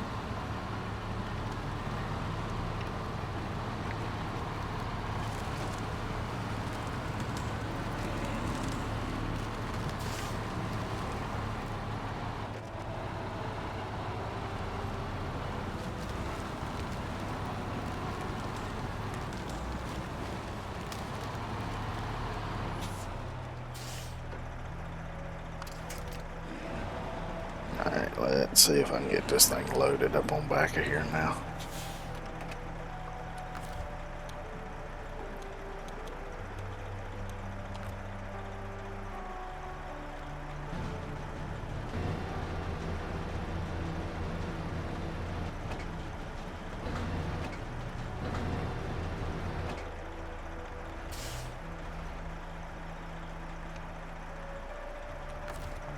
Shit. Go back in here.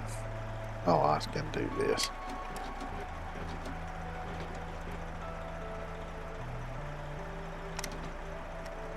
Right there should be good.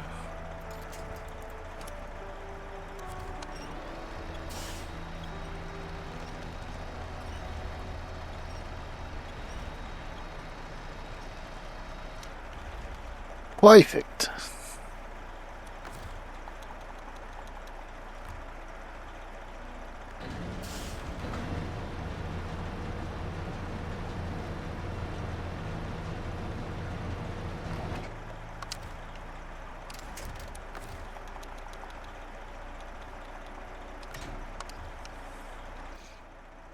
where am I taking it to again?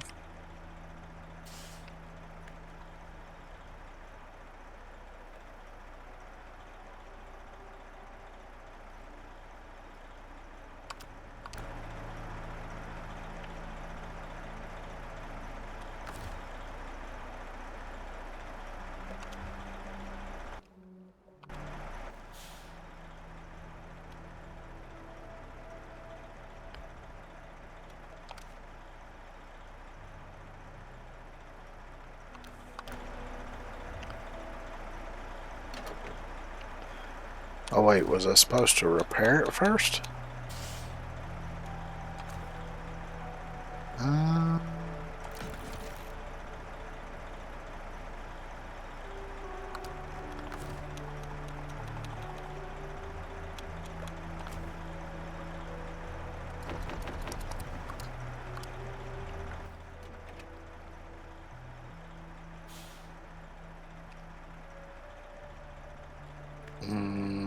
Okay, I'm lost now.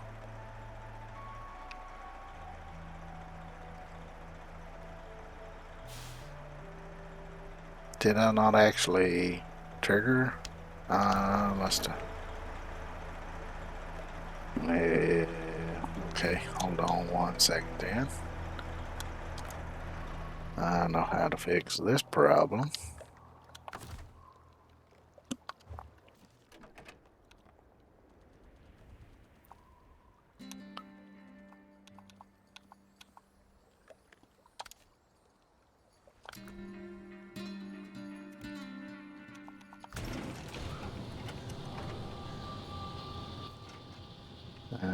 Let's see, that's it there.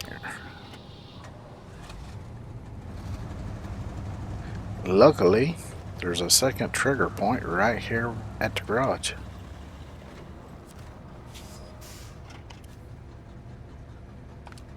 Yep, I forgot to trigger it earlier. Oopsie.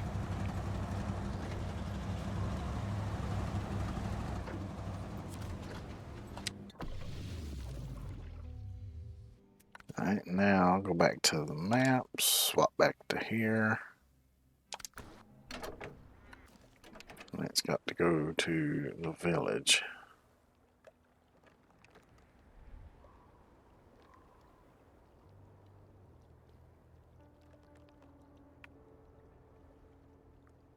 Oh, over here, okay. Okie dokie.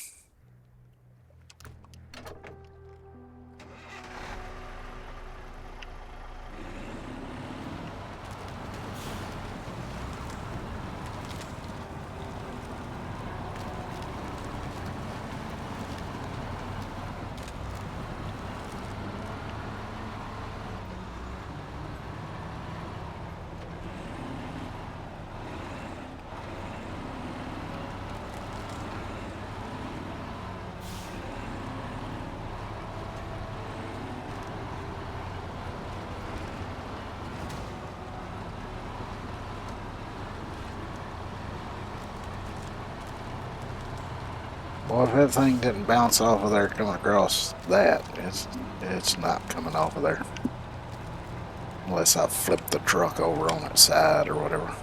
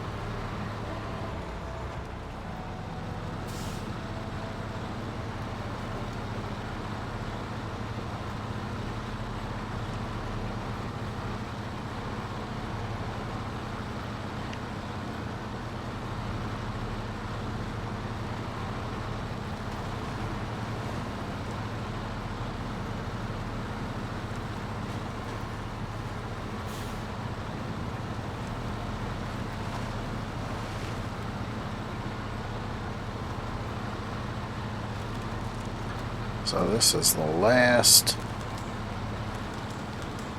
thing to do on this map until I come back through on my second run.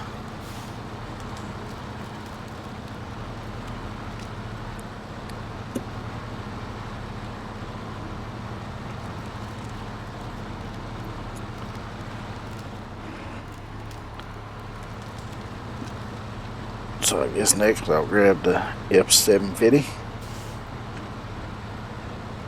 and head to Chernminsk.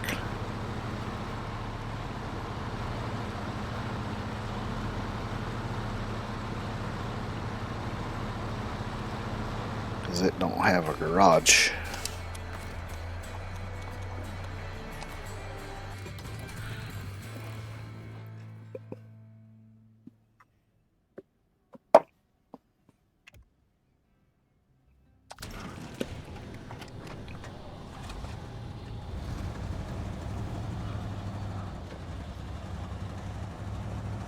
I really would love to build a real world truck like this one.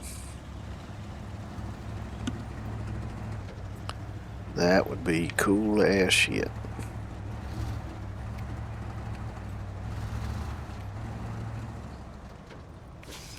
Which, yeah.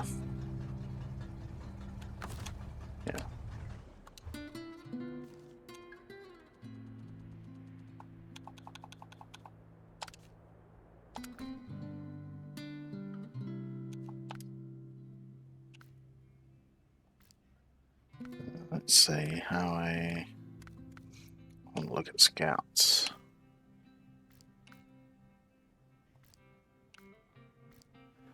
And I'll see if I can find it here.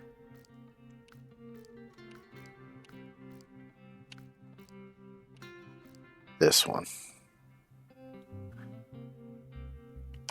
Can I preview it? Yeah. This truck here.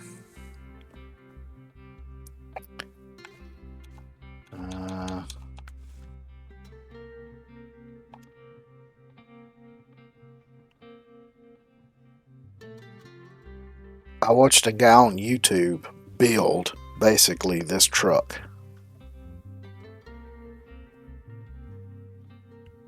And since they never made a crew cab from the factory, he had to use two cabs, weld them together. To make the roof, he left the biggest part of the two cab roofs on, but of course it left a gap in between them. So what he did was he kind of trimmed them up a little bit, and then he cut the roof off an old 40s or 50s car. I forget what kind of car it was. That was big enough to cover the whole thing, and then he welded that on top, and then he went inside and put some little pieces in where the gaps were. And the bed he got off an old International half-ton truck, and the frame he used was a I think 80s,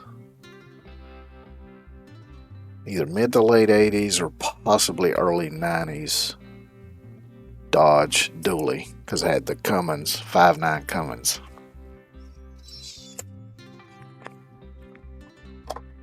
And the name of the channel was Half-Ass Customs, I believe. It was kind of a long series because, you know, he kind of went through it in detail of how he did each thing. But it was real fun to watch. But yeah, he pretty much built this truck.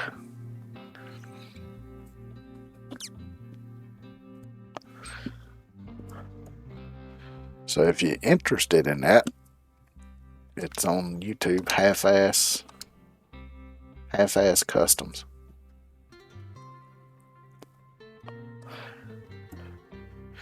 Of course, he's built a lot of other stuff on there too.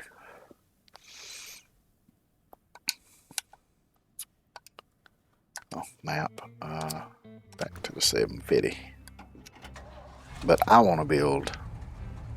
I'd like to build one like this one.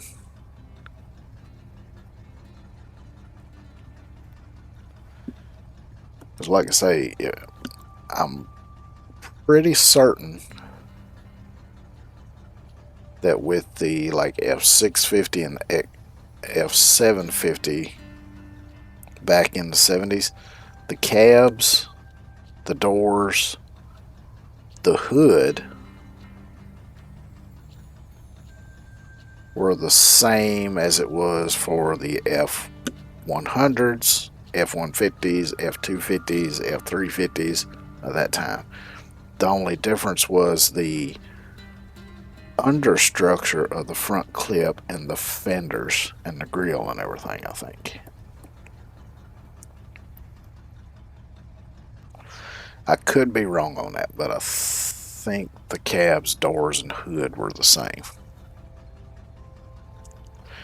Which, to be honest, the structure underneath could have been mostly the same too.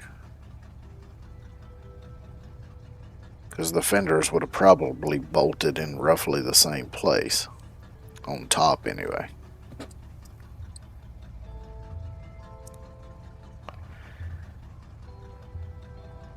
Ah, no, I was just talking about a YouTube channel where they built an international truck like one of the scouts in this game.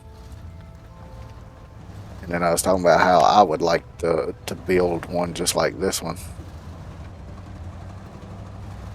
Because even though that's a fleet side bed, you could take the fenders off of a step side bed and just weld them onto the outside of the fleet side, because that's basically what they did here. Now, of course, the wheel well is moved forward on the bed, but that wouldn't be too hard to do either.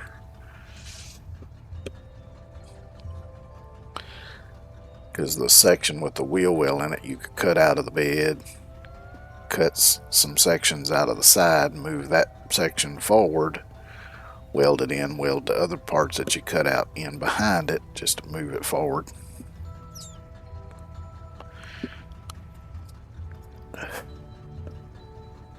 I think probably the hardest part would be finding a beefy enough front drive axle to go under it.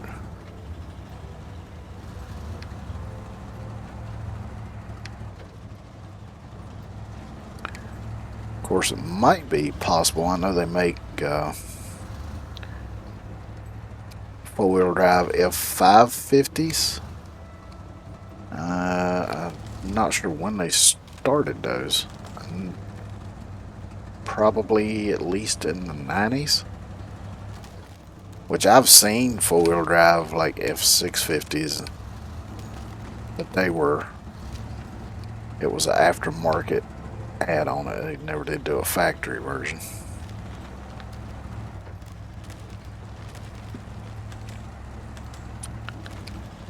So you might be able to get like a F550 frame and build it on top of that, maybe. Because they use them a lot for electrical service trucks and stuff, and sometimes they have to get, way back in the woods and stuff to service power lines, so they made some of them four-wheel drive. So that could be a possibility. But yeah, I think it'd be awesome to try to build a truck just like this. And of course the bed is from a bump side, so that would be 68 to 72 Ford pickup bed.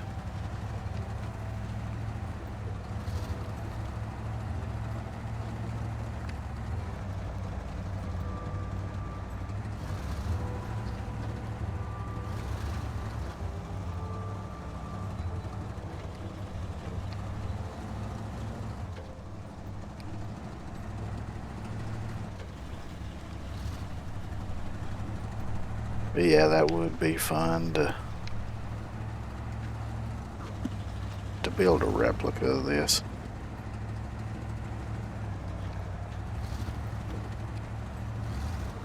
Be fun to drive too.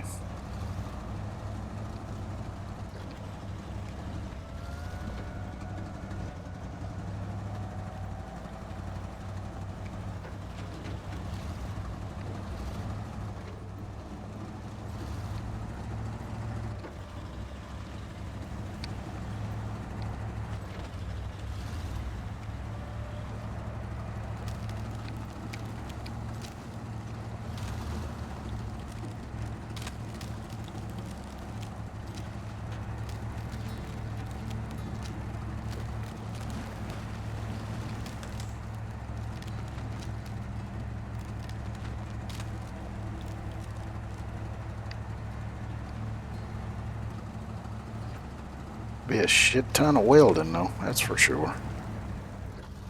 Especially if you did the exo cage and everything, which I probably would want to do that too.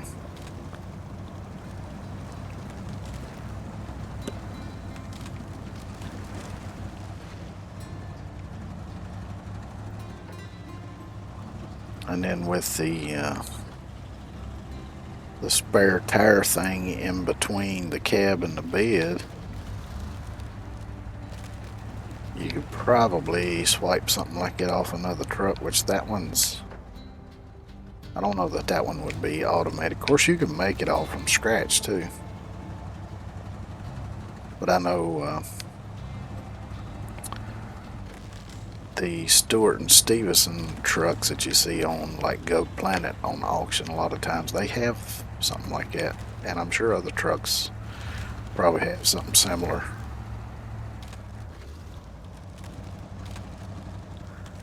But yeah, for that you could probably just build.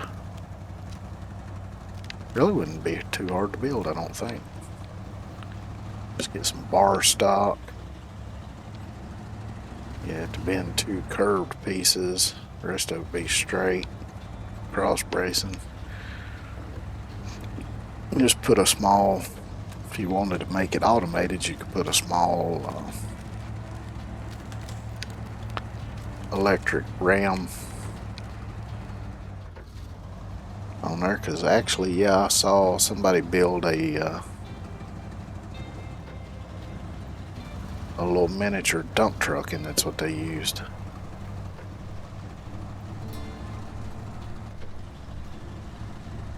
Can't remember the name of the channel that was on.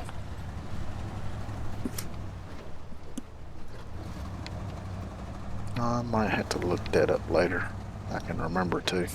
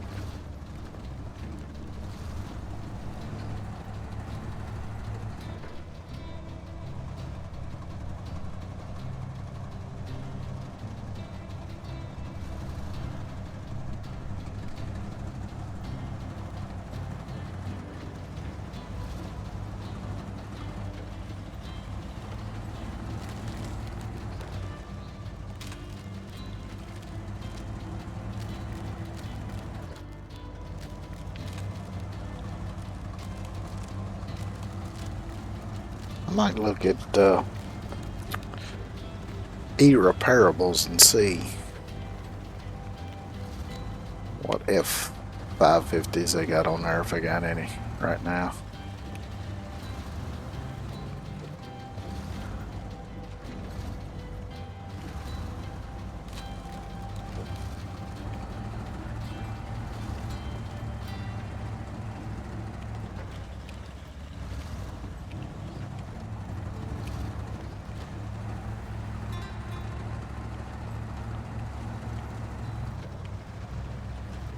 Which if I was going to tackle something like that, I'd have to get a hell of a lot better at welding.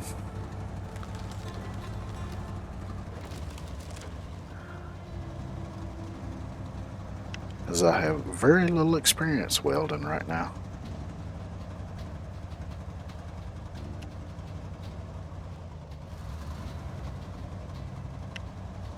Of course, all I've got's a little flux core wire welder. I mean, they're fine for doing a lot of little projects and stuff, but you're just gonna get into something like that, you'd really need a MIG or a TIG welder.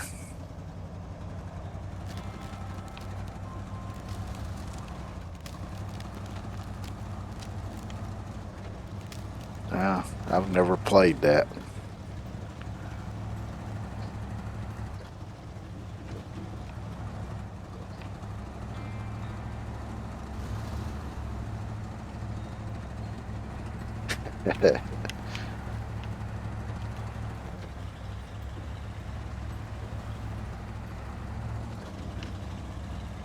Yeah, I probably wouldn't have the patience to play a game like that anymore. I'm old.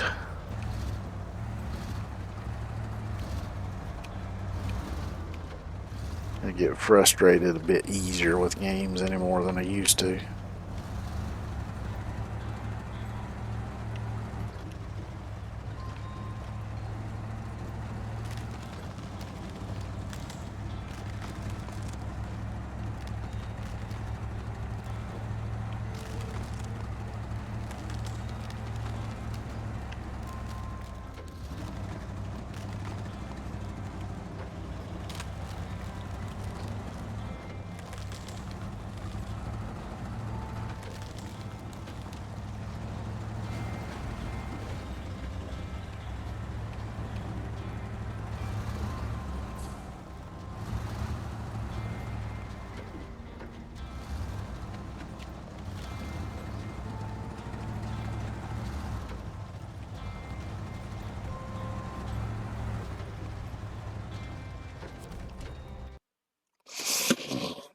Ah, I finally made it to the tunnel. Had to drive all the way across the dead burn map.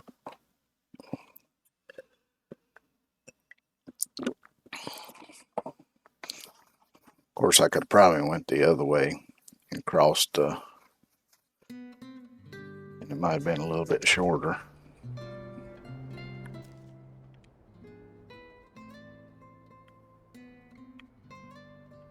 I think it must be the other map that I really hate. I don't think it's this one. Could be, though. So, looks like just go that way for now.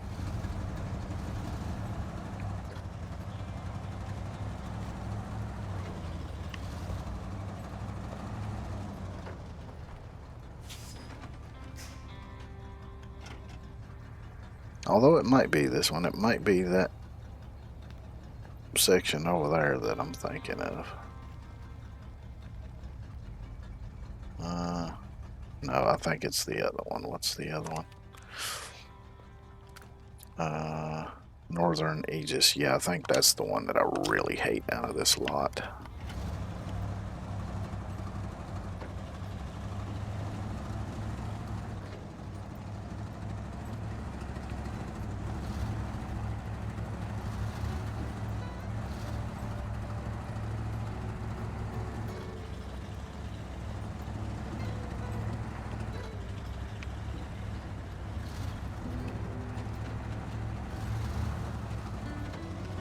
Yeah, actually, this one I don't think this one is too bad as far as like the roads and driving and stuff goes. I don't remember about the loads and stuff, whether it's got the limited loads and all that bullshit.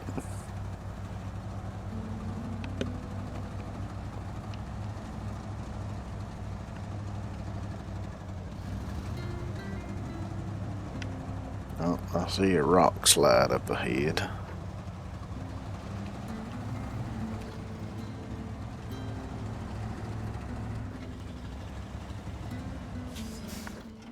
Let's see.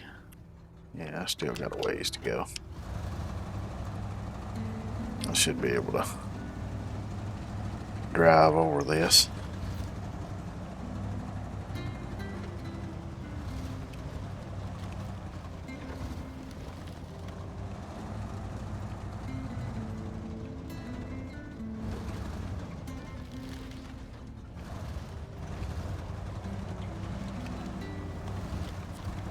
We do have an off-kilter bridge here.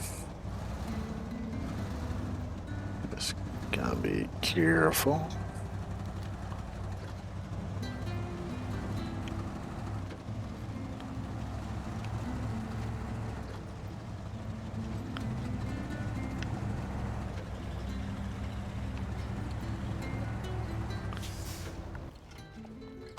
Still got a ways to go.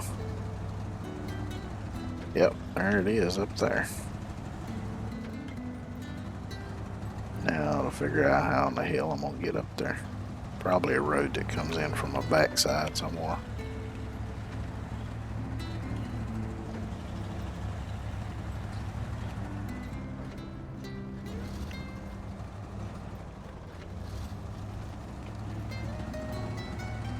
Probably up this way somewhere. Let me skip time. I don't have to try to do this in the dark.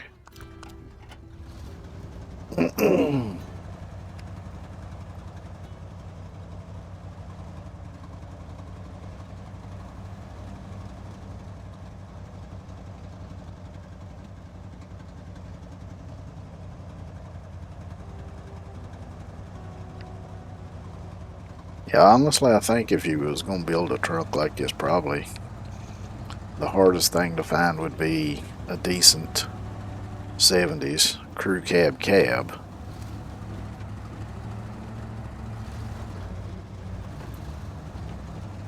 Ah.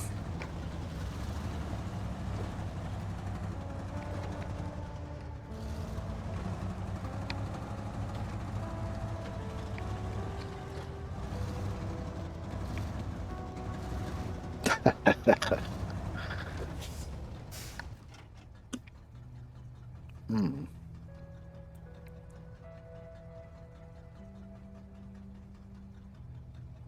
Well, that looks like some kind of road that way, maybe. So it looks like I'm going to have to circle around this thing.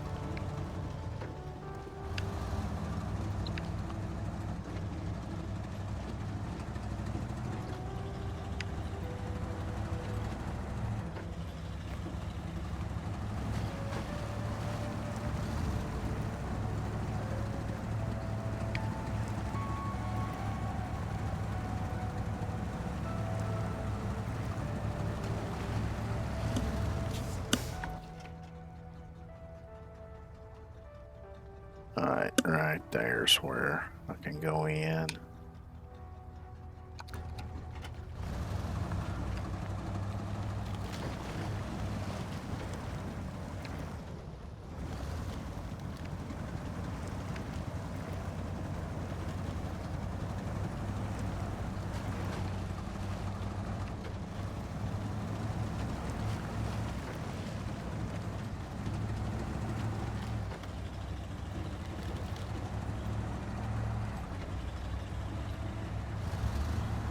This should take me right to the tower.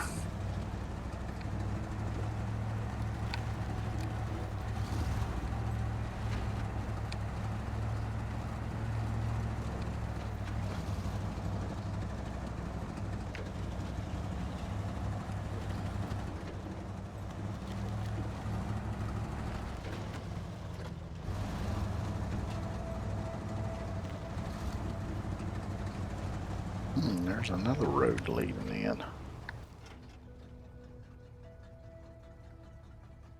So I could have come down that way then. Oh well, don't matter, I'm here now.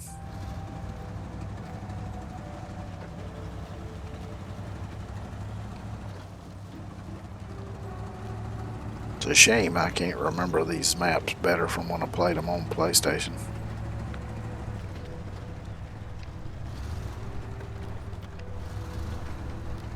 But so far, I hadn't been too bad about remembering once I get to playing on them a bit.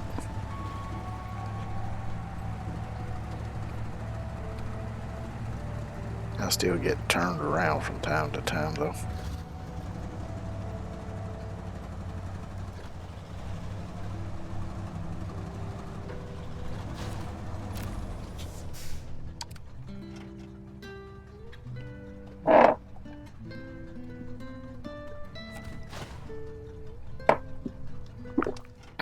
Alrighty, we got some upgrades I see already.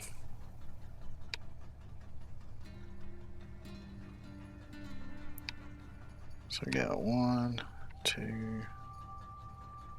and 3.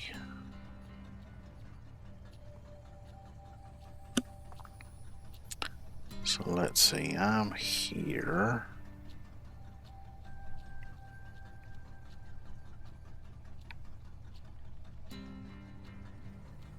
Nah, I'll leave that upgrade. I'll come back to it later because I'd have to backtrack a little bit. So let me head on to the next tower then instead.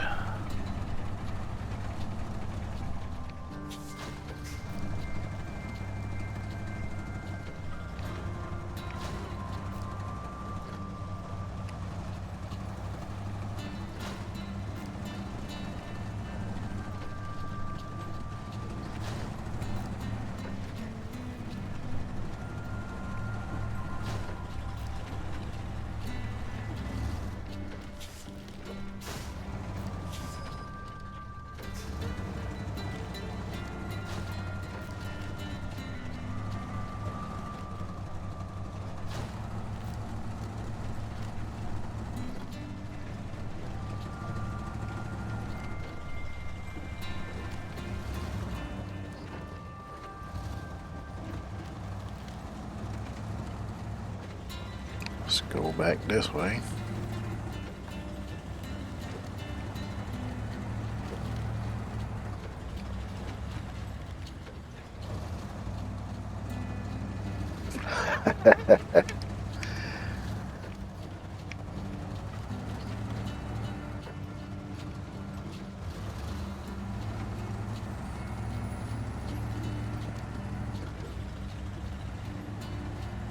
I'm thinking this bridge up here is going to be intact.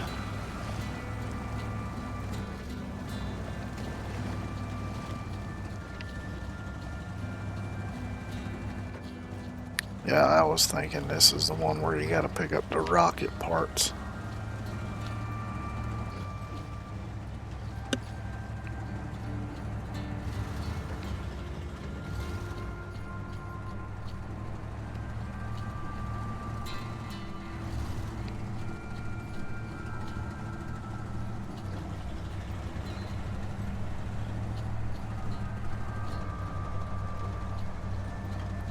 Log station. Oh, I remember this section.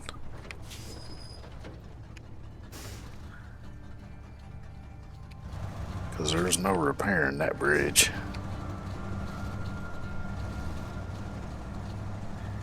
Instead, you had to go up here on this slick ass snow-covered rock. And I tell you, if you got a big old trailer pulling behind you, it really makes you pucker. Because it keeps wanting to slide off of there.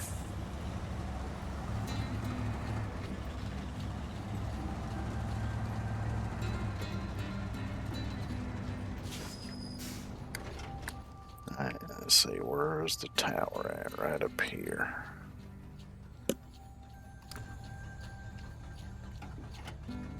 Yep, I see it peeking out from above the trees there. Let's see if I can find remnants of a road that will go up to it.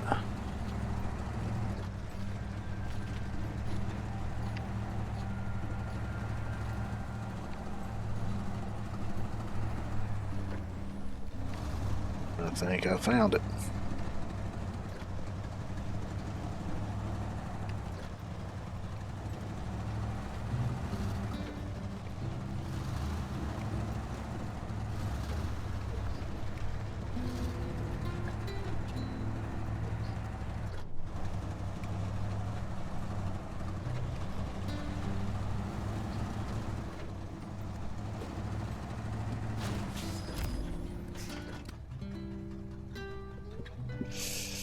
So that's tower number 2. Yeah, I got 2 more to go.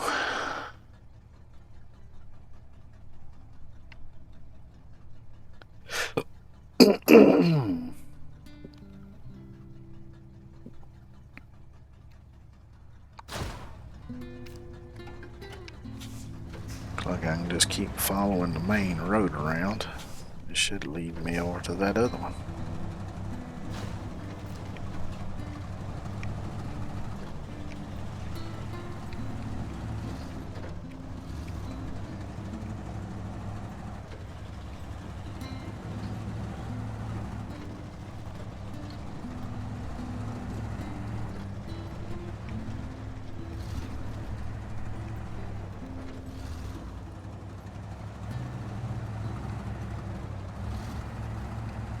Yeah, this pavement's gonna be kind of like it is in a lot of places on the Alaskan maps. It's gonna be slicker and shit.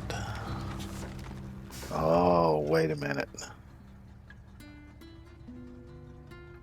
Yep, this is what I used for a garage. I can't remember if it's actually a garage or if it's just the trailer store. I'm gonna go up there and see.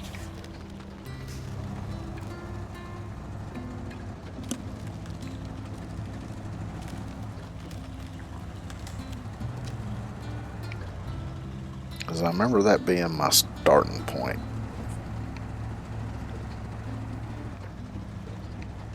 For everything on this map, so let me go up here and see. It might be.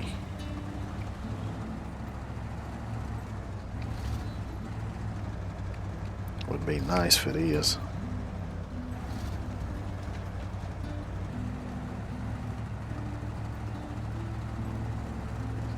Because I definitely prefer the maps that have garages on them. It just makes things quite a bit easier. Oopsie.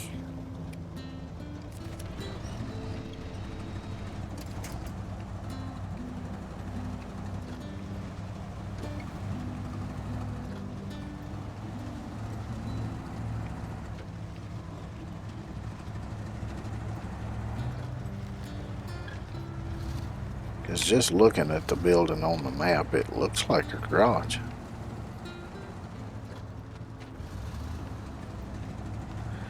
We'll see when we get up here. Because sometimes there'll be a garage on the map, but you can't access it until you actually drive to it. Whereas sometimes it'll just automatically show it in the list when you first jump on the map. And you can just recover straight to it without having to drive to it first.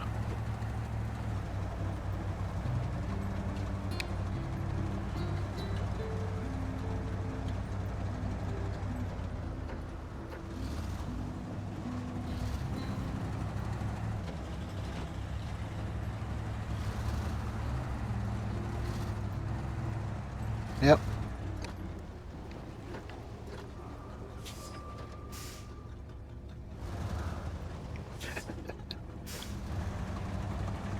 It is a garage, but it's not available yet, so I'm guessing there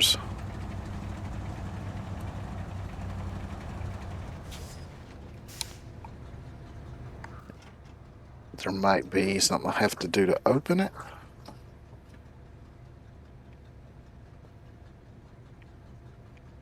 Oh well, I'm not gonna worry about it right this minute.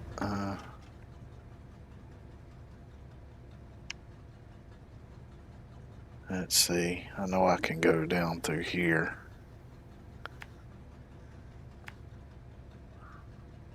So I'm gonna head out this way. And I can probably drive over whatever that is.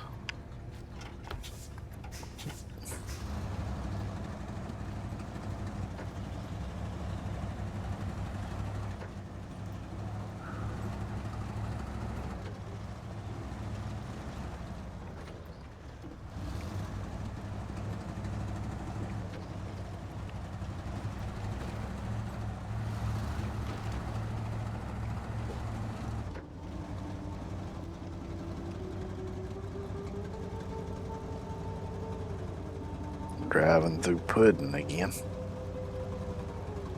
But I remember this being here.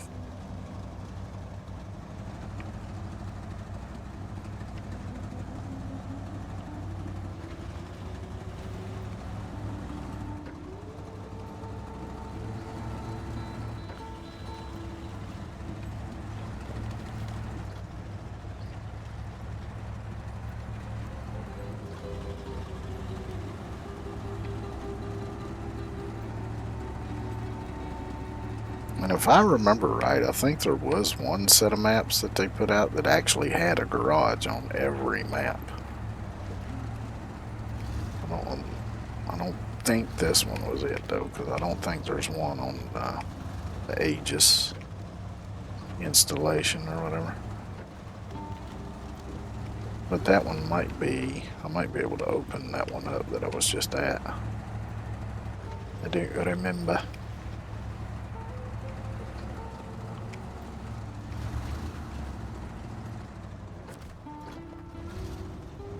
Oh yeah, this will be easy to drive over.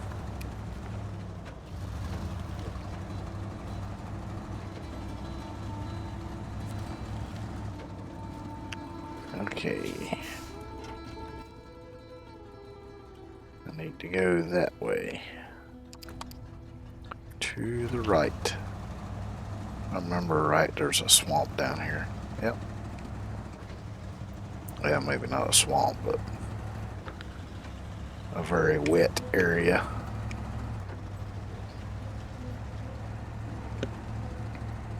I guess you could say a mini swamp.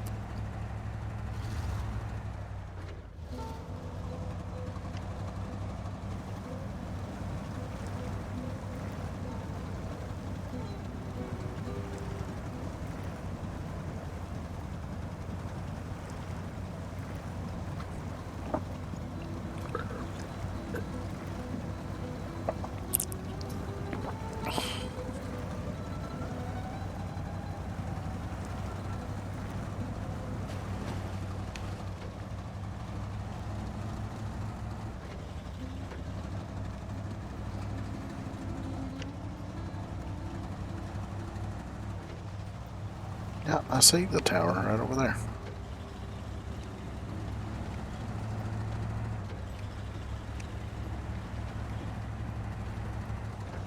Yeah, I just gotta figure out how to get to it.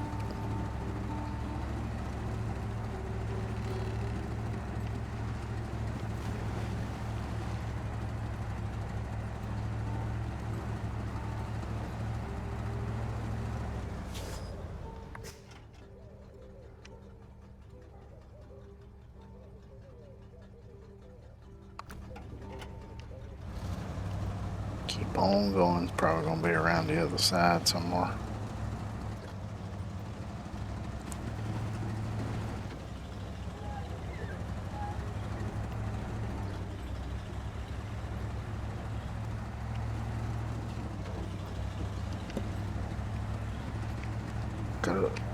I am positive I just saw a cow standing on top of that rock up there.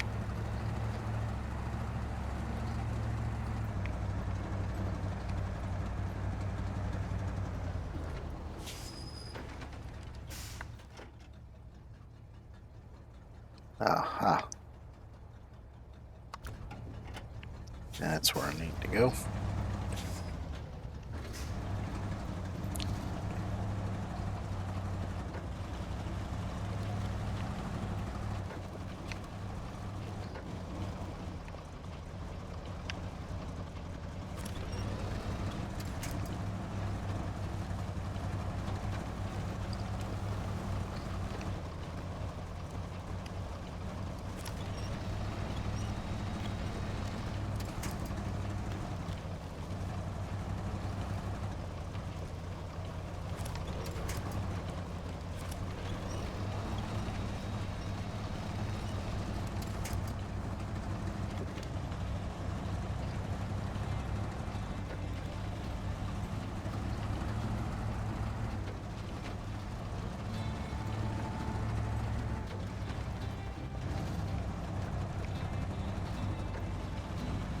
Yep, don't fall off in the hole.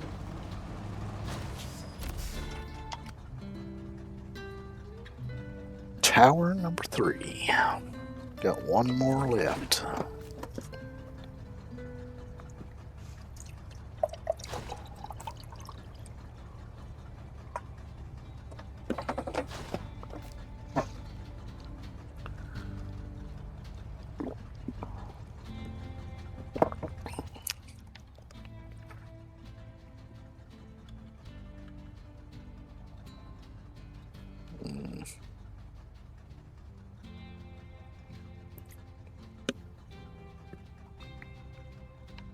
That's going to be a bit of a pain to drive through, but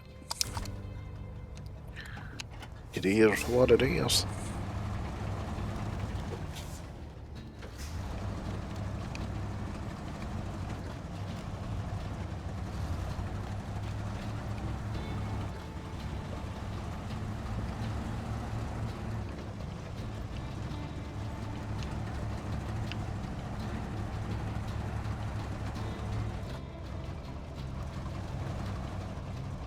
The hell's going on here? Oh, I'm out of fuel.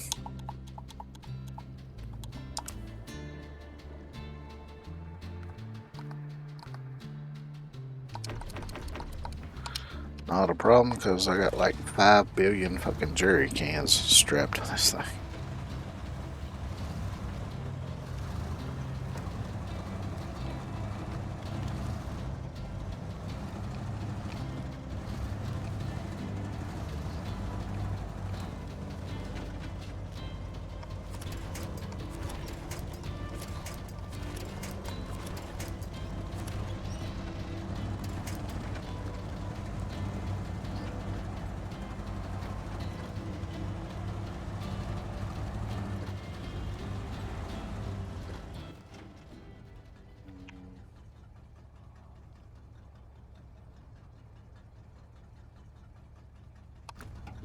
Yeah, I think I need to take this route here. Yeah, because that just goes into there. Actually, I think I need to go back here.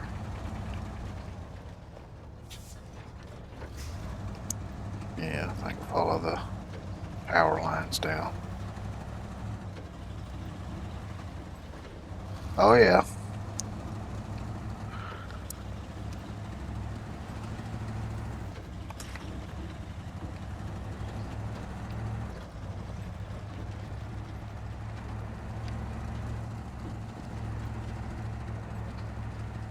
There's another fueling station. But I just refueled, so I don't need fuel.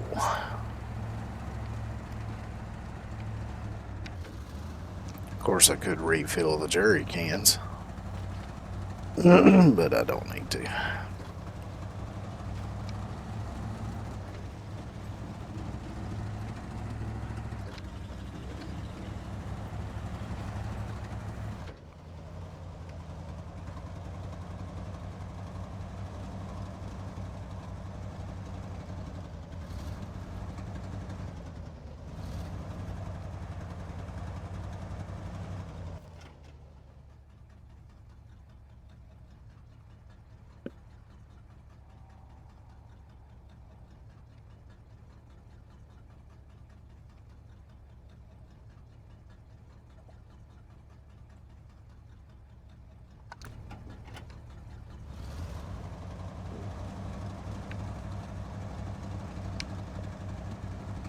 I have to figure that last bit out when I get over there.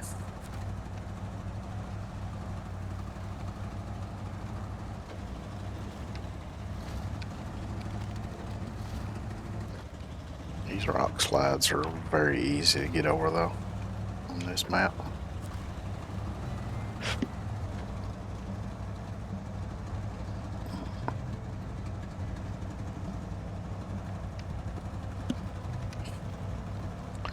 It's this hella deep snow that's a pain in the old ball sack though.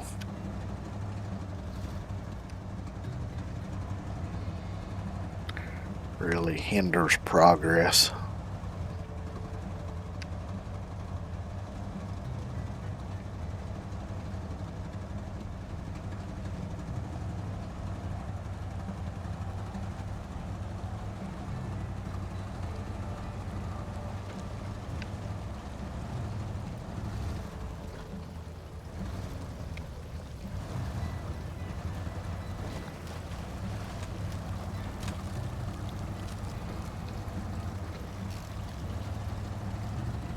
There's a Dawn.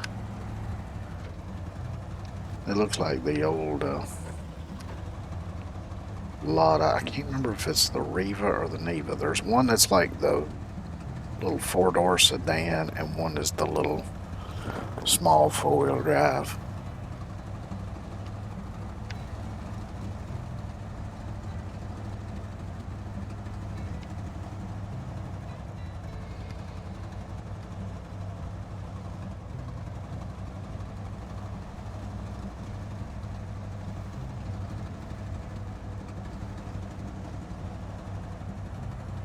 I want to say Neva was the sedan and Riva was the 4-wheel drive, but I could be wrong. I remember watching them mess around with them on the old Top Gear back in the day.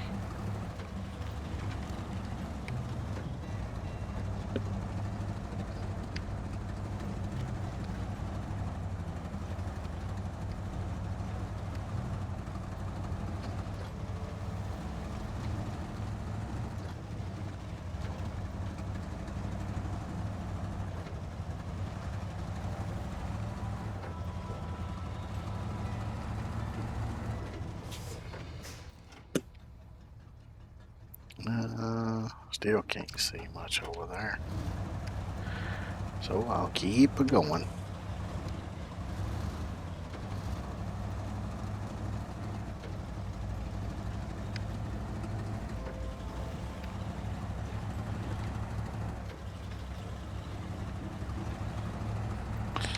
As I'm guessing the easiest way to have gotten to that one would have been to take that road just after the tunnel.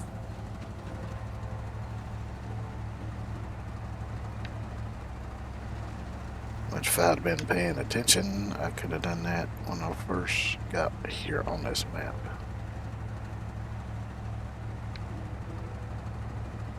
It's alright, like I say, I'll figure it out when I get over there. If I get over there. Moving at a mile, or not even a mile an hour, like a mile every 2 or 3 hours.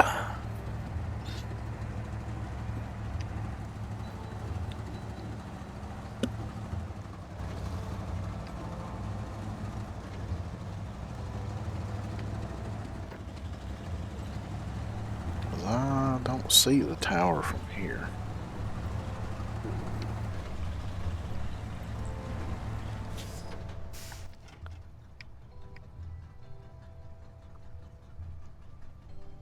And I don't see any place to cross there. It'd be a long way to have to backtrack to cross if I got to cross this damn water.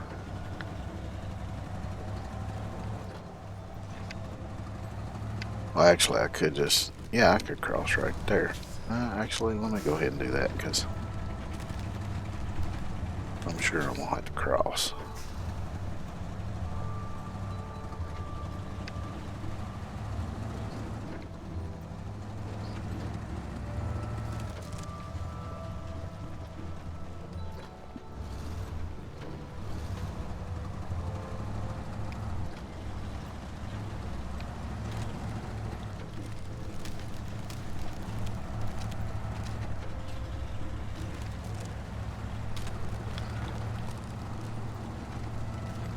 I like watching them chunks of ice go flying in the air.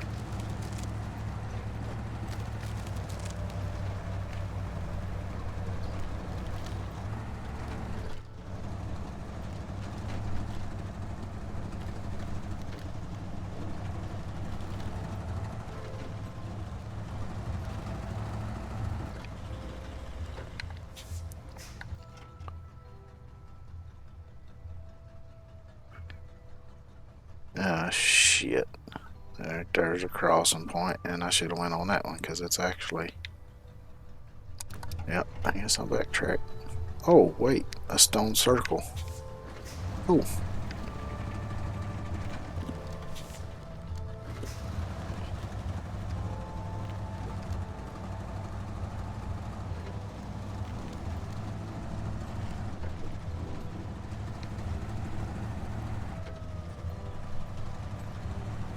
Oh, there's that one piece of ice still floating in the air. That happens sometimes. Oh, here's another one. Oop. Whoa, mule. Drive off into the drink.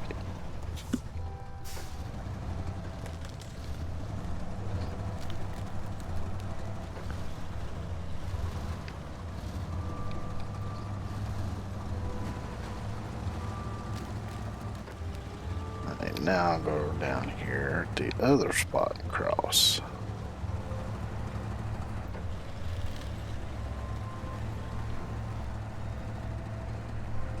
Damn it, I knew this was going to be deep ass snow.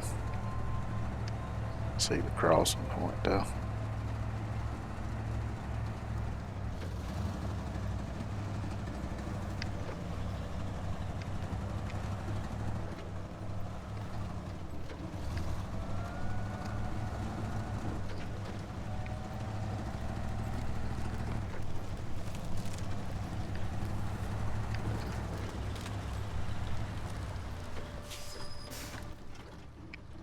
Okay. Looks like there is the suggestion of a road going that way. So I reckon I'll follow it.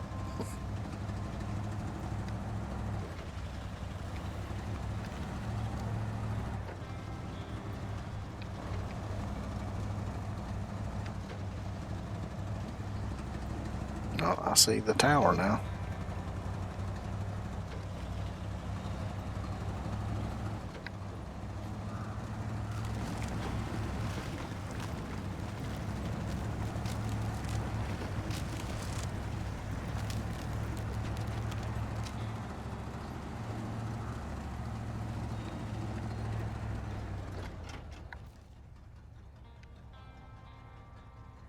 It looks like there is, yeah, access right there.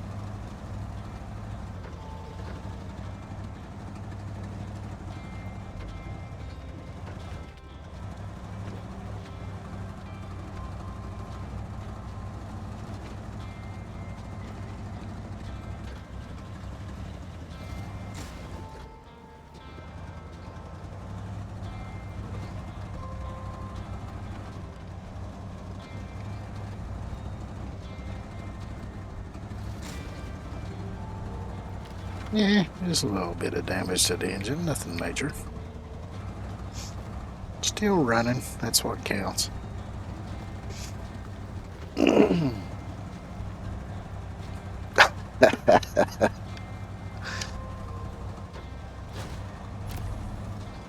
It happens.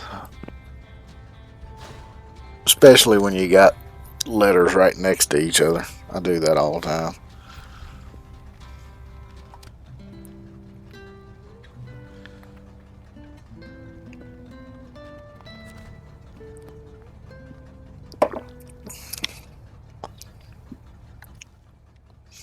That's one reason why I like mechanical keyboards, because it's easier.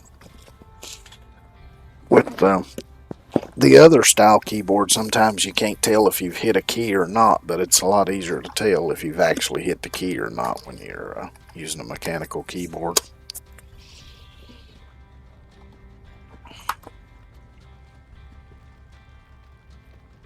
And there's wild hair trying to get in my eye.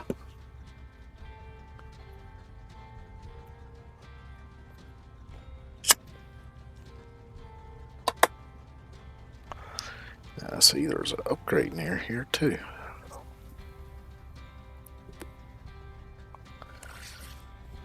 Me. Uh-oh, my internet's being laggy and wonky.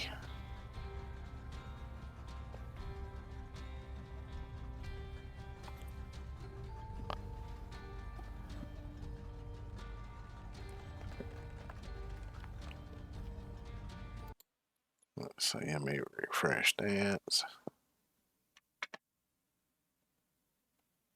Okay.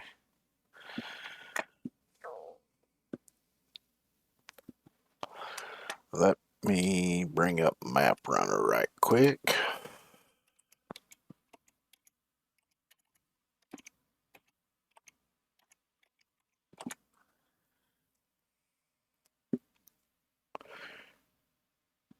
Cherno commence. I want to see that map and see what if I can unlock that garage and what I got to do to unlock it.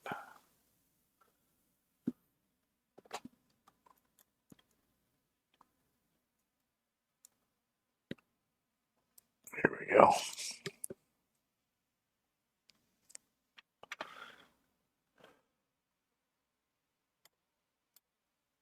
Uh,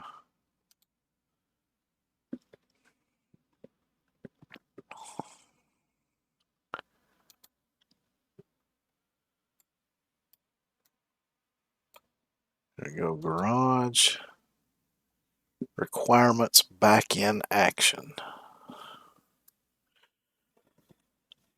Okay, let's see.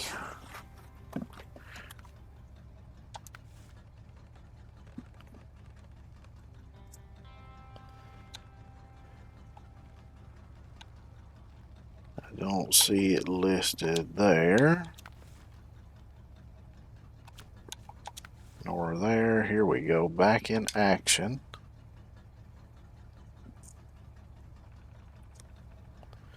Deliver to the garage 2 metal rolls, 4 small pipes, 3 big bricks, and 2 concrete blocks. That's a lot.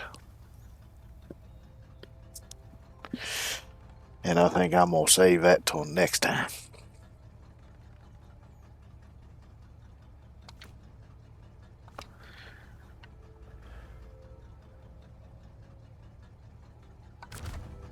So yeah, I think I'm just gonna recover this back to the Cosmodrome garage. Because I'm definitely gonna need a different truck to get all that stuff delivered to that garage.